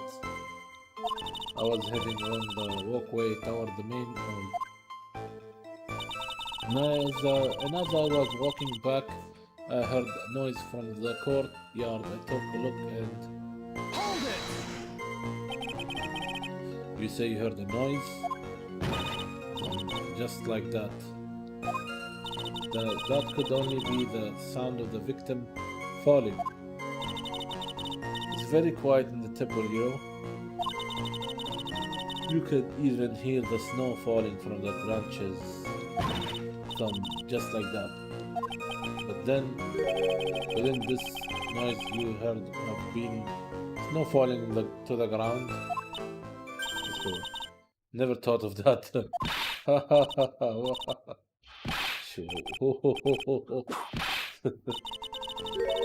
جربوها ضحك. The next one to laugh, it's a whipping. Well, whatever the source of the sound, I looked over at the courtyard and Alice was, oh, mystical Elise, and with that sort of all things. Hold it. That is the second time that the witness has testified to seeing the divinity. But some doubt remains in these claims. Hey, just what does that mean? Just because you are a good-looking young man doesn't give you the right to... The murderer who stabbed the victim with the sword. Mr. Bikini, try to recall exactly who it was you saw, as clearly as you can. Well, you are a handsome young man, so I'll forgive you. Oh, now that you mention it, there was something awfully strange about her. Something that has been bugging me all this time. Please, don't keep us in suspense. Her hood. Her hood. That's right, it's coming back to me. Yes, she wasn't wearing her hood. Oh man. I thought something was out of place, but all makes sense now, doesn't it? After all, she had given that hood away to someone, right? Oh, huh? You have dug your own grave, Miles Edgeworth. What do you say, Mr. Edgeworth? Is this testimony important? It's important. Let's say that.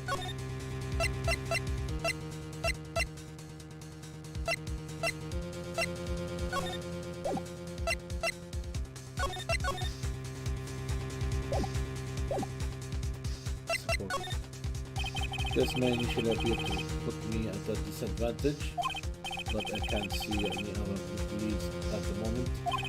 Your Honor, I would like these new statements to be added to the testimony. You want to hang yourself, you need only to ask. I will gladly lend you my whip. Witness, added that statement to your testimony. No problem. Now that you mention it, I didn't have her hood.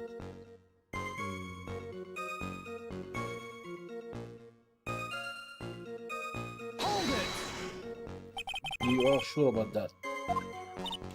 Yes, after all, we always wear the same clothes. I don't mean because we are poor. You understand, it's our style. Yes, that's it. There is absolutely no need to explain yourself. Anyway, she looked different from normal, so that really stuck out.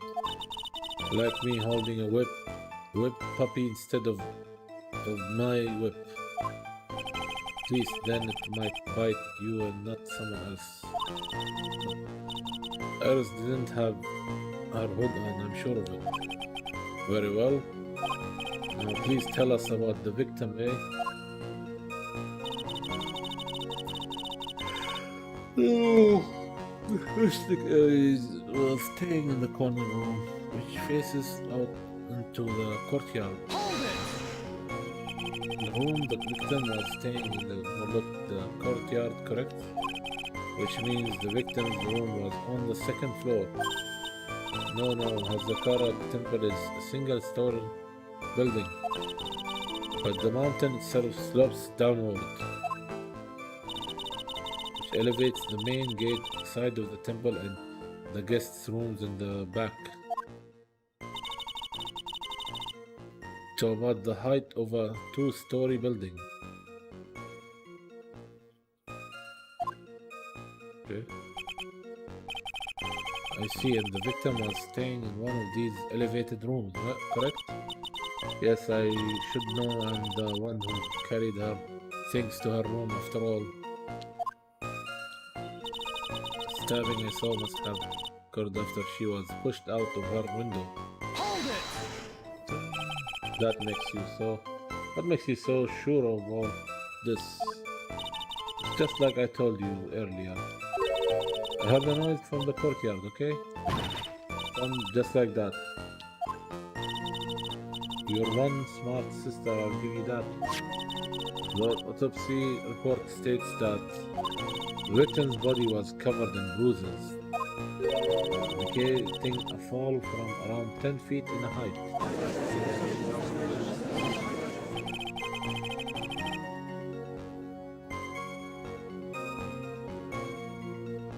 To believe that the witness was not mistaken, then. Yep, more than just a pretty face, especially in winter. I'm a woman of faith, after all, the head honcho of Hadokara Temple. There is only two of them working there. Then he said, "What's wrong, my Zechur?" No snappy comeback remark. It doesn't feel like she's lying. This is very powerful testimony too. She claims to have seen the instant in which the defendant stabbed the victim. There are only two things I can believe in right now. My client, Iris, and my own abilities as a defense attorney.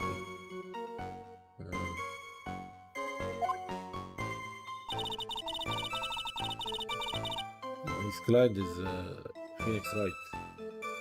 This time. I finished my bath and okay. I have to show her something.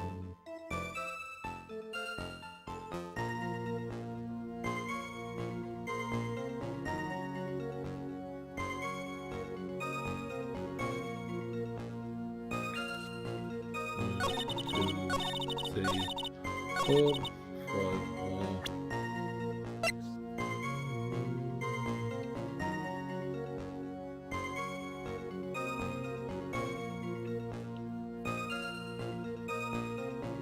Ellie's autopsy report. Objection! That statement contradicts the data provided by this piece of evidence. Oh shit, forgive me, Honor, but you just said that does. Don't try to play mind games with me. غلط كله. Curses, it appears I have yet to adjust to being on this side of the courtroom.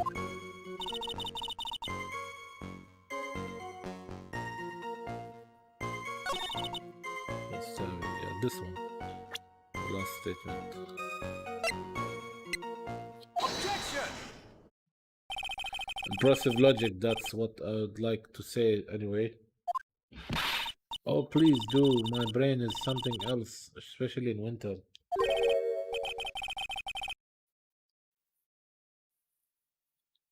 However, I think you are overlooking one thing.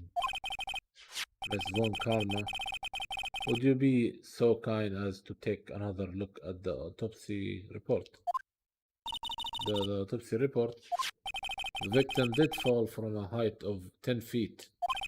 However, This fall was after she was killed. Uh-huh. That's right. It says after death, right here. The scene the witness claims to have been seen is contradictory. If the defendant stabbed and killed the victim there in courtyard, how did the victim then go on to take a 10-foot fall? Order, order.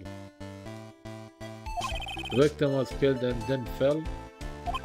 If that is the case, then the victim must have been killed in her room. Don't you agree? That is the logical conclusion. Yes, that's right. The victim must have been stabbed by the defendant in her own room. And she was then thrown out of her window down into the courtyard below. Objection. Were there any signs of a struggle in Miss Dunham room? She was stabbed with a sword. That would have leave a blood stain, wouldn't you agree? Well, Miss Von Karma, was there any blood? Well, no traces of blood were found in the victim's room. Your whip has just caused traces of blood to be found on my glorious play of beard. However, there was no blood in the room. And I'm sure there is no need for me to go over this, as I'm sure Your Honor is well aware of when a stab wound produces the most blood. When it produces the most blood, very little blood is actually lost at the moment of a blade's insertion. We want to talk about when the most blood would be lost from a body. That would be when the blade is removed. Indeed, with the weapon still in place, it acts like a lid on the wound. That's true. With the weapon still in the body, there wouldn't be much bleeding. Perfectly reasonable line of thinking. We have come to a conclusion then. The victim was thrown out of the window with the sword still in place. This removes all of the contradictions.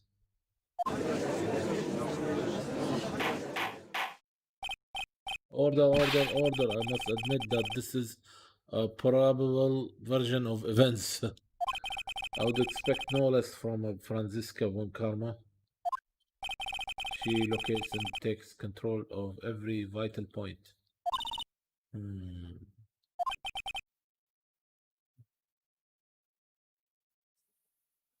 Seems that we need a clearer testimony from the witness.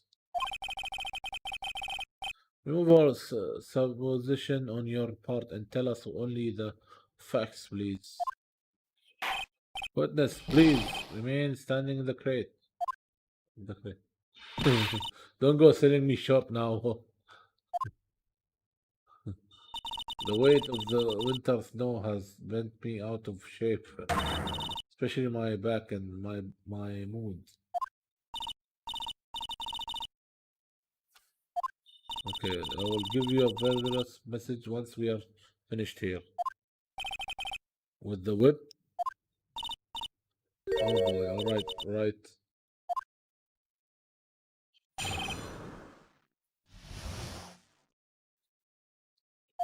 Further details. When I look across at the scene, the sword was already in place. Thinking about it now, I didn't actually see her stab Mystic Elise. I've never seen so much blood before. That's when I fainted. You can't blame me, can you? And when I woke, Mystic Amy was stabbing Mystic Elise through the back. Should be her last chance to give us testimony. This all confirms Miss Von Karma's theory.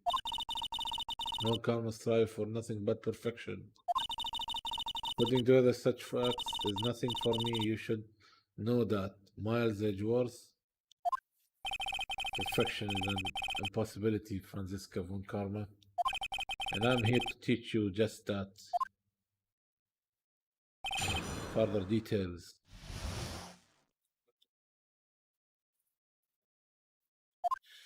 When I looked across at the scene, the sword was already in place.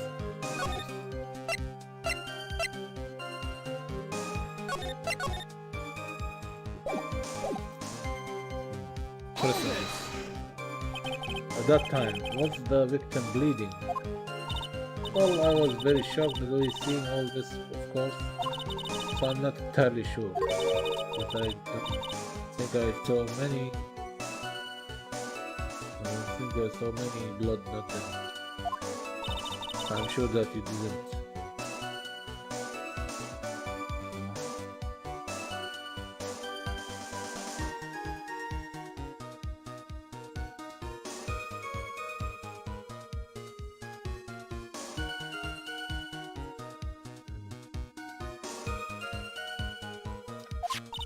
The weapon was acting as a plug in the wound. In any case, let's be clear on one very important point. Do you actually see the instant in which the victim was stabbed? Thinking about it now, I didn't actually see her stab Mystic Elise. Hold it! Think carefully, this is very important. Eris we are talking about here. I'm thinking for all I'm worth. No, when I looked over, the sword was already in Mystic Ellie's body. Might not be conclusive, but this testimony supports her theory. The victim was stabbed in her room and then dropped into the courtyard.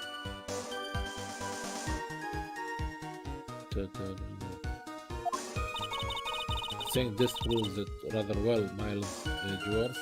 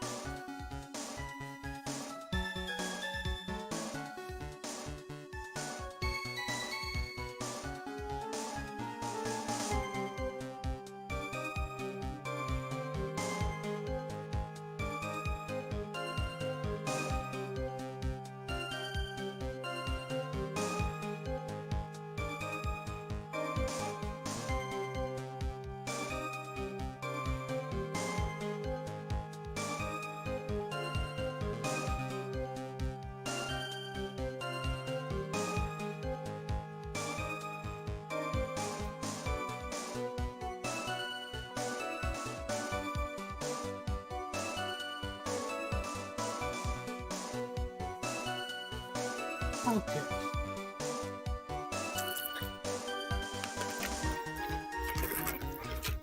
باقي موجود ولا اختفيت؟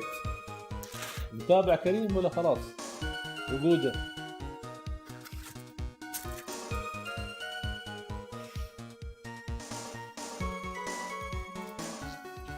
وجوده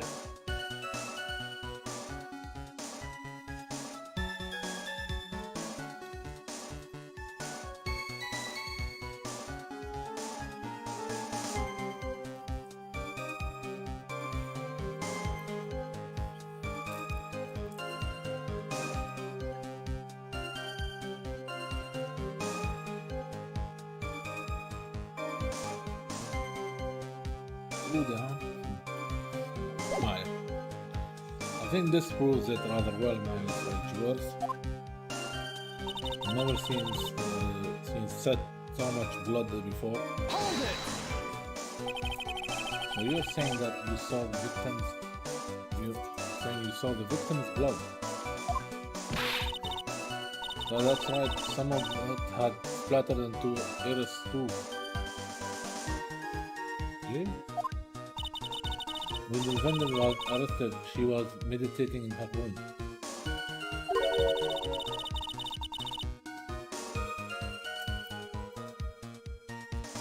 And her blood-flecked clothing was neatly folded in the corner. What? Her clothes were blood-flecked as well? That seems quite conclusive to me. What should I do? Press this point further? Let's press it further. Let's go. Going back to your previous statement, you said that you saw little bleeding when the victim was stabbed. Now you say you saw the victim's bleeding.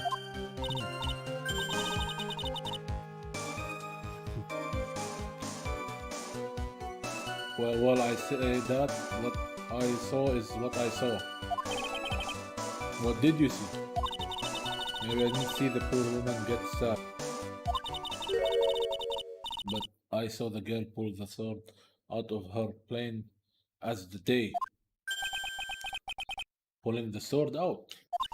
Well, it wasn't exactly pulling. It was more like came out. Pulling came out. Witness, you will add this statement to your testimony. Oh, was that important?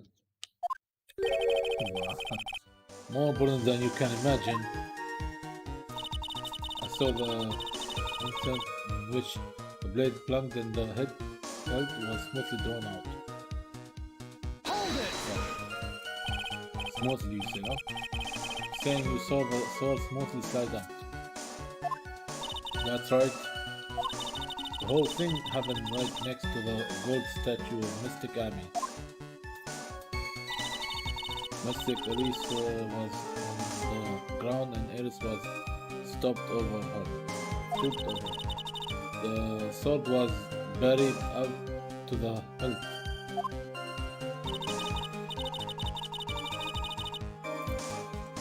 When Eris stood up, the sword in her hand just slid out of Mystic Elise's body. It slid out from that gaping wound. It goes without saying that if the sword was removed, there would be bleeding. Nothing out of place here.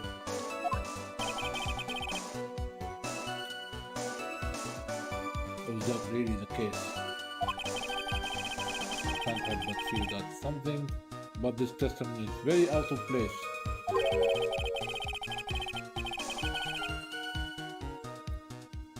That something which couldn't possibly have happened appears to have happened. Or something. Never seen so much blood before. Hold it! Was the bleeding caused by the killer removing the sword? No mistaking it, I will remember it all clear as day. Don't you think that's a bit odd? What do you mean, my dear dwarf? Why would the killer pull out the sword? What? If all she wanted to do was place the weapon in the hand of the gold statue, then there was no reason to remove it from the body. All that would have accomplished is causing the victim to bleed unnecessarily. Your thoughts of Miss Von Karma? So that's indeed, it is strange how now that you mention it. I'm going to need to find an answer to this mystery too. Anyway, the witness saw something terrible. So what did you do after that witness? That's when I fainted. You can't blame me, can you? Hold it! Now on to what the killer did next. You saw none of it, correct? Well, I was unconscious. How long were you out for? I don't know, 10, maybe 20 minutes? A young man with a very prickly looking head woke me up. Maybe stepping on me, actually. I'm not sure I like that method of resuscitation. Well, I wasn't asking for mouth to mouth or anything of this sort.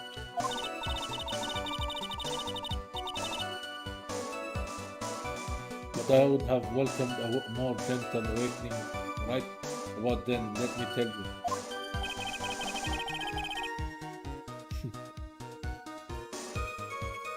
I shall have words with the offender personally. What did you see upon awakening? And when I awoke, Mystic Annie was stabbing Mystic Elise through the back. Hold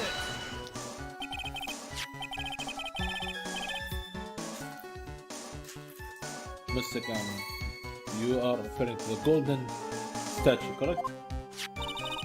But stabbing someone with a Shito, a sacred treasure, is terrible enough. But to then make Mystic Amy hold the blade? Truly a heinous, despicable crime. It is easy to despise something, anyone can do it. However, there is something that cannot be done so easily.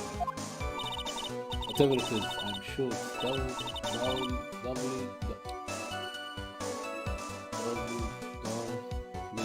hard for you. Anyway, what is the problem? Exactly why would the killer set up this gruesome scene? Can anyone explain the reasoning behind that? No, I don't think I can. There isn't always a logical reason behind why someone acts. That's true. So true in early spring, for example. I often find myself. There isn't always. That phrase might come in handy someday. There are too many unnatural elements in this case. Why was it necessary to use the Shishoto of the army statue as a weapon? Why was the weapon ultimately placed back in the hand of the statue? Why can't expose the flaws in this testimony? Perhaps then I will begin to find the truth. We now look across at the scene. The sword was already in place.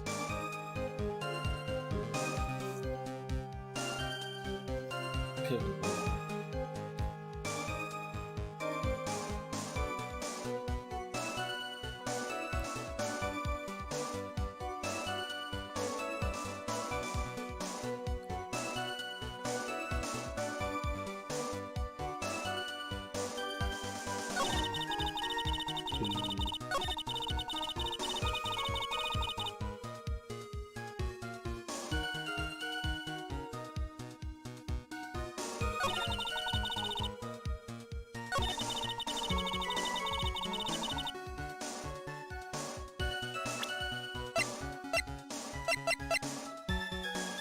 The woman has the victim blood on the suspect. Objection! Objection! Sister Bikini, you are a reliable witness. At least I would like to think so, but there are too many contradictions here. What do you mean? Make it sound as though I'm a liar. But you're handsome, young man, so I'll forgive you. What contradictions are you talking about? In the scene that the witness claims to have seen, that weapon was thrust up to its hilt into the victim. Furthermore, the killer will withdraw the weapon smoothly from the body. However, both of these are complete impossibilities. What do you mean? Please explain. Explain yourself. To start with, do you think it would be possible to stab someone to the head with this? No matter how I look at the defendant, she doesn't appear strong enough for that. Objection! Doesn't appear. What meaningless dribble.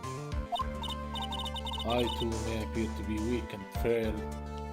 I can crush men under my heel and make them weep, should I so choose. The objection stands. I wept a little back there, I must admit. Objection! That wasn't the only issue here. This sword was truly stabbed into the body up to the head. Well, just look at all the branches on it. It certainly wouldn't come out smoothly. Now we also have the problem of the amount of bleeding.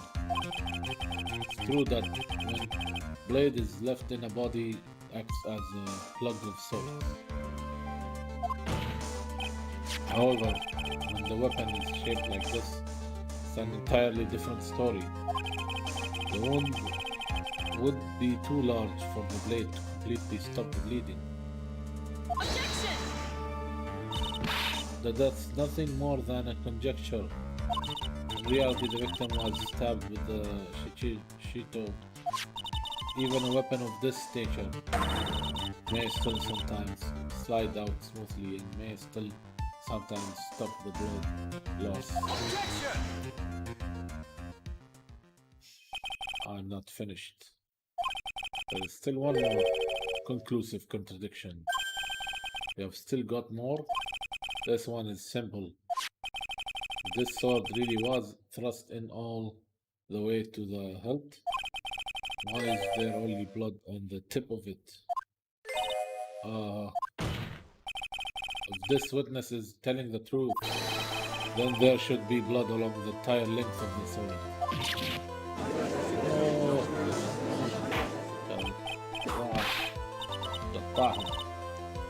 Bravo, Miles Edgeworth, raising this many contradictions from a single piece of evidence.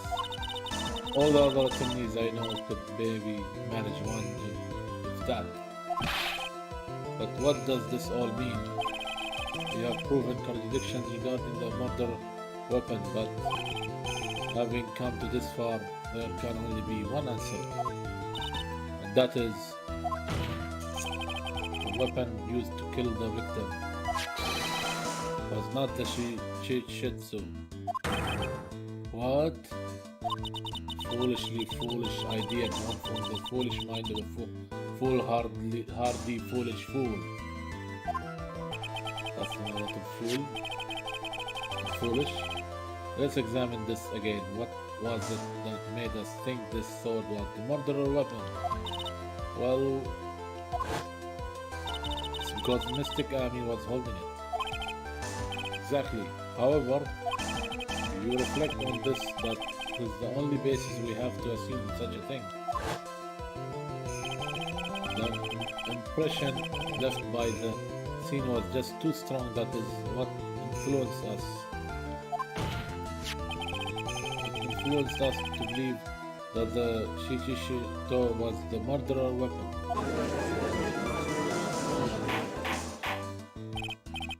Order. Oh, so maybe the Shishito was not the murder weapon.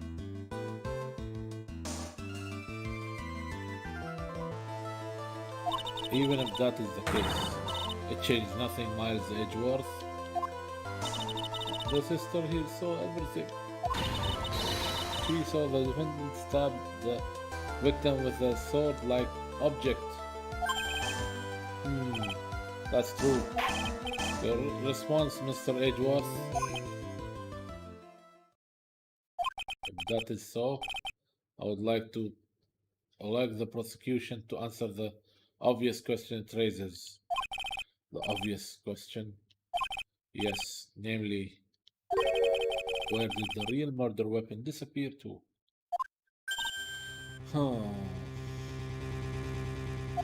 It goes without saying that the police searched for the main hall and the surrounding area. Perhaps the prosecution can enlighten us as to if a sword-like object was found.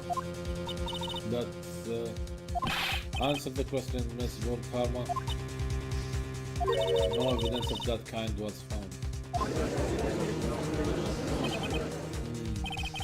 Another mystery to throw onto the pile. Trial without a murder weapon is a tricky beast. Excuse me, could I say something? Just remember something actually. What is it, sister? I was just thinking it's possible that just maybe what actually happened was it was just over there.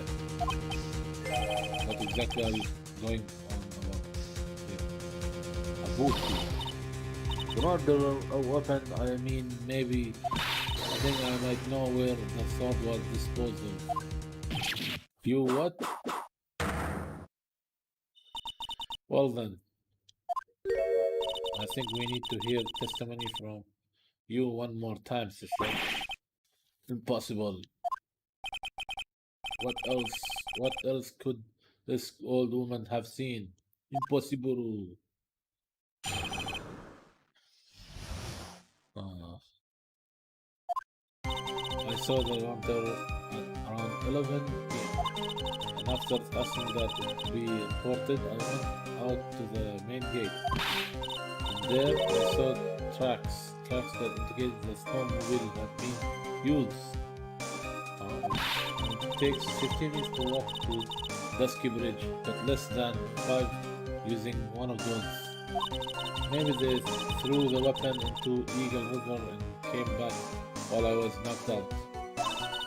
Eris could have done that. She can drive a snowmobile after all.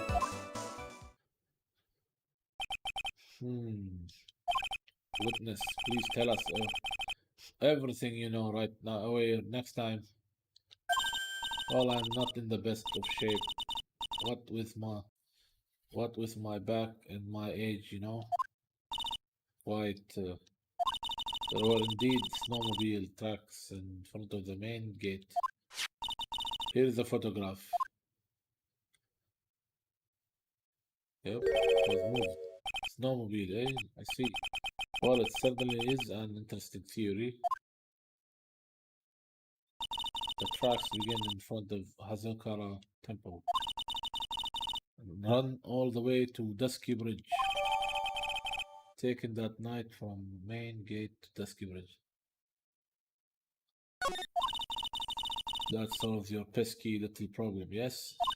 The Eagle River's current is quite swift, meaning that if it doesn't freeze over in winter, making it the perfect place to dispose of the murder weapon.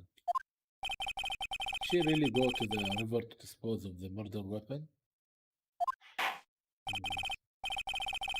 Mr. Edgeworth, your cross-examination, please. Location of the weapon.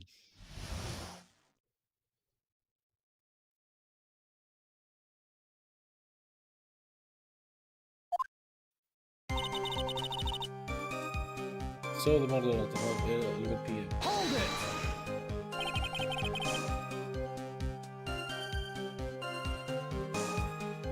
You are sure about the time? Yes, I was worried about it after all. Why was that? Because I have a strong sense of responsibility, especially at this time of year. Cloak was being doused in freezing water at the time. I couldn't very well take it easy in the bath all night now, could I? So at 11, I decided to leave Hazakura Temple. An estimation of the time seems reliable at least. Please continue, sister. Oh, okay. Let's press on this. And after pressing that, we put it out to the main gate. Okay. Hold it! You asked Phoenix Wright to report the crime, correct? Right. The one who trampled me. Seems she is the type to hold a grudge. There isn't a phone in the main hall, so I sent him to the bridge. Phoenix Wright. Okay, he didn't even have his cell phone on him. He had forgotten it at home, apparently. What a naive boy, as always. Not only do I always carry my phone, but I always have my web in the hand too. Anyway, I was really scared and it was taking him a while. So I thought I would go out by the main gate for a spell. And there I saw tracks that indicated the snowmobile had been used. Hold it! As I recall, there was a snowmobile outside the main gate when I visited. That's it. That's the only one we have. It will run no matter how much snow falls. Now you're certain the snowmobile was there at the main gate when you arrived. Yes, of course. It was parked in front of the gate. So she had already gone to discard the murder weapon and returned by that time. Okay.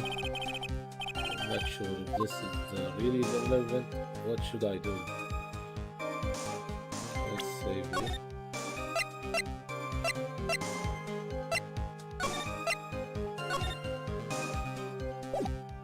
Let's press further.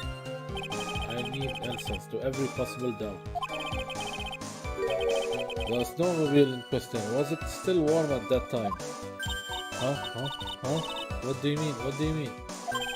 What do you mean, eh? What do you mean, Miles Edgeworth? I'm playing to a slow crowd here. Goes without saying that using a snowmobile will heat its engine. If it was still warm, then it means it was recently used. Ah, I see. I never thought of that. That's right, I overlooked that too. Of course you did. Then answer the question, please. Witness. I don't often go around touching hot engines.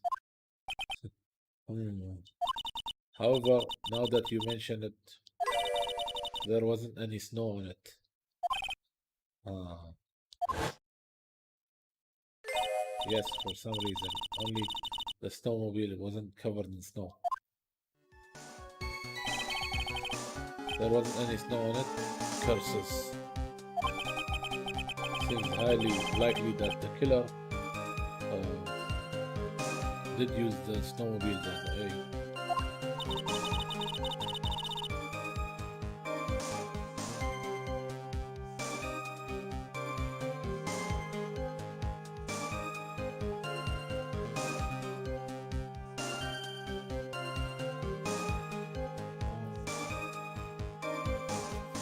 How long does it take to get to Dusky Ridge by a snowmobile?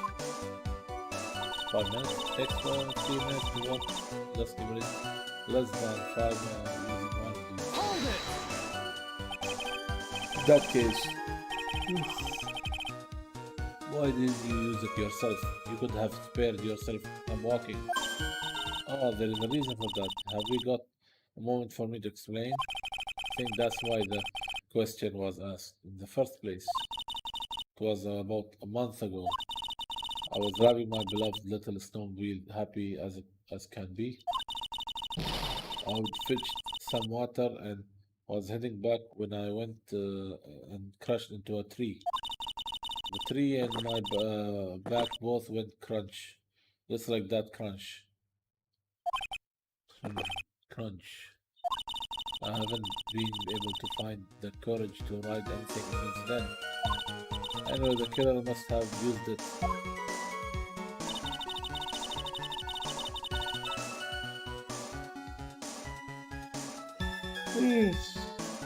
Well, maybe they throw the weapon to Eagle River and came back when I was knocked out. Hold it!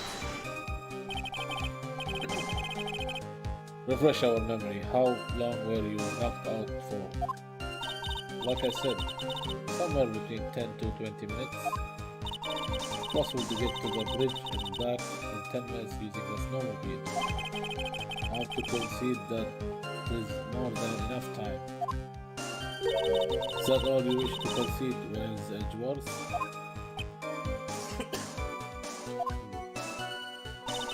Eris could have done that. She can drive a snowmobile after all. Hold it! Well, it would have been possible time-wise. One element remains out of place here. Oh, and what would this mystery element be? The killer's reasoning, Your Honor. Why did the killer do all of this? Why go to the Eagle River to dispose of the murder weapon when there are other methods? Too many unanswered questions. Your response, Mr. Von Karma.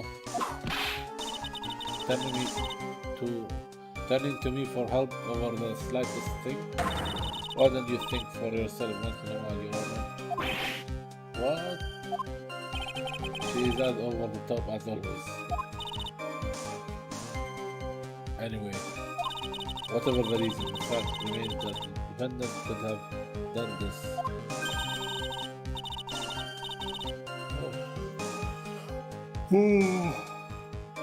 Where the weapon was disposed of in the river, another point to me while the dwarf was to feed the fire. Was there any reason to go and throw away the murder weapon? Luckily, there is surely a problem with this testimony. Now all I have to do is start poking holes in this flawed account.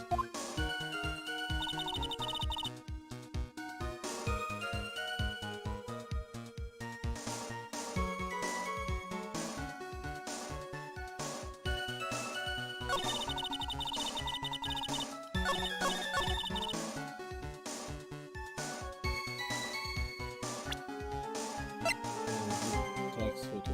Objection!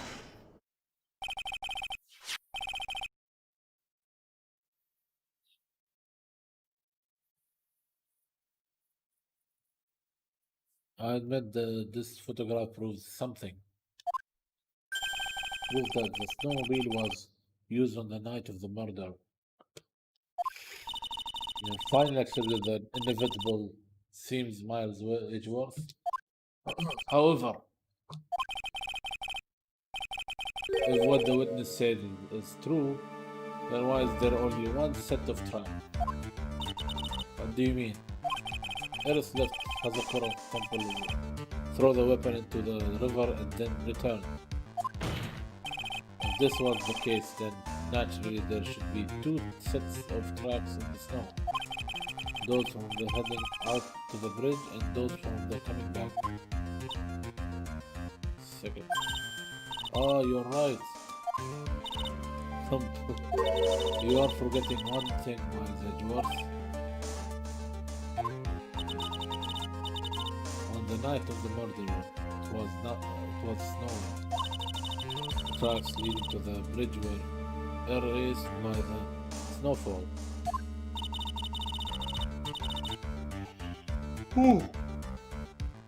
This removes your precious contradiction now, doesn't it? I see while she was at the river, the snow stopped, leaving just the return tracks in the snow.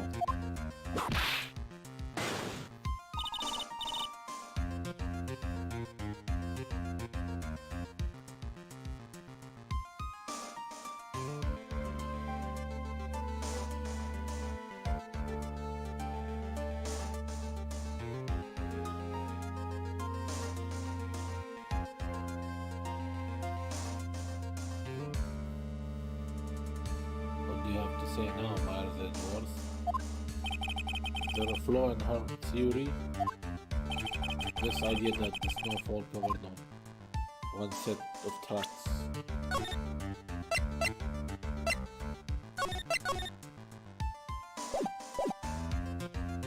There is a contradiction. Let's go with this. The tracks to the river were covered by snow. What a nice theory. However, Miss Von Karma, that is impossible.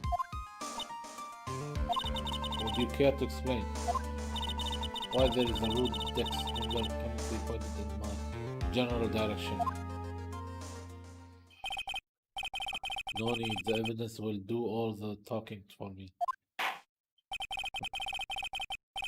On the night of the murder, the killer went to and returned from Dusky Bridge in order to dispose of the murder weapon.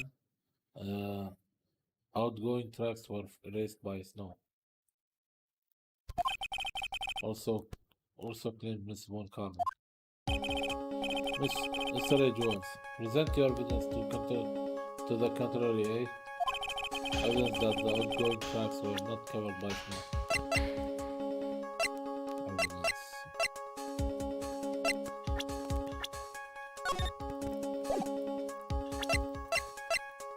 Weather data.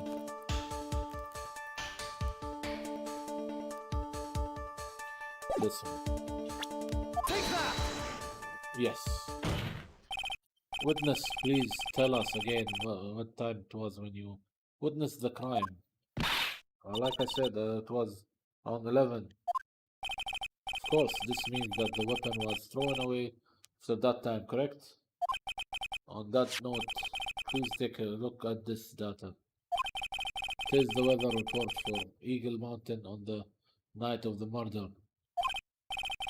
The weather report?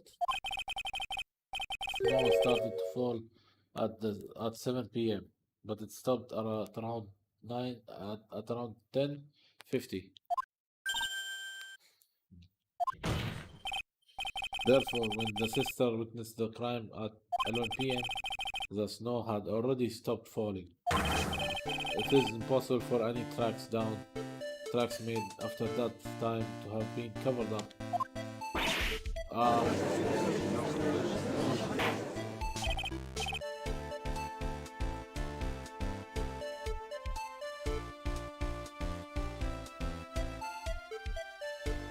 Order. Very well then. In fact, one karma claim has been snowed. Wow, it's too soon to be closing this trial due to snow. Accident. Miles Edgeworth, how pathetic of you to rely on weather of all things. Answer me this then. When is the weather report ever correct? Oh no, you've got it all wrong. This isn't a forecast, this is actual data. Forecast data, all weather reports have some inaccuracies. It may have still been snowing in the vicinity well past 11 p.m. It's true, we cannot be totally sure. What? How did she pull that off? It had stopped snowing at Hazakura Temple when the murder took place. We need to provide conclusive evidence of this. I've come this far, there is no turning back now. Very well. I too cannot allow any doubt to remain concerning this testimony. You can't back down, can you? Such a perfectionist, Miles Edgeworth. Very well then, Mr. Edgeworth. Where is your evidence that that had already stopped snowing when the victim was killed? Lighting? I have a feeling the lighting will do.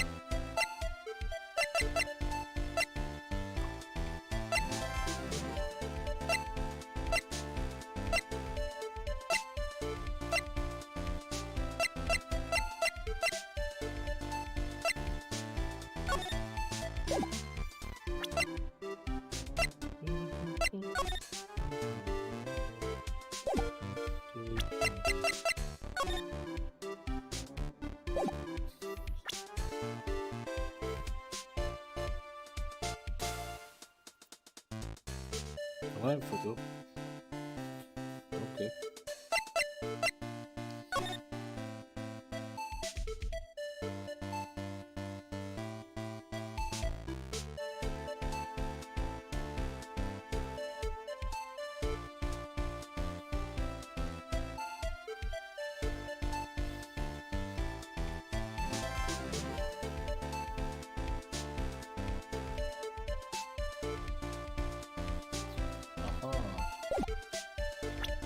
Alright. Ultimately, it all becomes down to one point. That being whether or not it was snowing in that courtyard when the victim was stabbed. That's right. But proving that is incredibly easy.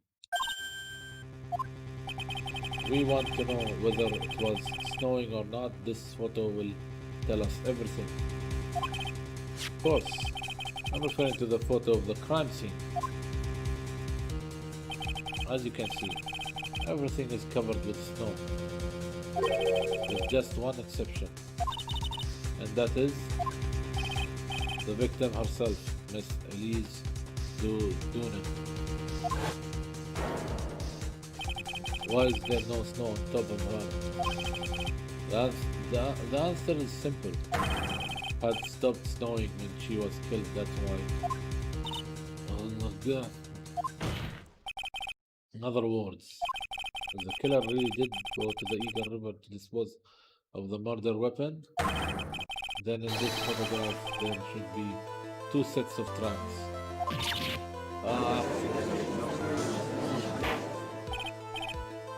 order, just what are you suggesting, Miles Edgeworth?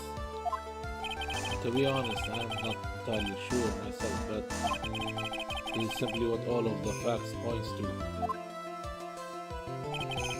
That night, someone used the snowmobile to leave Hazakura Temple.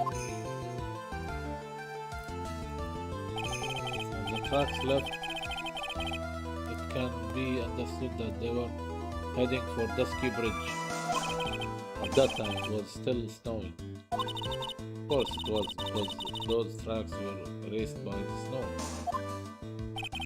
Then, when this person returned to the Hazakura Temple, the snow had stopped. The snow had stopped, thus the return tracks remained.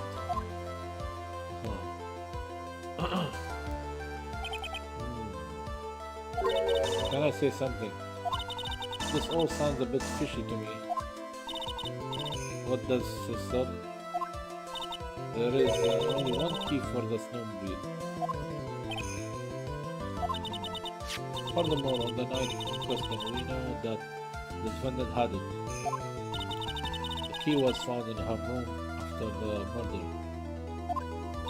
which can only mean that night Eris used the snowmobile to go to the inner temple. But Eris said that she never went there. I should probably press on this point some more when we get the chance.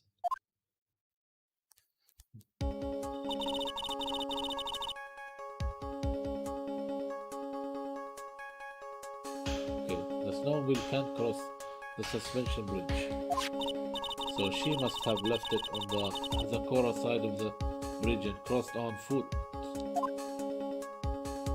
Okay, that sounds right. But what's odd is when I left Eris and returned to Hazakura Temple,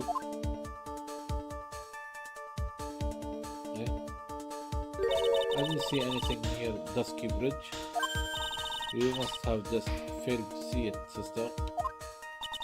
Maybe, but when I made it back to Hazakura Temple, it was there, by the main gate, the snowmobile, I know what I saw. It was covered in snow too.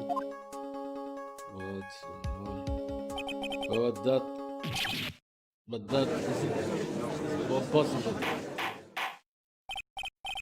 Order the court. What does this all mean? Ugh. So then, what was the snowmobile used for? Wasn't taken by the defendant when she went to the inner temple. It had been, then the witness couldn't possibly have seen it by the gate. Furthermore, it wasn't used by the killer to dispose of the murder weapon. If it was the case, there should be two sets of tracks in this photo. All we know is this. After it stopped snowing, someone used the snowmobile to return to Hazakura Temple. Never thought a simple snowmobile could cause so much trouble. I think we have learned all we can from this witness. Yes, I have nothing more to add. Told you everything that I know. But then, that still leaves us with the same problem.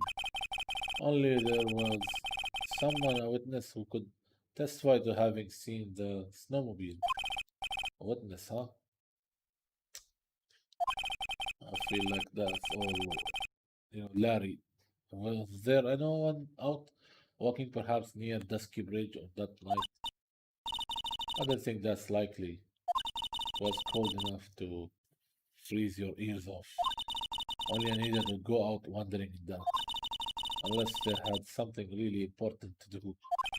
Hmm, that's a shame. Hold on, something is coming to me.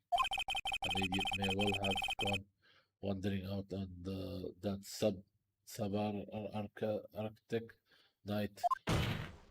Your Honor, actually there just might be one individual who may be of help to us. Really? You know someone who might have seen the snowmobile on the night of the murder? I don't know for sure if he saw it or not, but there are two things about him that do come to mind, which are first, that he saw something incredible on the night of the murder, and the second being this girl that I am thinking of wandering outside on that cold night. In other words, he's our kind of an idiot. Mr. Edwards, who is this idiot you're talking about? Abu. Well, there's only this idiot. Take that! This guy must be a product of Jean-Luc de Leduc guide to obnoxious French painting.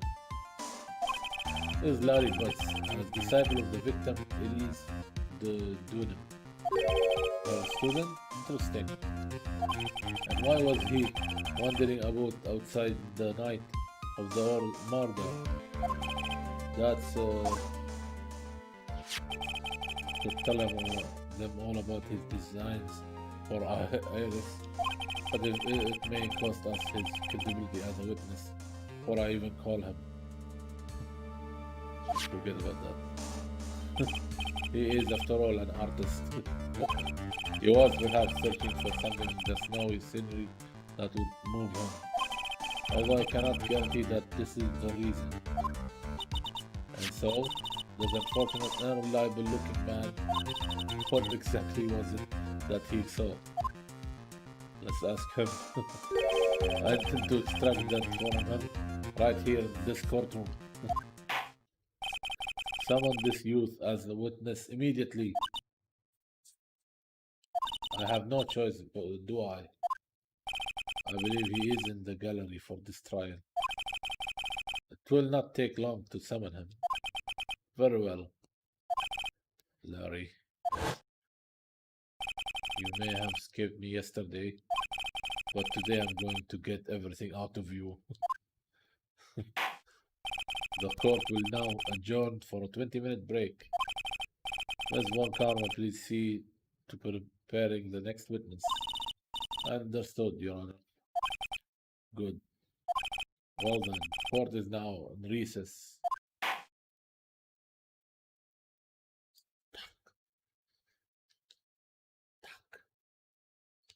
We can.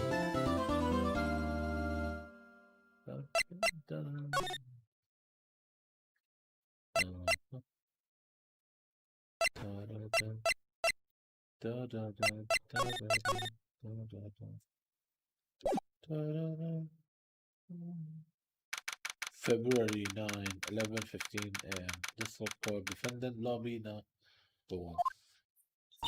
Excuse me, Mr. Edwards. I'm not really sure what to say. Alice, we only have 20 minutes. There are two things which I need to ask you before we reconvene. Alright, I'll help you any way I can. First, about that night. You really didn't go to the inner temple, correct? The last witness claims to have met and talked with you in the training hall. Either you or Sister Bikini is lying. Mr. Edwards, it is just as I said yesterday. Till the incident occurred, I was in my own room in Hazakura Temple. Very well. The second thing then. That night, the temple snowmobile was used between the time Sister Bikini returned to the main hall and when She bore witness to the murder sometime between 10:30 and 11 p.m. that night. Were you the one who used the snowmobile? There was only one key for the snowmobile. Only person who could have used it was me. So it was you. But why? What made you go out to Dusky Bridge? I'm sorry, Mr. Edgeworth. Oh, there is something. Wow, 5 Cyclops. Eris, I can't tell you about that yet. Not until her safety is confirmed. Or safety of the acolyte. The acolyte? Huh? She must be talking about Maya. Maya's in danger? Okay. Paris, look me in the eye and tell me the truth. Did you kill Ellis Dunham? No matter who or what may come, I could never take a life. As I thought, so no Psycholox. Very well. It is my job to get to the truth. You'll discover this for yourself soon enough. February 9, 11:36 a.m. This record, code number 7. We're back.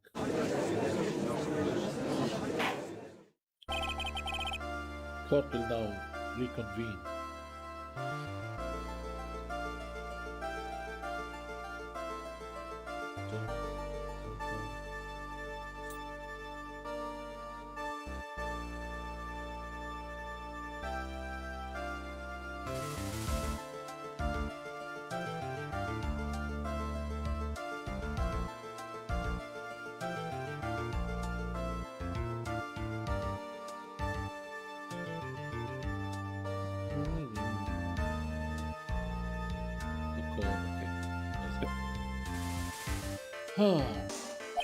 Miss Von Karma, where is the witness? During the break, a man was detained for suspicious behavior in the gallery. Suspicious behavior? He was sketching something very intensely. Dare I ask what the witness was sketching when he was detained? He drew a terrifying woman armed with a demonic face and a vicious whip. I can only presume that the museum that is, anyway, it's time to drag this pathetic accused for an artist before the court.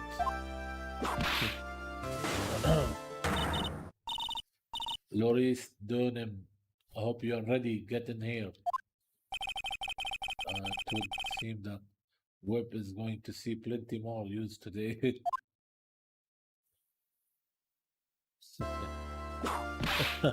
Ouch! Your sketches in the content of this court. Hey, just artistically. Ouch! You tried to run away from the bailiff who was to hand you your Pena, correct?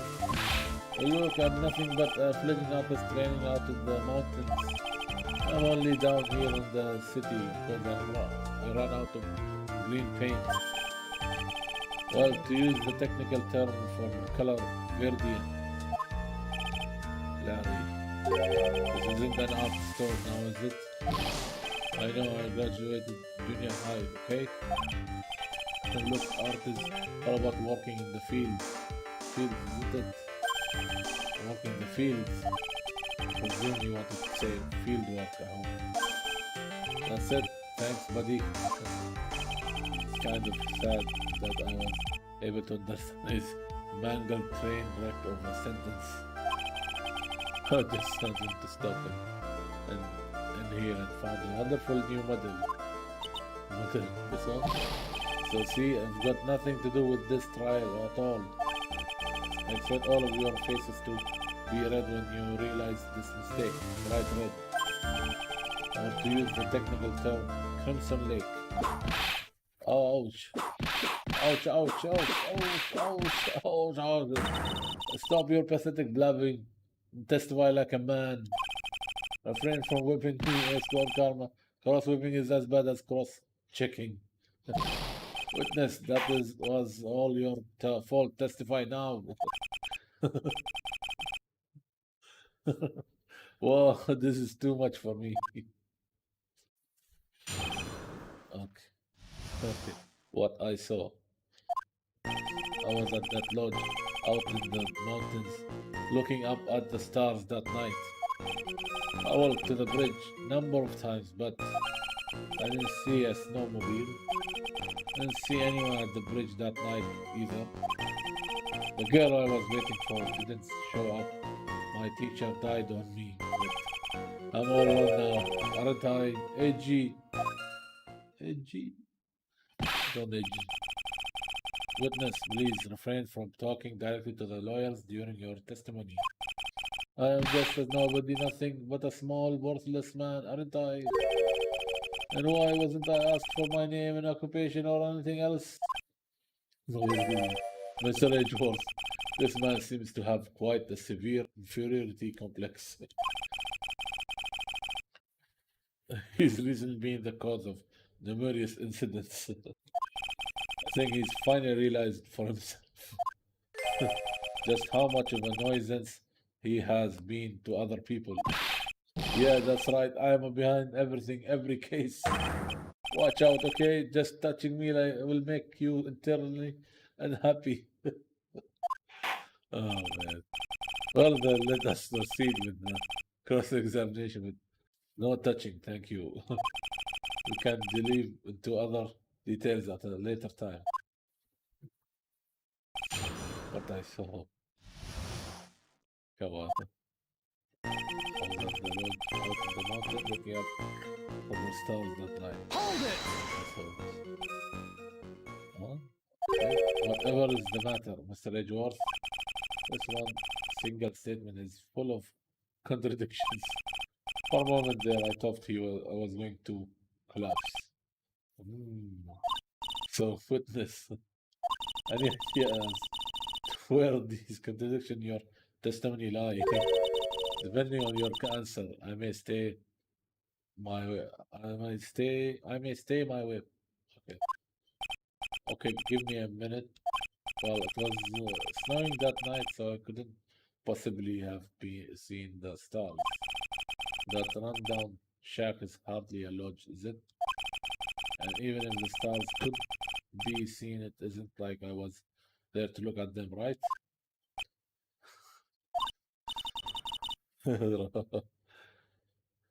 You can't do it if you try. Ouch. There's only one issue here. What you saw at Dusky Bridge.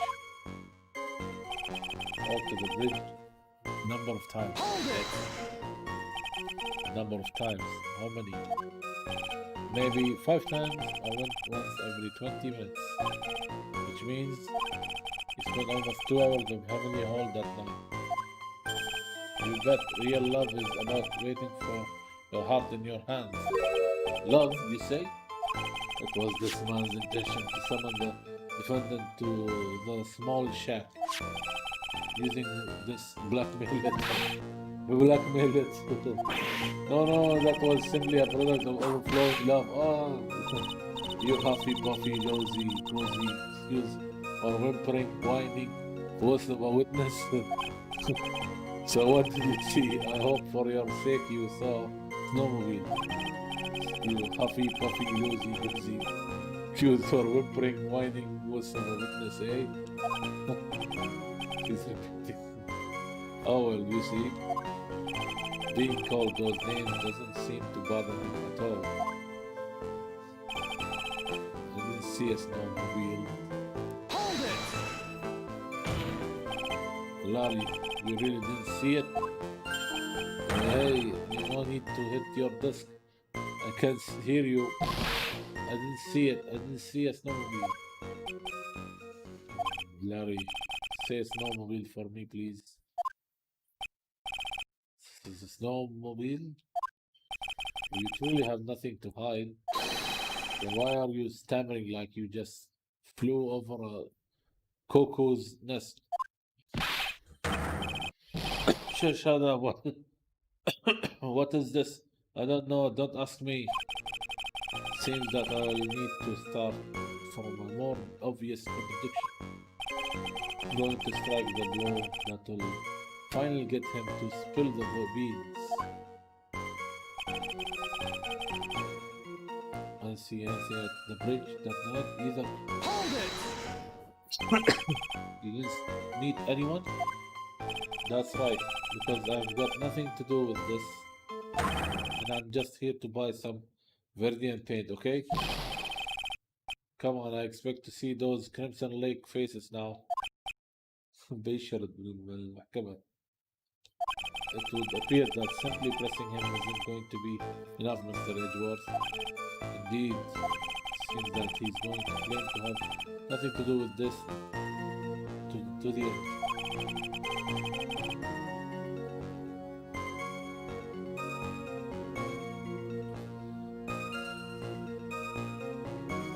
I don't want this guy to cost us any more time. I need to slice through this obvious contradiction and keep things moving along.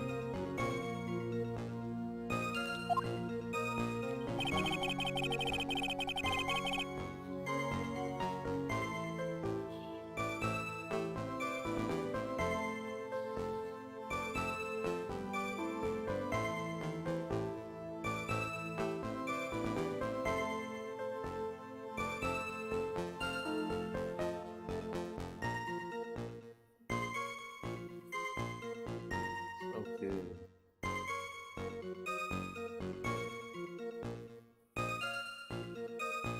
1, 2, 3.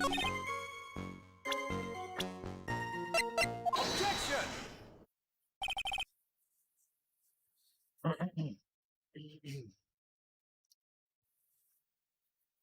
Larry Butts. I can understand why you might want to throw your old life away.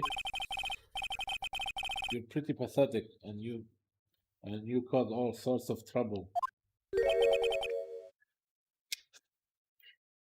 I'm sorry, but having realized just how much of a nuisance you have been, that would be considered a step in the right direction. Edgy, are you trying to console me? Certainly doesn't sound that way to me. However, I cannot forgive you for simply turning away from the incidents you create. Oh, you're totally pinning this on me. Now then, let us talk about the night of the murder. Cecil Bikini, after seeing the murder take place, uh, asked Phoenix Wright to report it. Thus, he headed for the public phone by the bridge. There he happened across a certain nefarious individual. You, Larry Butts. That's right, me in the flesh. Listen carefully, witness. It doesn't matter if you change your name. So long as you remain pretty pathetic, you will continue to cause these incidents. On a tough way, the reality will not change. But what do you want me to do? Larry, what you need to change is your inner self. But for now, what you saw that night, testifying truthfully about this one issue is all I need from you. Okay. Edgy, I think finally woken up. Well, I guess I could still be sleeping. Anyway, I'll do it. I'll testify. Well, I'm not sure this will go especially well.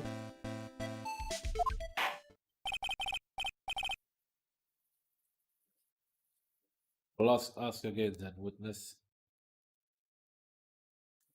Oh,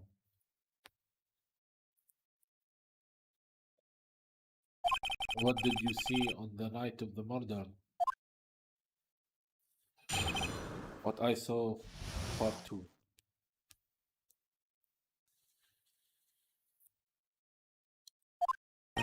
I went to the shack at around 9, so it would have been about 10:30.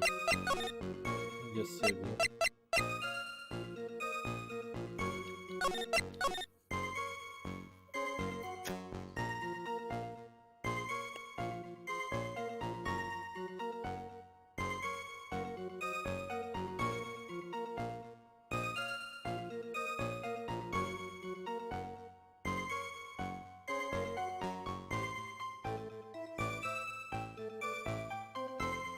Be right back, guys. Right back. Oh.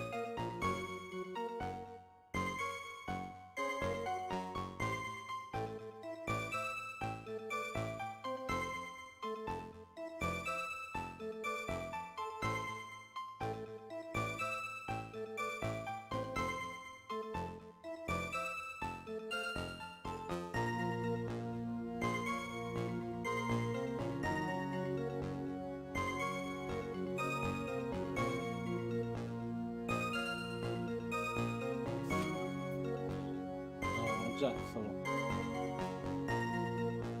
اسكت. هلا عراقي هلا. ترجع تختفي، شو السالفة؟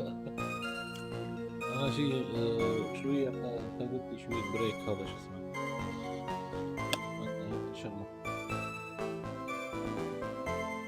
جود ولا والله كيس. انا I went to the shack at around 9, so it would have been صبر صوتي طالع.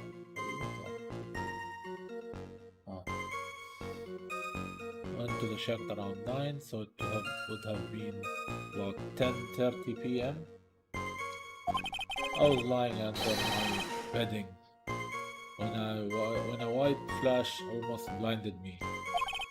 Looked out the window and dusky bridge was on fire. There was still some thunder, but I went right away to check it out. That's when I ran into Nick.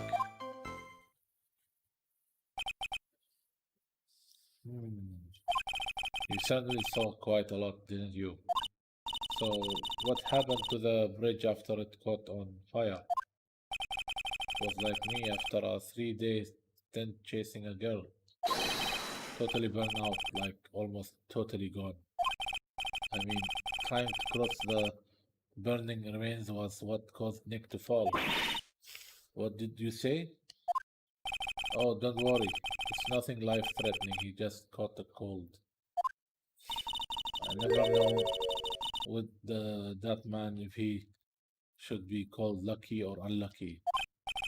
Now, Mr. Edgeworth, please commence your cross-examination. What I saw, part 2.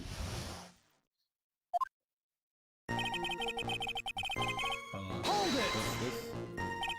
What did you do out there? No, the cold for an hour and a half.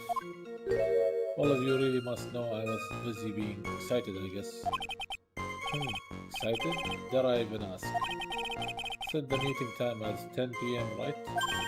I couldn't wait, and I thought she might come early too. Well, Sabir, she didn't come at all in the end. Because they never arranged to meet in the first place, did they? Shut up. Don't go picking my fond memories apart. Anyway, I was getting a little worried. I thought maybe Eris had lost her way. So every 20 minutes or so, I went out to the bridge. But I didn't see anything particularly suspicious. Didn't have anything else to do, so I went back to the shack to wait for her. Like an idiot. I was lying under my bedding when a white flash almost blinded me. Hold it! This light was, of course, lightning, like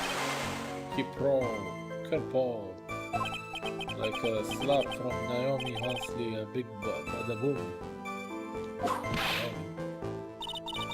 A little like that. Wow, that's more like a punch from a Miranda. Oh, okay, maybe he's bringing names of his ex-girlfriends. Witness, did you actually see the lightning hit the bridge? Well, I was a bit startled by the flash of light, so I looked out the window and dusky bridge was on fire. Hold it! Seeing that, what did you do? What do you think? I was burning up as well from the fire in my heart. And that's why you went to take a look at the bridge. Well, to be honest, it was freezing cold, so at first I thought, forget it, I'm not leaving my covers. But it had pretty much stopped snowing, so I don't know, I changed my mind. I'm not sure I care for the forgetting attitude you had at first, Witness. There was still some thunder, but I went right away to check that out. He told me about the burning bridge yesterday, but there is still something that doesn't quite fit. Looks like, despite this change of heart, Larry still isn't telling us the whole truth.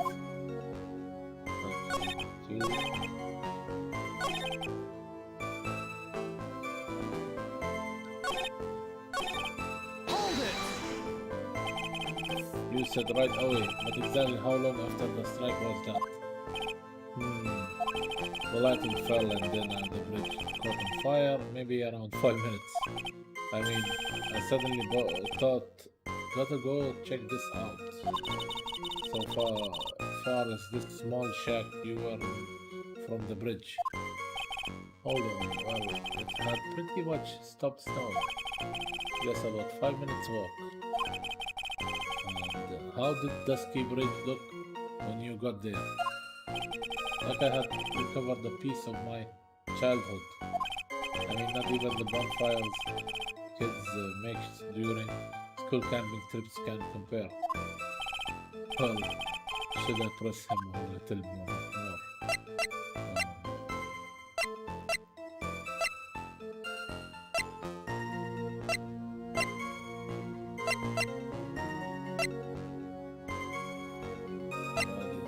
Call anyone? Yes, we'll call anyone. Larry, let me ask you one thing. What is it?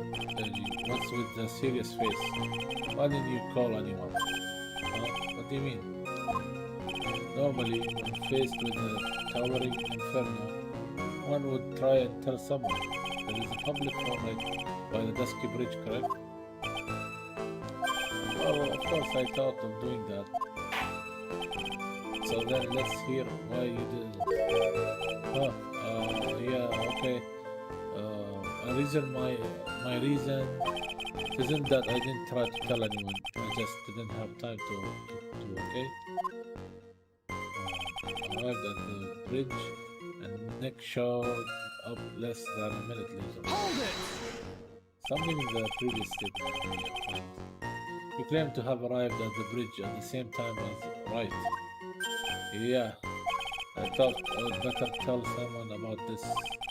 But then Nick came up yelling about murder. It totally made me forget about the bridge. But the fire was pretty much out by then anyway. What's this feeling? I suddenly have a terrible case of unease. It was after contacting the police that Phoenix Wright fell from the bridge, correct? Yeah, that's pretty much it, more or less. He told me about the burning bridge yesterday, but there is still something that doesn't quite fit. Looks like it's widens.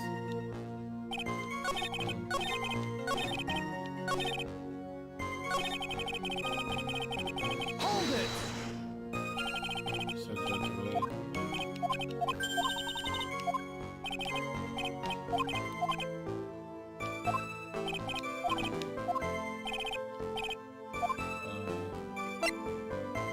Why did you get to the bridge? So you suddenly thought to check it out, the bridge. Does this mean that you initially had no intention of doing so? Well, yeah, I guess it does. It was really cold. I didn't really want to go out there. If that's the case, why did you change your mind? I would like to hear your reasoning. In which case, please give testimony to that effectiveness. My reasoning, okay, reasoning is that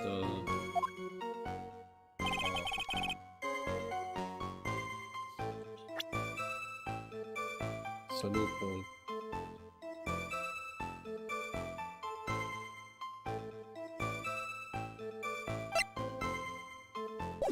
Second statement.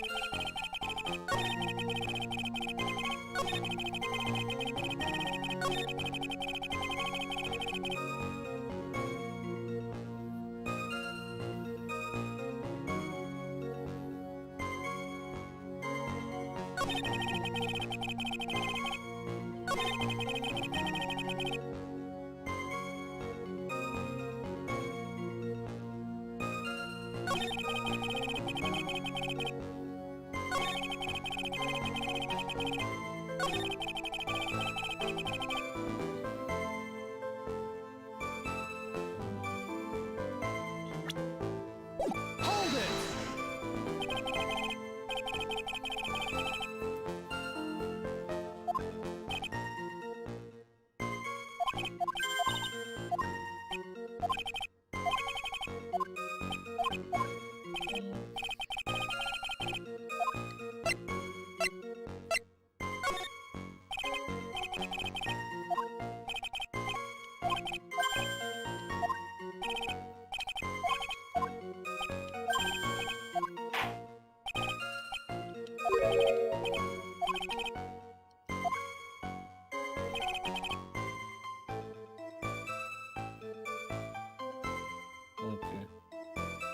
present weather data. Objection! Okay. Larry will test weather. Your very existence being a contradiction. I'm not sure if you can grasp this or not. What the heck, IG? What the heck, AG? You me sound like some sort of alien, but your testimony is conclusively contradictory. The problem is time. I've never been the best timekeeper, you know. 3 minutes after Billy leaves on foot, you follow him on your bicycle. How long did it take for you to catch up with him? Terrible at those. This is much more simple. You saw the lightning strike Dusky Bridge and immediately went to see what had happened. Is this correct? Yeah, well, I wasted about 5 minutes first, but more or less. I have the weather data from the night of the murder here. According to this, the lightning fell at 10:45 p.m. You say it takes less than 5 minutes from the shack to Dusky Bridge, meaning you probably got there at around 11 p.m. That all sounds about right, I guess. Then Nick showed up and did his falling act. Falling act. That is impossible. What do you mean? 11 p.m. is when the murder occurred in Hazakura Temple. Thus, Wright was still there in the courtyard. There is no way that Larry could have encountered him at Dusky Bridge at that time. Excuse me, I have an objection. You do? AG, how many times do I have to say this? I'm not Larry, I'm Morris. Yeah, it has not been proven that the murder occurred at 11 p.m. Sister only said around 11. Which case could have been earlier than that. Watch your footing there, Miss Francisca von Karma. The slope ahead is slippery. So there is still no way that Wright could have been at Dusky Bridge at 11 p.m. And why not? It is clearly written here in the weather data report. It took around 30 minutes for the bridge to burn out. Therefore, the bridge must have been burning until at least 11:15 p.m. Which means, what exactly? Wright did not see the bridge while it was being consumed by the flames that night. In fact, he did not arrive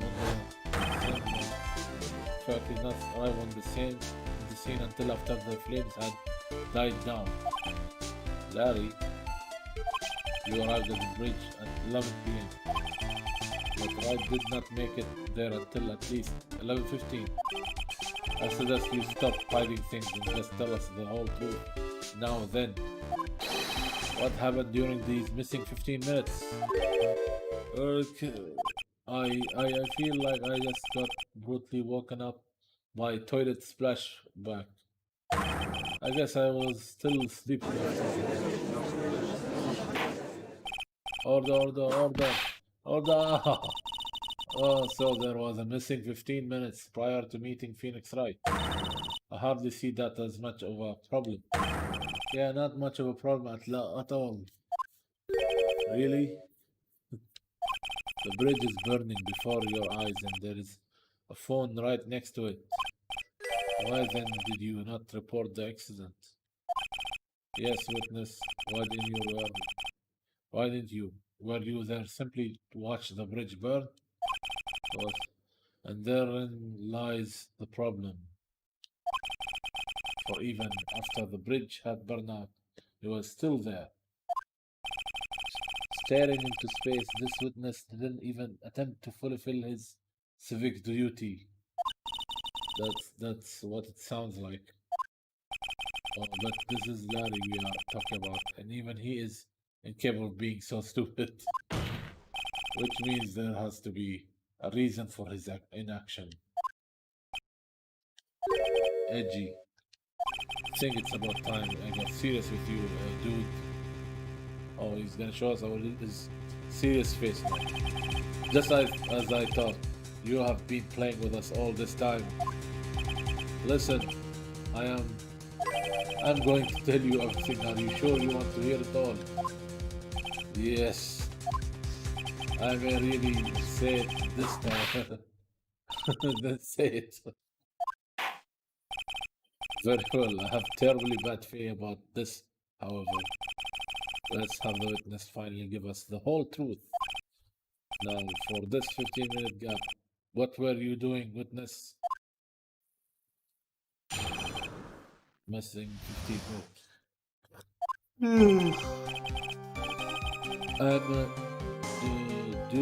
Dude, I'm a dooning. I'm an artist. What do you think I was doing? Sketching in front of the bridge. I was whipped up into a frenzy of art. The shock and awe that I was feeling, I transferred it all directly into the page. Before I realized it, the flames had gone out and then he came running up.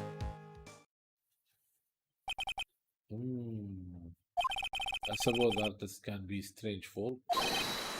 That's right, I'm willing to sacrifice everything in order to draw the perfect sketch. Shooting the truth from the sound of it. Mr. Edwards, has this removed the last of your doubts? Not at all, Your Honor. One very large doubt still remains. And what would that be? This is a surprisingly believable story, especially considering the source. So why did he think he needed to hide it from us until now? I intend to drag the reason out of him. You'll regret this, AG. You're missing 15 minutes.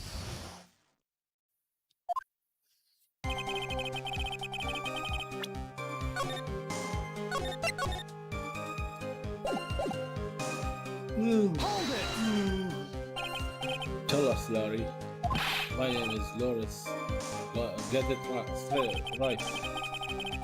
Mistakes like that are what keep you from being popular with the ladies like I am. Just who exactly are you? I'm Loris Dunham, apprentice extraordinary. That's what he calls himself in any case. Then you are an artist. Of course, an artist, the real thing. Yet again, that's what he calls himself. Names mean nothing. There is only one issue I care to discuss. What were you doing? That is a very big issue indeed. Stepping in front of the bridge. I went up into a frenzy of art. Hold it! Sketching the burning bridge. The burning bridge and everything that came with it. Came with it? What came with it? You want to hear this from my lips, do you, Edgy? You'll regret this. Oh, enough. Just take that ridiculous sketch of yours out already, witness. What are you talking about? I don't know what you mean. That does indeed appear to be the fastest solution. I'll leave it to you, Mr. Edgeworth. What should I do? I've got a terrible feeling that this instant this sketch is revealed, the entire world may be changed by what is depicted here. Look at the sketch. Larry, I wonder if you could show us your sketch, please.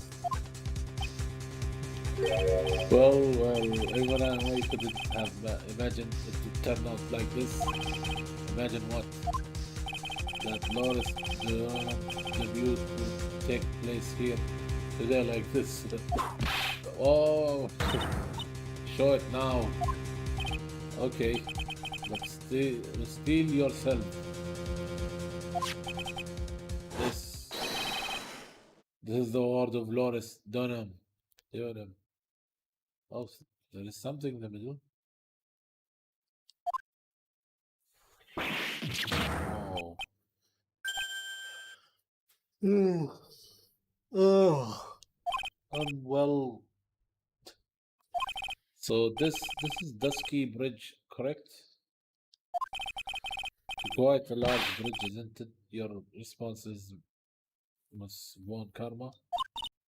Yes, well, it is a better drawing than I expected, isn't it? Isn't it? I struggled to reproduce those flames. I really did. Yes, I'm sure you did.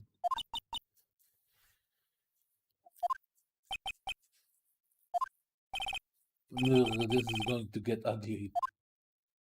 That's something bad. No one has the courage to bring it up, it seems. This mysterious flying object. Larry. What? Burning bridge is fine. But what is that unfortunate looking figure? Oh, you spot that. What is that? I thought you might.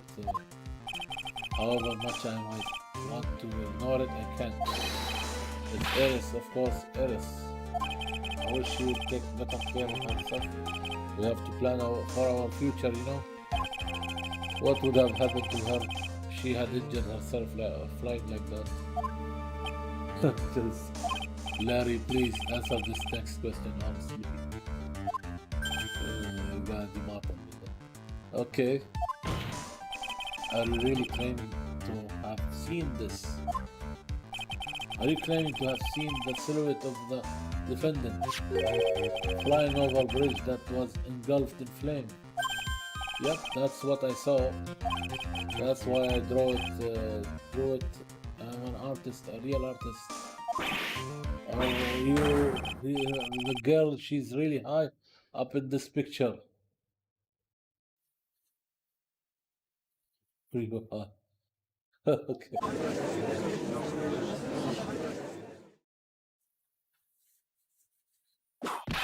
Wow, what was that for? This is all a bad dream.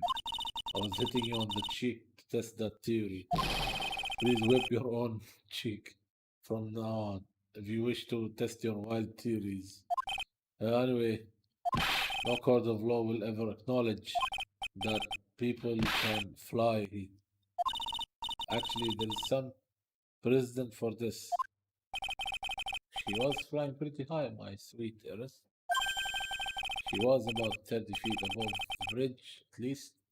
It was really something to see. This has to be some kind of a mistake.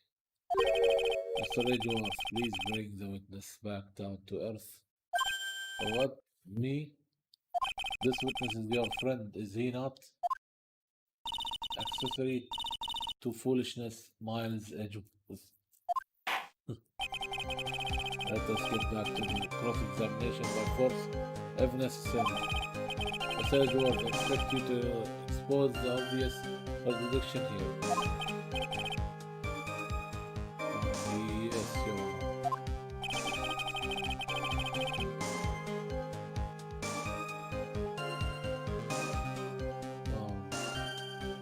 Looks like I have got another reason to remember this moron. Well, what did you think of my debut piece?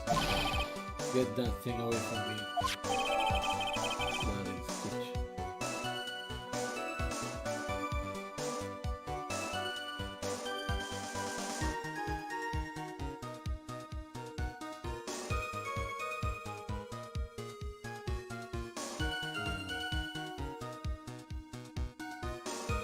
Larry Stitch added to the court too. Now hurry up and cross-examine him.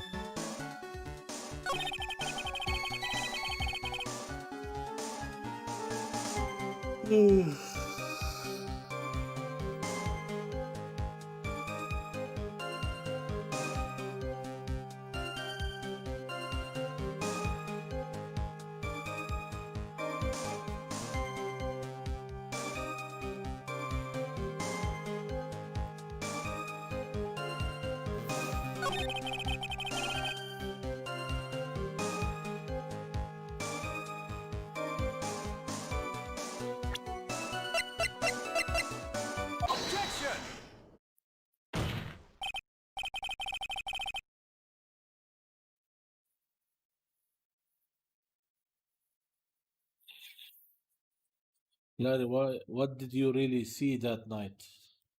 Not that I particularly care. In your position, that's just being irresponsible.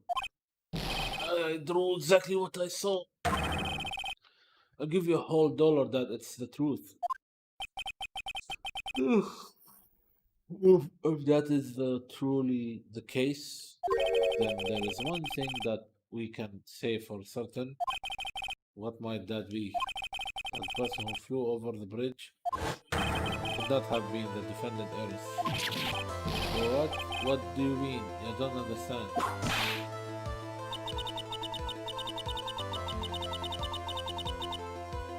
A foolhardy foolery of a foolish, threatened by an equally foolishly foolhardy fool. How is exactly you can make this claim? Tell us, Larry. According to this picture, the individual whom you say you saw was wearing a hood, correct? Of course she was. That rundown shack is quite away from the bridge. The hood is what told me that this floating angel was my heiress. The hood is my darling heiress, and heiress is my darling hood. Wow, it seems there are bigger fools in this world than the one on the defense bench. That is something you need to be made aware of. On the night of the murder, Harris went wearing her hood. She had given it to Wright as a gift. Are you going to end your story now? Perhaps suggest it was Wright who took flight? What are you talking about? I think you understood what I mean. Just fine. Why? Why did Nick have Eris hood? What? AG, what's going on with Eris and Nick? Why you, Nick? You dog!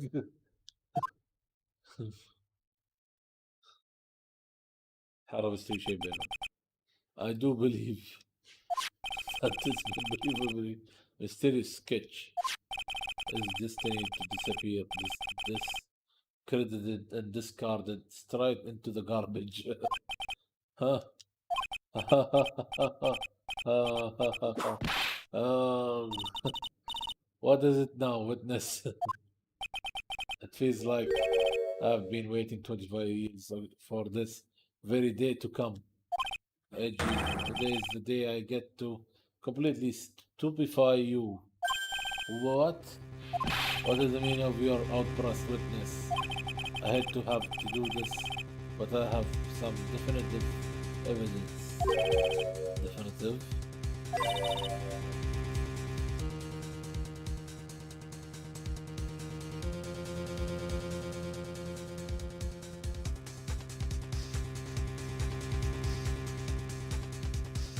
Evidence? Earth did indeed come flying over the burning bridge. And I, Loris Dunham, shall prove it. Didn't expect to ask this again, but we shall be needing your testimony once again. Oh, tell us anything you know concerning the defendant as depicted in this sketch. Show us your evidence that this nightmare was actually a reality. Okay, I hope you are ready, Edgy.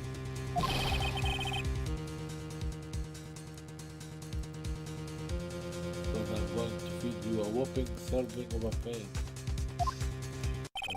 You have been serving us a whopping serving of a pain this whole time, trust me. Oh man. Prove that Ernest flew.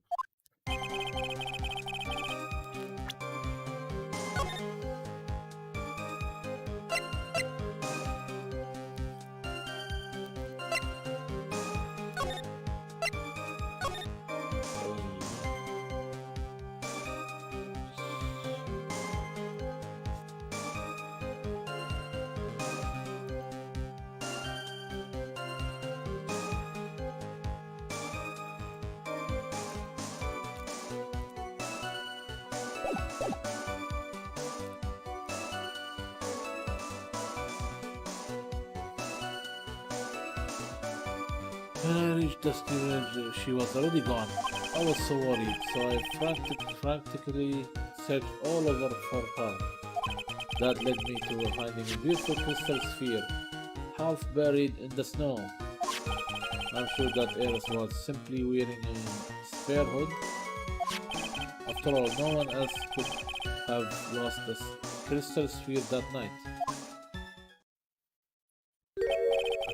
A crystal sphere? This one, pretty isn't it? But finders keepers. That sphere, where did you find it? Oh, let me see. Around here, somewhere. Looks about right. And it was half buried in the snow. And it had pretty much stopped snowing by then. But there was still some falling as I walked to the bridge. The court accept this crystal sphere. That's mine, okay? I want it back after all. There is something on it. Blood. Oh my, it's blood. What? Blood? Crystal sphere added to the court record. You ready, Edgy? By tomorrow morning, you will be calling me Master Larry. Yeah, I like the sound of that. No one's going to push me around anymore. Didn't you want to be called Loris Dunham only a few minutes ago? Fools. When I reached Dusky Bridge, she was already gone. Hold it! So you went to the burning bridge. That's right, to me, Eris. She actually flew to get to me. The least I could do was meet her halfway.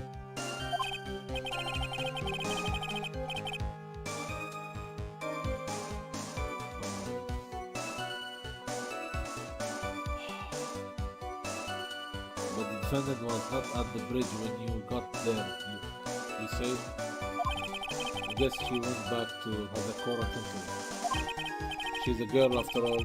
She must have wanted to look her best. Must be lovely to live in the fantasy land of Larry's mind. Actually, it's so depressing that I can't even walk up the energy point. So what did you do next? I was so worried, so I practically searched all over for her. Hold it! So you searched all over for her. She was flying pretty high, you know? I thought maybe she slipped on her landing and got hurt. Hey, it was more than possible.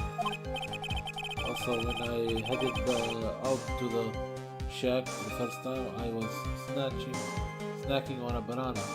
I was pretty sure I threw the peel away somewhere around there, so you know. And one guy really be this stupid.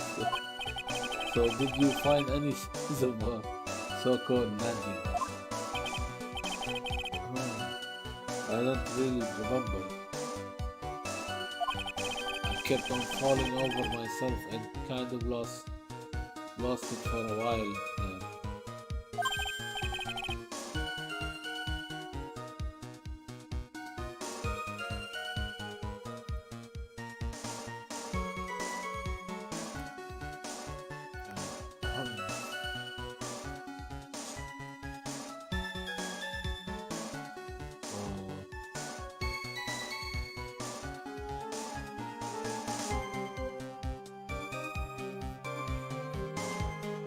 Fell over yourself?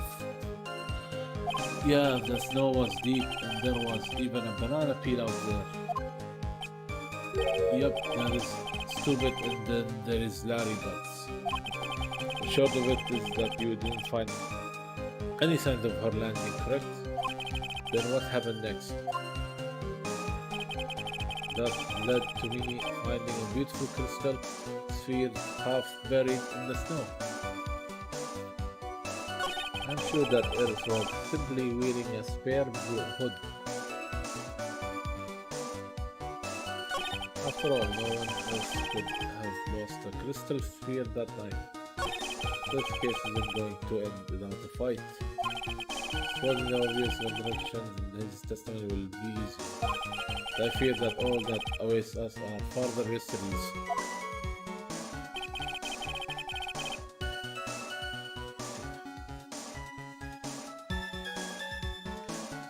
This on 1, 2.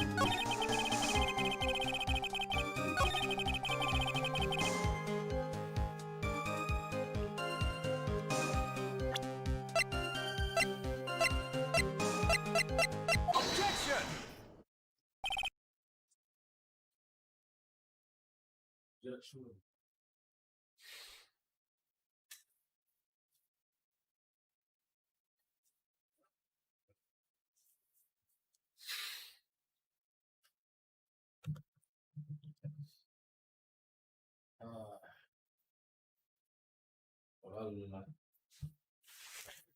Larry, that night there was someone who lost a crystal sphere.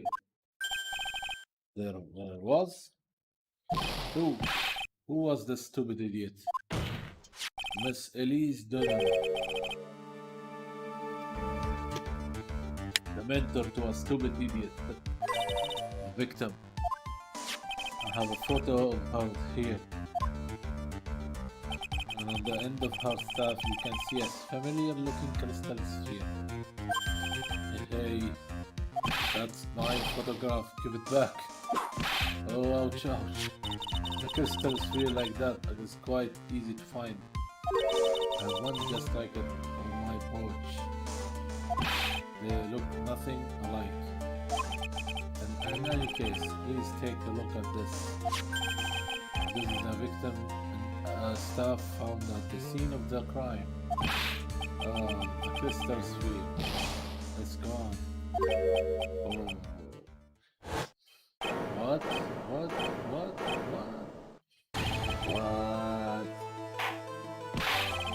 What does this mean?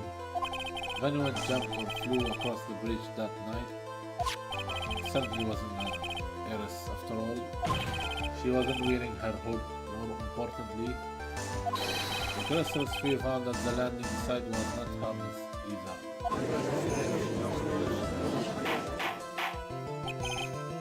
Now that means the one who flew and dropped the sphere was the victim, Miss Elise Dunham. Objection! A fool inside another fool, on a fool's errand to reach a foolish conclusion. First of all, this sketch, which I prefer to call a scribble, is ridiculous. People cannot fly thus. It is rejected. You can do that at ease. And this crystal sphere is nothing more than a red herring.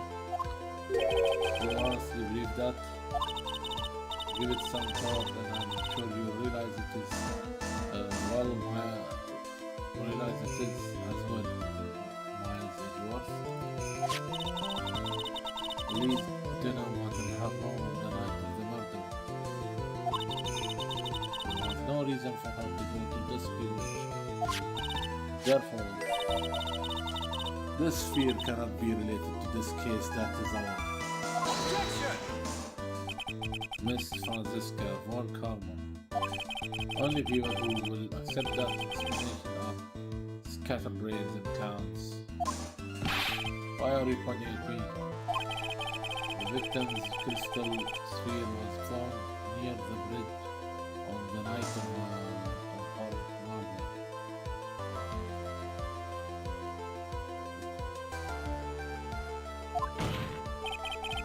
Yet you expect us to believe this has nothing to do with the case? Objection! That crystal sphere was probably thrown away at the bridge after the murder. After murder, there is blood on the crystal sphere, isn't there? This naturally suggests that it was thrown away from the murder to took place.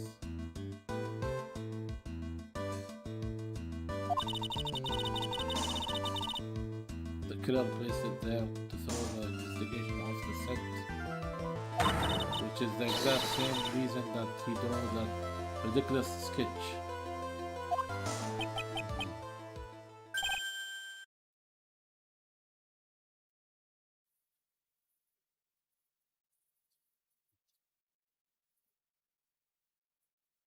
Oh.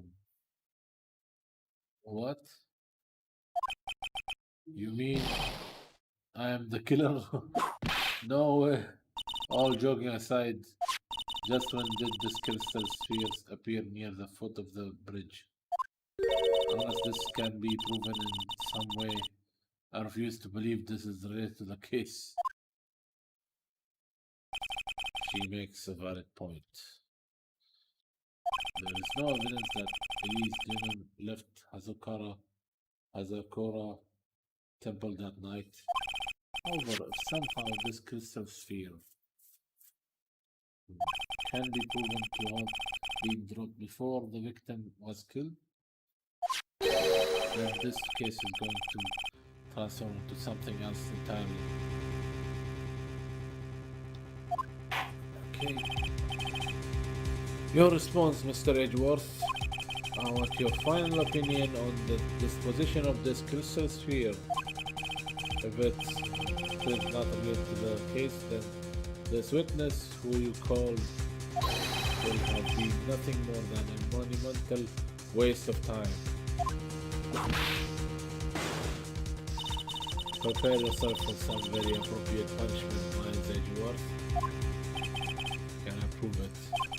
Can I prove that the crystal sphere was dropped before the murder took place?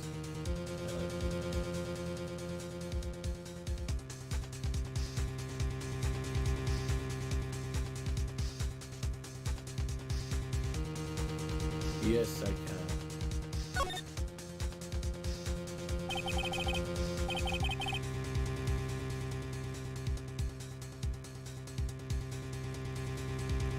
Can I prove that isn't an issue?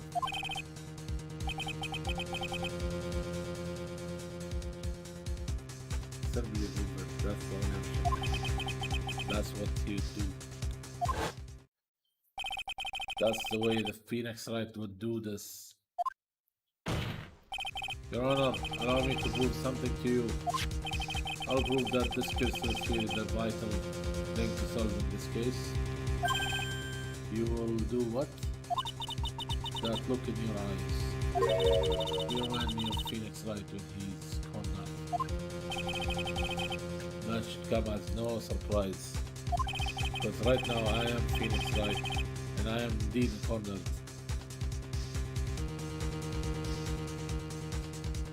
Okay.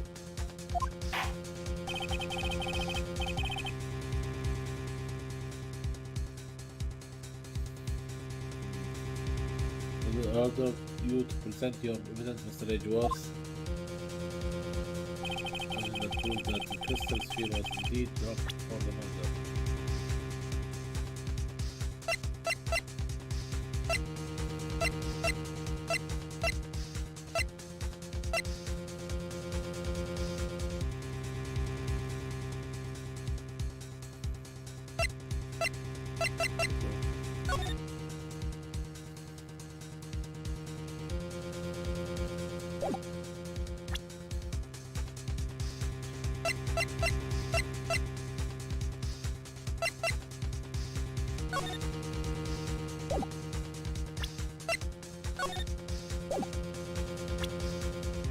Take that! Crystal sphere was half buried in the snow, correct? That's right. If it hadn't stopped snowing, then it would have been game over. The snow would have totally covered it. That's all I need to hear from you, Larry. Your testimony makes one thing quite clear. What? When the crystal sphere was dropped, it was snowing, even if it was ever so slightly snowing. On the other hand, let us look at the scene of the murder. As spoken earlier today, there is no snow on the victim's body.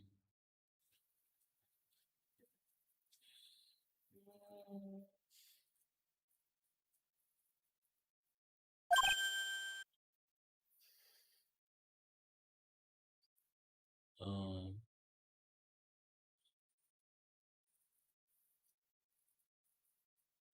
Judge. Therefore,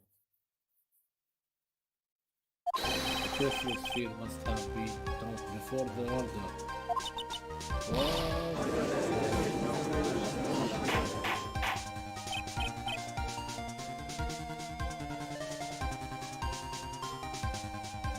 Order. On the night of the murder, the victim did indeed go to Dusky Bridge. There, something curved and that caused the staff crystal sphere to become loose.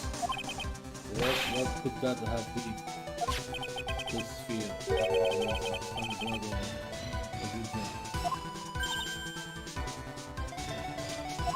Allow me to raise a certain possibility at this junction. The real crime scene was near the foot of Dusky Bridge. Murder didn't take place in the Alcora temple courtyard. Only a fool would suggest such a foolish piece of absolute foolishness. Yet who is that? Who is the fool? Which part is so foolish, Miss Moncarno?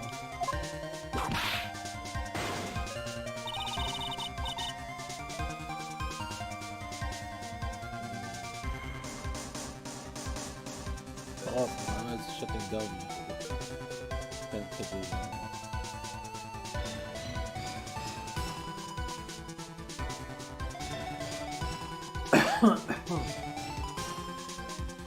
I'm close to finish this.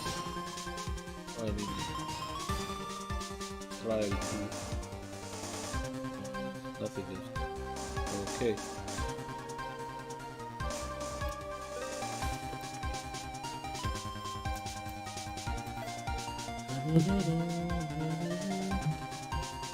Focus. Okay. Have you been paying any attention this whole time? Miles Edgeworth? The sister saw everything.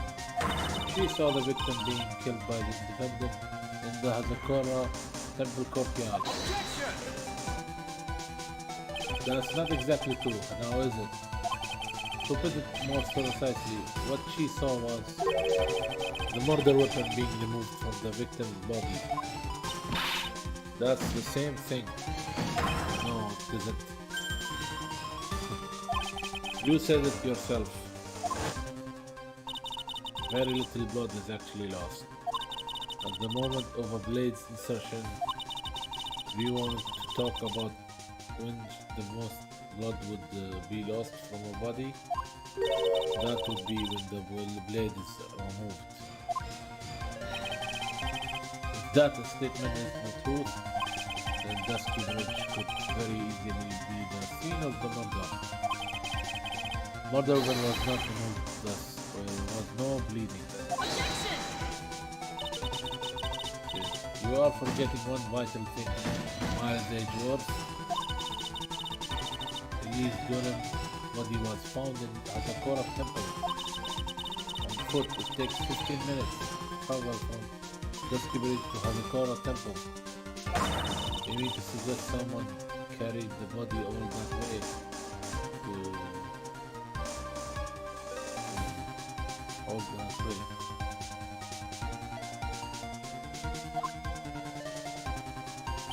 I've made it this far. The only place to take this is to the end.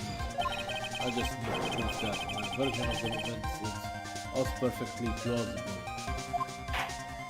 Now if the defense is ready, the court would like to have an explanation.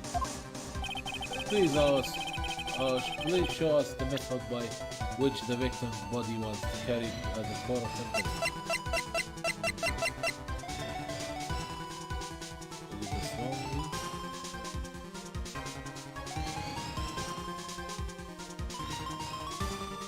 tracks.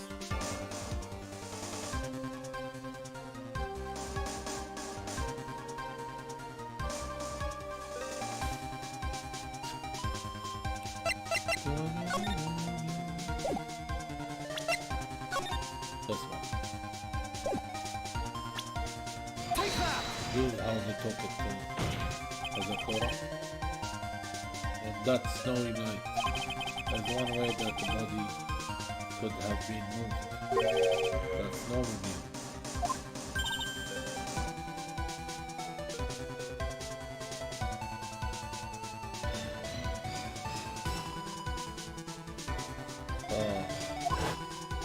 As we know, the snowmobile was used that night. It was explained as having been used because of the murder weapon, but it could also have been used to carry a body.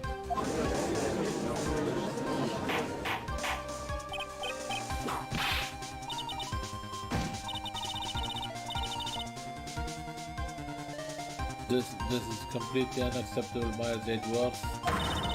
You have dug yourself into your own grave. What do you mean? Only one who could have used the snowmobile was the defendant.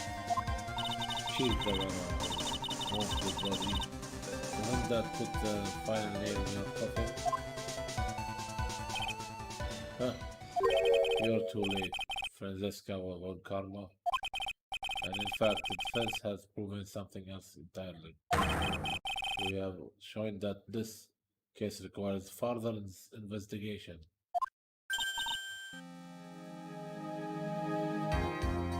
What? Where was the victim, Elise Dunham, really killed? Her body was moved, whatever for. And finally, just what does this image mean? Do you even need to think about that? Such a creature could never see the truth, let alone describe it. Objection! This witness certainly sits on one of the lowest possible branches of humanity. Oh man.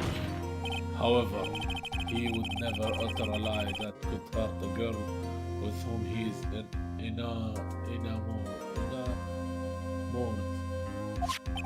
He drew this, so it is something that actually happened. The defense stands firm on this point. Thank you. That settles it then.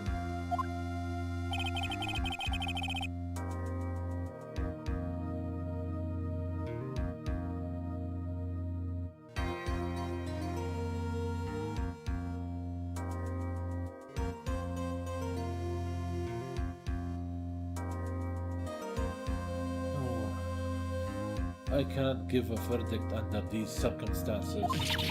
Girl. Oh my god. ضربة على الطاولة.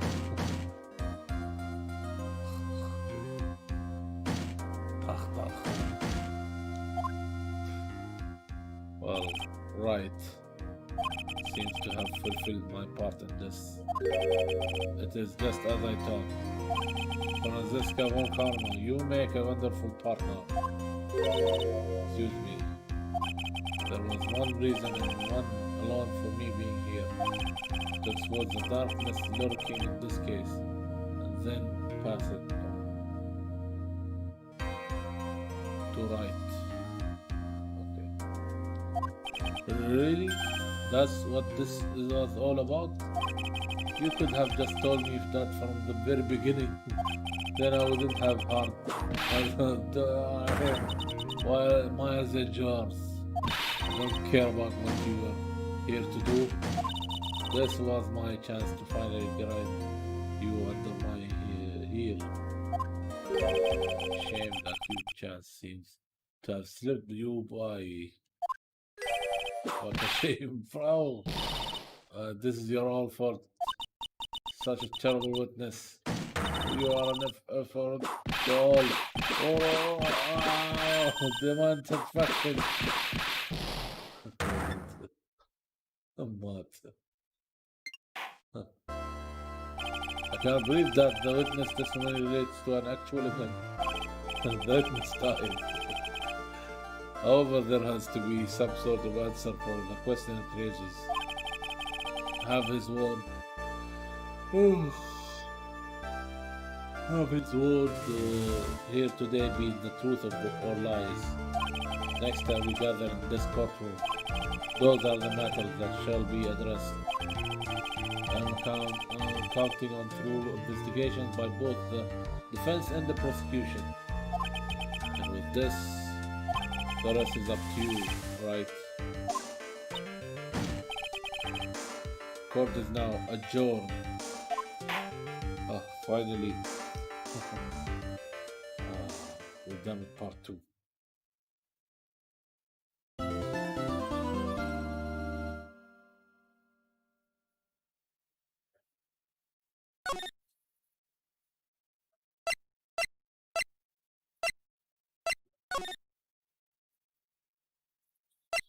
Alright.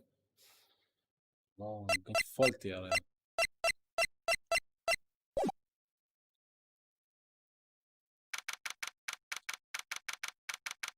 That's it. بس خلاص يعني بنوقف. أنا خلاص وصلت حدي. That's it for me. سكر هذا